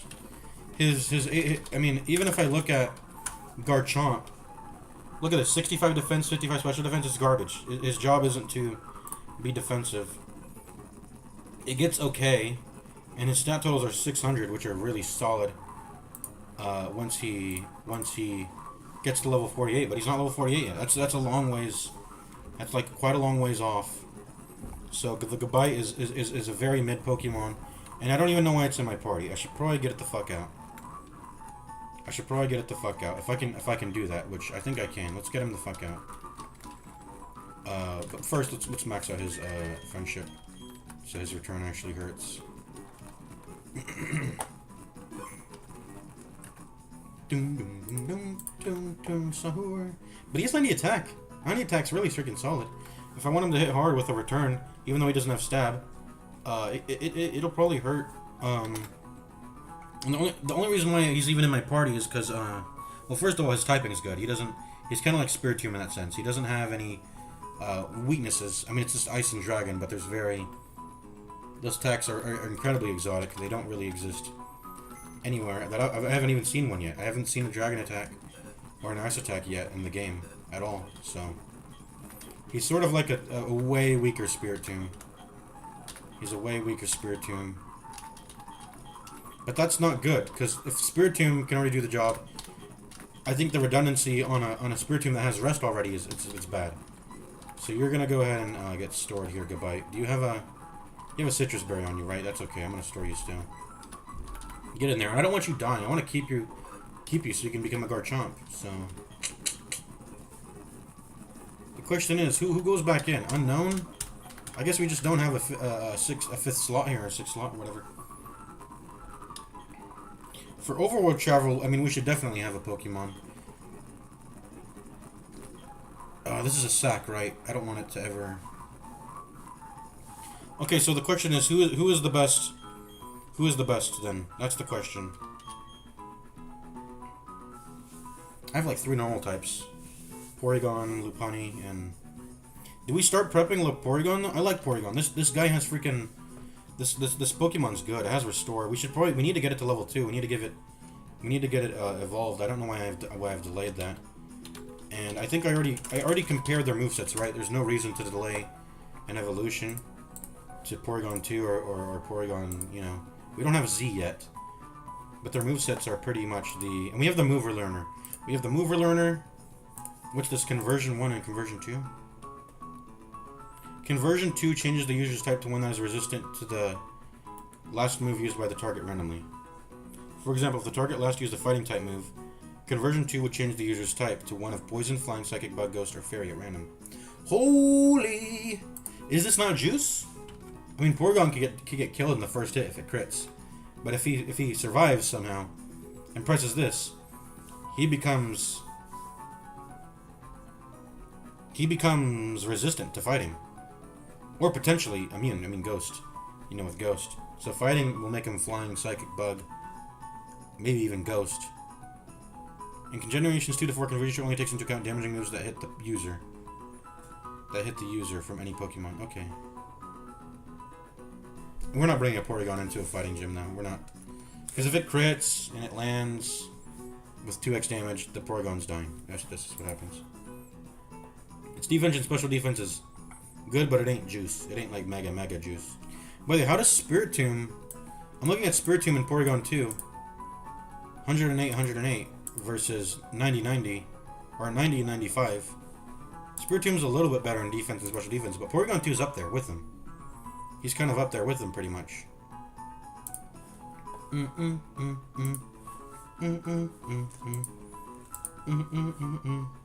I'm looking at Porygon. It's kind of like it's better as Spiritomb. Obviously, Spiritomb has the fighting weakness covered. And then not only has it covered, it's immune. And it's immune to normal, it's immune to psychic. Spiritomb is really nice. But, time to bring in Porygon, I think. Porygon 2, particularly. It's time to start kitting out this Porygon. Making it mega juicer. Let me compare their movesets, though. I want to make sure when I evolve it, it doesn't... I don't think it should miss out on anything, should it?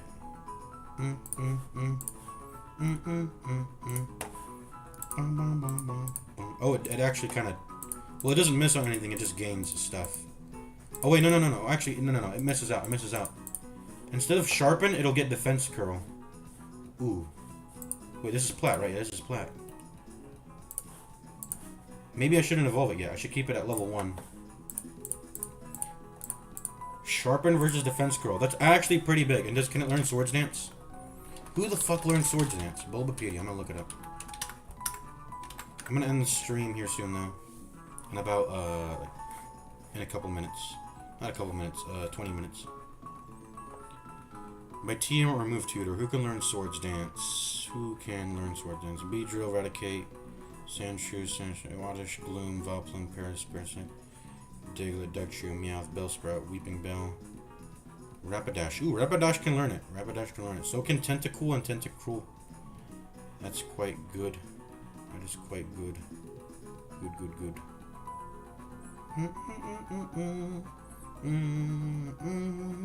Farfetch'd, Krabby, Execute, Cubone, Marowak, Lickitung. Ooh, if we only gotten the Lickitung. Rhyhorn can... Ooh, maybe I should have picked up the Rhyhorn. Should we pick up the Rhyhorn if it can learn Swords Dance? Maybe. Swords Dance is pretty juicer. And Rhyhorn has massive attack. Maybe Rhyhorn can just fucking sweep. With the Sword Dance Baton Pass setup. I have been looking for someone who can learn Swords Dance, though. It's like a very... It's a good move. It's like... It's speed. No, it's not speed. I was thinking of Dragon Dance then. Never mind then. Swords Dance raises the user's attack stage by 2 stages. I mean, that's not enough. It has to be... I have to get speed and damage. But I guess that's kind of what Giraffe Frig's ability... purposes. Agility and Swords Dance. Set up an Agility, transfer, Swords Dance 3 times, and then sweep. Sweep. Sweep with what, though? A Rhyhorn sweeping with what? A Dig?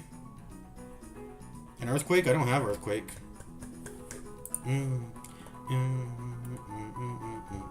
But Rhyhorn does have the ability to learn Swords Dance. I don't know. Tangela can too, that's weird. Scyther could have... Ooh, I miss Scyther. Mew... There's just a lot of Pokemon that can learn it, apparently. Yanma's one, Gligar. Scizor, Heracross. Skarmory. There's a whole lot of shit that can learn this, man.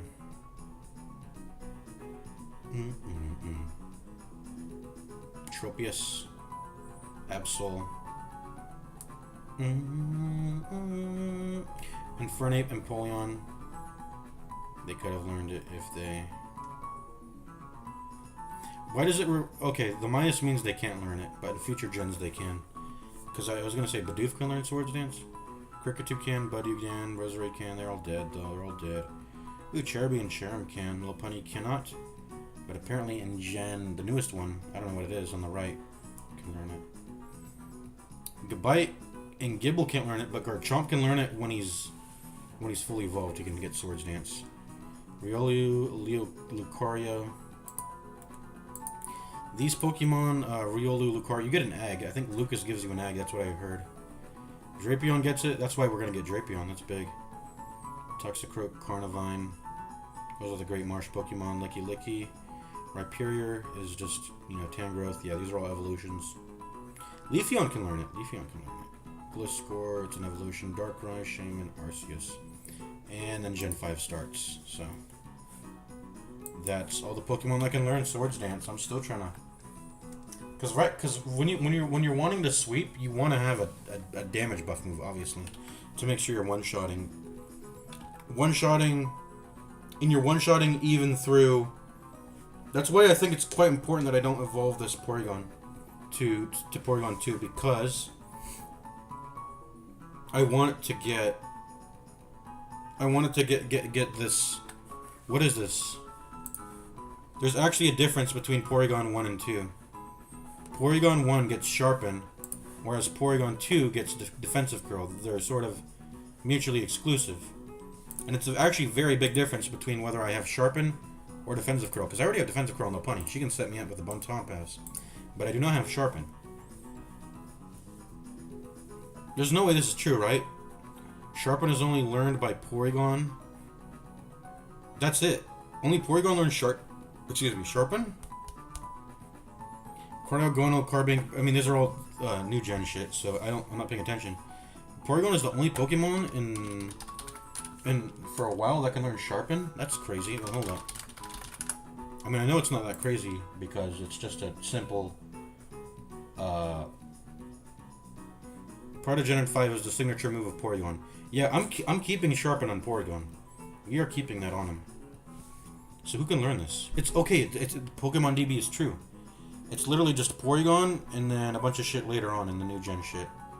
What is this? Gen 5 Cryogonal, Carbink. I don't know what all these. Look at Avalugg. They're literally making Pokemons into tables now. Avalugg is a table. They're making Pokemon into all sorts of household items. Apparently, an Onix can learn Sharpen in an event in Gen 2. All right.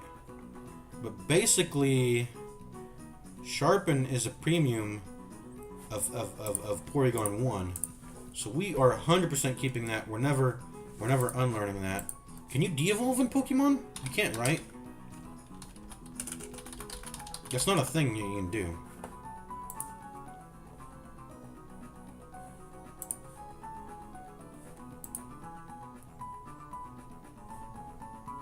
It's very rare and cannot be done in the core series or in the Pokemon series.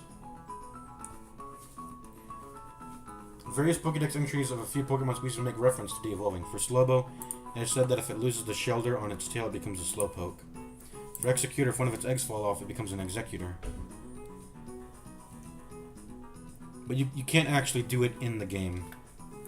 So very big juice. If we get Sharpen on Porygon, do not unlearn it. Keep it there.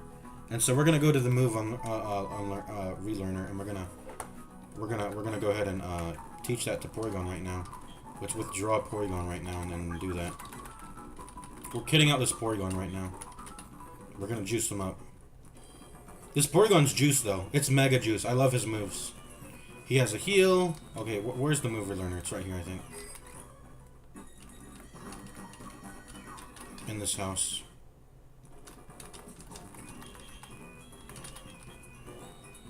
Yeah, it's mega juice here. Sharpen. There we go. So Sharpen. Exclusive to Porygon 1. What about Porygon Z? I want to see. I'm gonna presume there's no difference between Porygon Z and 2 though. It was introduced in Gen 4, actually. Porygon Z is in Gen 4. That's a new thing. There doesn't seem to be any difference. Okay. There doesn't seem to be any huge differences in stat totals. It's like 515 turns into 535. It gets 20 stats. What does it get, by the way? What is it getting exactly between Porygon 2 and Z? Is it getting any reduced stats? It does. It does. I may not even want to make it a Z then. Hold on. Let me compare them. Hold on. Let me close a bunch of tabs here. Rotom, closed. Umbreon, close. Gabite, close. Psychic, close. Zen Headbutt, close. Hold on. We know Porygon 1 obviously has a bad... I mean, you should evolve it. It gets better stats, but... As for the moveset... Sharpen. Hold on, let me group things. So this is the moveset tab. And we're gonna pull up the Porygon 2's moves learned, Platinum, and then group that tab together. This is getting confusing navigating these tabs. Then Porygon 2, and Porygon Z. We're just gonna compare the stats here. 85, okay, I gotta line them because it's a bit jarring. 85 HP, 85 HP, 80 attack. Z actually gets lower defense. That's not good. Z gets lower defense, but gets like a 30 bonus to special attack. But that comes out of, that sort of comes, 20 defense comes out. I'm not making a Porygon Z then. Special defense goes down by 20 also.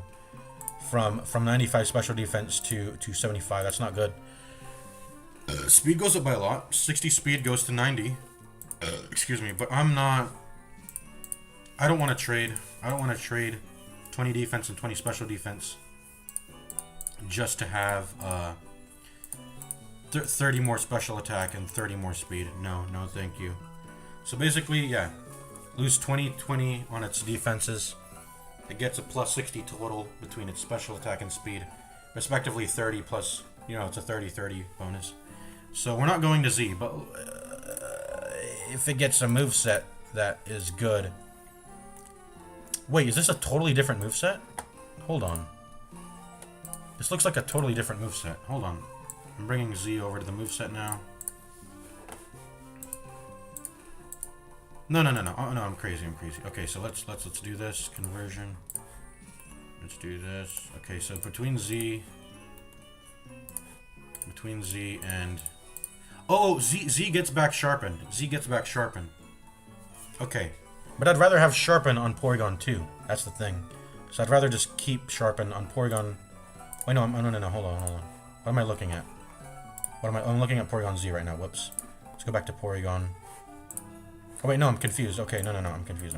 Let's go back to Z. Moves learned. Gen 4. Platinum. Scroll down. Move that over there. Move that over here. Okay, but okay. It gets nasty plot. It gets nasty plot. So sharpen. Wait, this increases attack, not special attack though. Are we going to be using attacks or special attacks on Porygon? I mean, it's kind of nudging you to use your special attack, but I don't have to. Because the attack is still 80, which is okay. It's like 20, what is it, 25 less than special attack? It's a usable amount of attack stat. And if I get to keep 20 in both of my defenses, I'm gonna do that.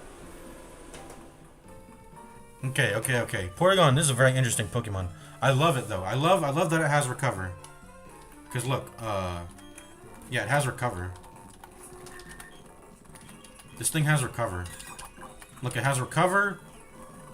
Restore half of its own HP by up to half of it. Yeah, restores half HP. It's a no-brainer, simple, boom, just heal half of your HP for one move. Healing moves are a premium in Pokemon, by the way. They're premium. Let's see, agility. It has agility. I don't know. I mean, I'd rather just baton pass this onto it, I think, but... And then Psybeam. Let's see. Magnet Rise. It gets a ground immunity, right? Not that it was ever weak to ground by 2x, but you do get ground immunity for 5 turns. We're probably gonna not have that on this Pokemon, Magnet Rise. It's just not important. Immune to ground type moves for 5 turns. Okay. Anyways, let me continue comparing. Hyper Beam doesn't matter. Porygon 2 does get Hyper Beam on 67, but we have the TM for it. We just put that on. We don't need that. But other than that, Porygon 1 and 2, their only difference seems to be that Sharpen gets replaced with Defensive Curl. That's it. And then Hyper Beam gets added at level 67. Otherwise, the movesets are the exact same. Let's see the difference between Porygon 2 and Z, though. Let's see. Conversion 1, Conversion 2. So Defensive Curl gets replaced by a Nasty Plot. Instead of, yeah, there's a Nasty Plot. Nasty Plot's a really juicer move, though. Two stages of special attack. That is quite the premium. The question always will be, though, do I ever want to get rid of 20 to both defense and special defense, though? I think the answer is I don't want to do that. I don't want to do that. Otherwise, it gets Tackle.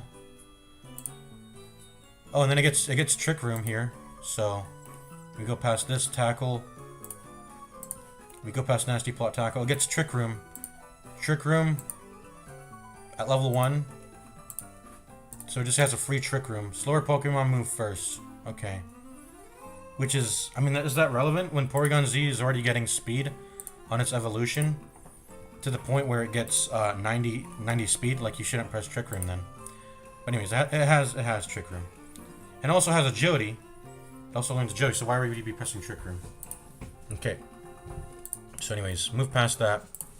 Psybeam, Agility, Recover, Magnet Rise, Signal Beam. What does Signal Beam do? Deals damage and a 10% chance of confusing. 75 power, Special Bug. It's whatever. This is Dookie.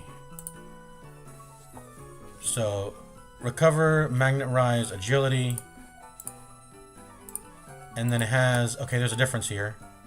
After Signal Beam comes either Embargo, which we already have the TM for, so it's not relevant. But prevents the target using any items for 5 turns. This includes both health items and items used by the trainer, such as medicines. Generation 4 Magic Coat does not deflect the effect of Embargo. Okay, whatever. Embargo's whatever. And then what would we get otherwise? Recycle. Users used hold item is restored. Yo. Isn't that juicer, though? Users used hold item is restored. Wait, that's juicer. This is a good move, isn't it? This is going to become my juiciest Pokemon. Imagine me having a held Citrus Berry, and then I just healing on top of healing. So imagine I have Recycle to restore my berry, and on top of that I have a Restore and a Recycle. We're going to become a Mega Healer. So what is this? I'm gonna look at the Bulbapedia to get the exact details. This is Juicer, such as a berry, which has been previously consumed by battle. Items that were transferred to another Pokemon, which is via theft, are not consumed by that process, so cannot be recovered by Recycle simply due to being transferred. Once an item is recovered, it is no longer treated as a consumed item, so it cannot be restored again, unless it is consumed again. Including via such as Harvester Pickup. It is no longer treated as a consumed item, so it cannot be restored again until it is consumed again. Okay.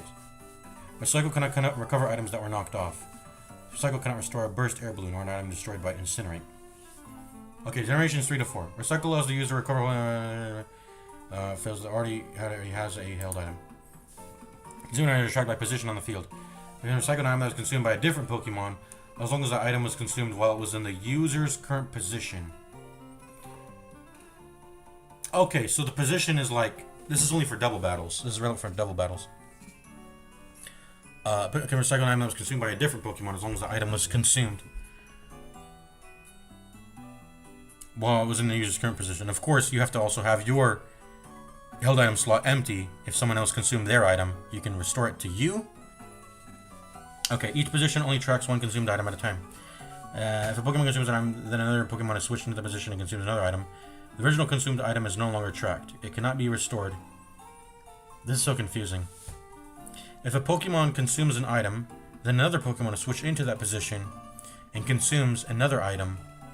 The original consumed item is no longer tracked. Okay. It cannot be restored, even if the other item is restored. Yeah, I mean, that makes sense, because it gets overridden.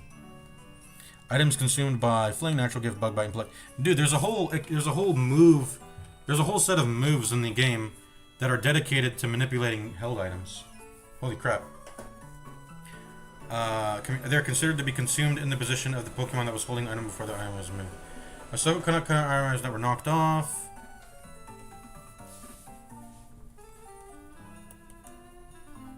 In Gen 4, if a Pokemon with a knocked off item uses Recycle, it recovers the consumed item as its current held item, but it is still listed as holding its knocked off. I don't understand what's happening. At the end of the battle, it is knocked off. Item is restored. I don't understand what's going on. This is getting into the weeds of held item mechanics that just aren't going to be relevant for my fights. But that's Juicer actually. Okay, so I'm keeping Porygon 2's Recycle. I want Porygon 2's Recycle. I mean, okay, so I'm continuing to look here. So Recycle is great. I'm gonna love to get Recycle at level 34. That's after I beat this next gym. I'm gonna have it. Recycle and Restore. This is such a juicer, like, Pokemon. This is such a juicer Pokemon. It has such a good moveset. Okay, continuing on. Discharge, Lock On, Tri-Attack, Magic Coat, Zap Cannon, Hyper Beam. So the only way in which they differ really is that Porygon Z has Nasty Plot. So they all differ. Porygon 1 has Sharpen. Porygon 2 has Defensive Curl. Porygon 3 has Nasty Plot. And then between Porygon 2 and Z, also Porygon 1 lacks Hyper Beam, but we already have the TM, that doesn't matter. And then, I haven't checked the TMs, but I'm presuming they're all the same anyways. Unless they're not. I mean, I don't know. And then the difference between Porygon 2 is that the Recycle becomes worse with Embargo. And that's it. That's it, really. Oh, and also Porygon Z has Trick Room. Just, you know, just for free. That's something it has over Porygon 2. It's a level 1, so you have to use the Mover Learner, but that's fine. So Trick Room, Embargo. I think I have a plan here. The plan, unless there's a I mean, I don't have the TM yet, but is there another TM that boosts my offensive power over time? Let's see, Return, Double Team, Rest, Endure, Recycle. Let's see, Flash, Thunderwave, Psych Up. Psych Up, is Psych Up copies the opponent's stat changes. So like, okay, so if they have some buffs or debuffs, you copy them.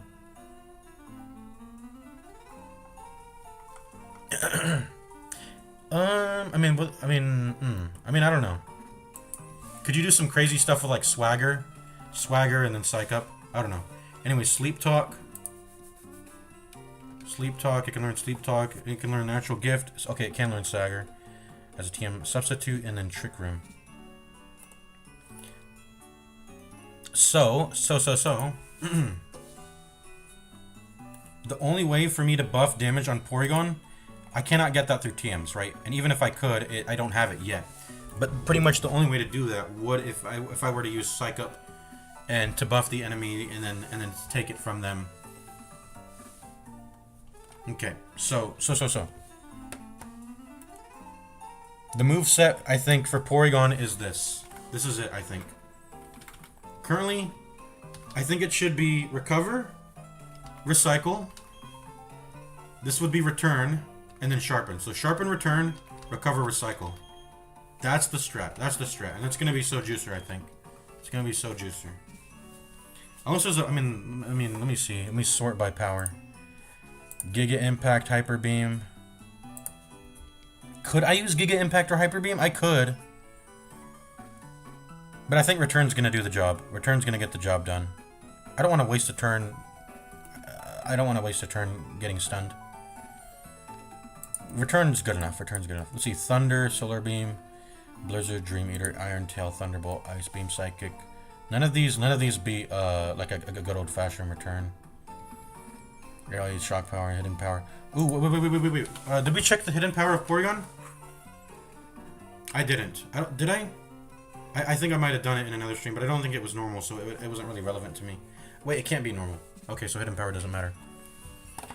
Charge beam. I mean, obviously, when we get to level 51, we'll start using Tri-Attack instead of Return, probably, because Tri-Attack has got some juicy status effects it can apply on the enemy. But other than that, I think we have it settled. It's a pretty settled moveset. And it functions already. It doesn't even need. I don't need recycle. It's not a necessity. But the strat we're gonna do, I think, is we're gonna baton pass, you know, some stats buffs into Porygon and make him a sweeper, just like Curlia. Make him a sweeper, because he's gonna just be a juicer. He's gonna be a juicer. Is there any way for him to increase his? Well, I don't know. I don't think this matters though. But I was gonna say, is there any way for him to increase his special defense? Because I don't have anyone who can baton pass special defense onto Porygon 2. But I think we're chilling. I think we're chilling, because I think I'm gonna keep agility then. Until we get recycle, I'm keeping agility. And then, yeah, I think we'll be chilling, chilling. But I have a second sweeper. We're putting him in. He's on the team now. Porygon and Curlia are my sweepers, and these are sort of my setups. So I'm gonna put them all the way at the bottom. These are sort of my baton passer setupers. These are my sort of opening Pokemon that can, you know, like set up the baton passers, and the baton passers set up the sweepers, and then that's sort of the final stage. And then we have the option between Curlia or Porygon. Oh, yeah, Porygon doesn't have a gender. Neither does Rotom. Just noticed that. All right. So what are we're learning? We're gonna relearn Sharpen, for sure. Let's go ahead and replace Psybeam. I don't care for it.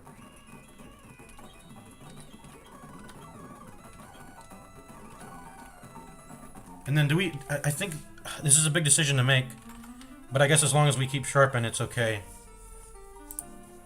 No, we should definitely evolve him, because like the stat upgrades we get are they're too huge, right? They're just too huge, are they not? Let me look. Let's see. HP goes up by 20. Hold on, let me get this stupid fucking thing removed. So HP goes up by 20, attack goes up by 20, defense goes up by 20. So like that's why I don't want to go to Z, because like going back to Z form just removes the 20 defense I got by leveling up to Porygon 2. Yeah, it gives me a bunch of speed and special attack, but like I don't think that's worth it. So Porygon 1, yeah, it pretty much just gets 20s across the board. It literally gets 20s across the board. So 20 times 20, 40, 60, 80, 100, 120. 395 plus 120 is 515. Yep. 20s across the board. So as long as we keep the Sharpen, we're being chilling. So never unlearn the Sharpen, unless somehow we would want to make the transition to Porygon Z. I don't know, but we're keeping it. We're keeping him in Porygon 2. Let's do it. We've got Sharpen, right? We've got Sharpen. We're gonna go ahead and save the game here.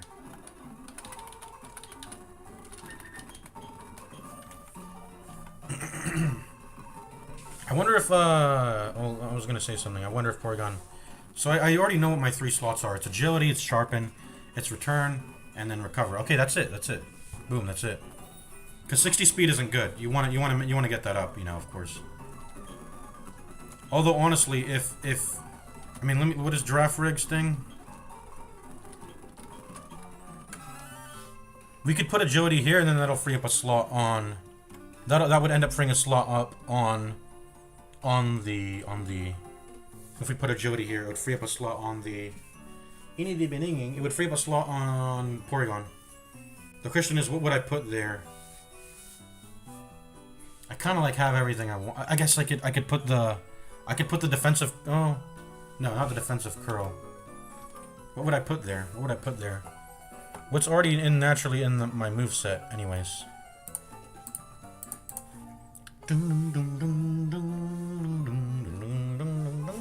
If I could find something to give me special defense, I would really like that.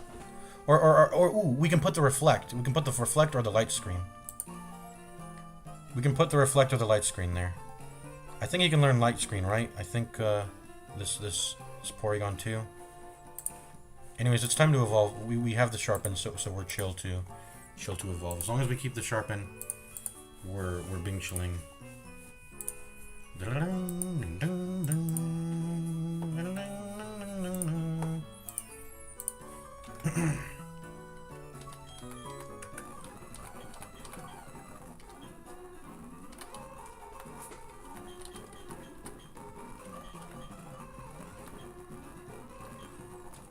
I mean, let's see, conversion. Maybe we do conversion 2. I mean, what other Pokemon has this in the game? I can basically conform to make this relevant in any battle. As long as I see the move, and as a normal, as long as it's not fighting, I can go ahead and, you know, convert and make myself freaking resistant the entire battle. And then with, yeah, that's Juicer, conversion 2. And if we're faster than the enemy, we get to like pick. Excuse me. The user's type is made resistant. Okay, that's it then. I mean, no one else has this move other than Porygon. So Porygon, okay, that's the juice. That's the juice, I guess. That's the juice. So the final loadout, I think, would be return, sharpen, restore, then conversion 2. What's conversion 1 do? There's a conversion 1. What does that do? Conversion changes the user's type to the same type as the first move in the Pokemon's list. For example, if the Pokemon has the moves Psybeam, Discharge, Recover, and Conversion in that order, conversion will change the user's type to Psychic.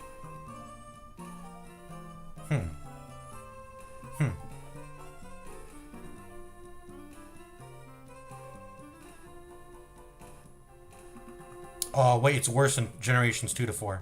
In Gens 2 to 4, conversion changes the user's type to the type of any one of its moves randomly. It also cannot be used on Curse, as it is the question mark type.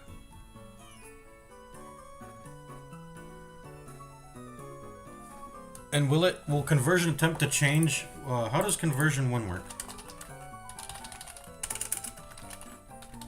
I mean, conversion 2 is probably a better move. We gotta use the dude. Porygon is such a good Pokemon. Why have I slept on this book? I never used it in Gen 1. I don't remember why, but I think it was because it was just I didn't play that game right. I just had one starter. I rolled through the game with my starter when it was mega over leveled, and I never used any Pokemon I got other than that, even if I wanted to. So I never got to experience the game. I never got to experience the Pokemon game properly, you know, pretty much. But I think conversion 2 is better than 1, is it not? Oh, oops. I'm gonna call him.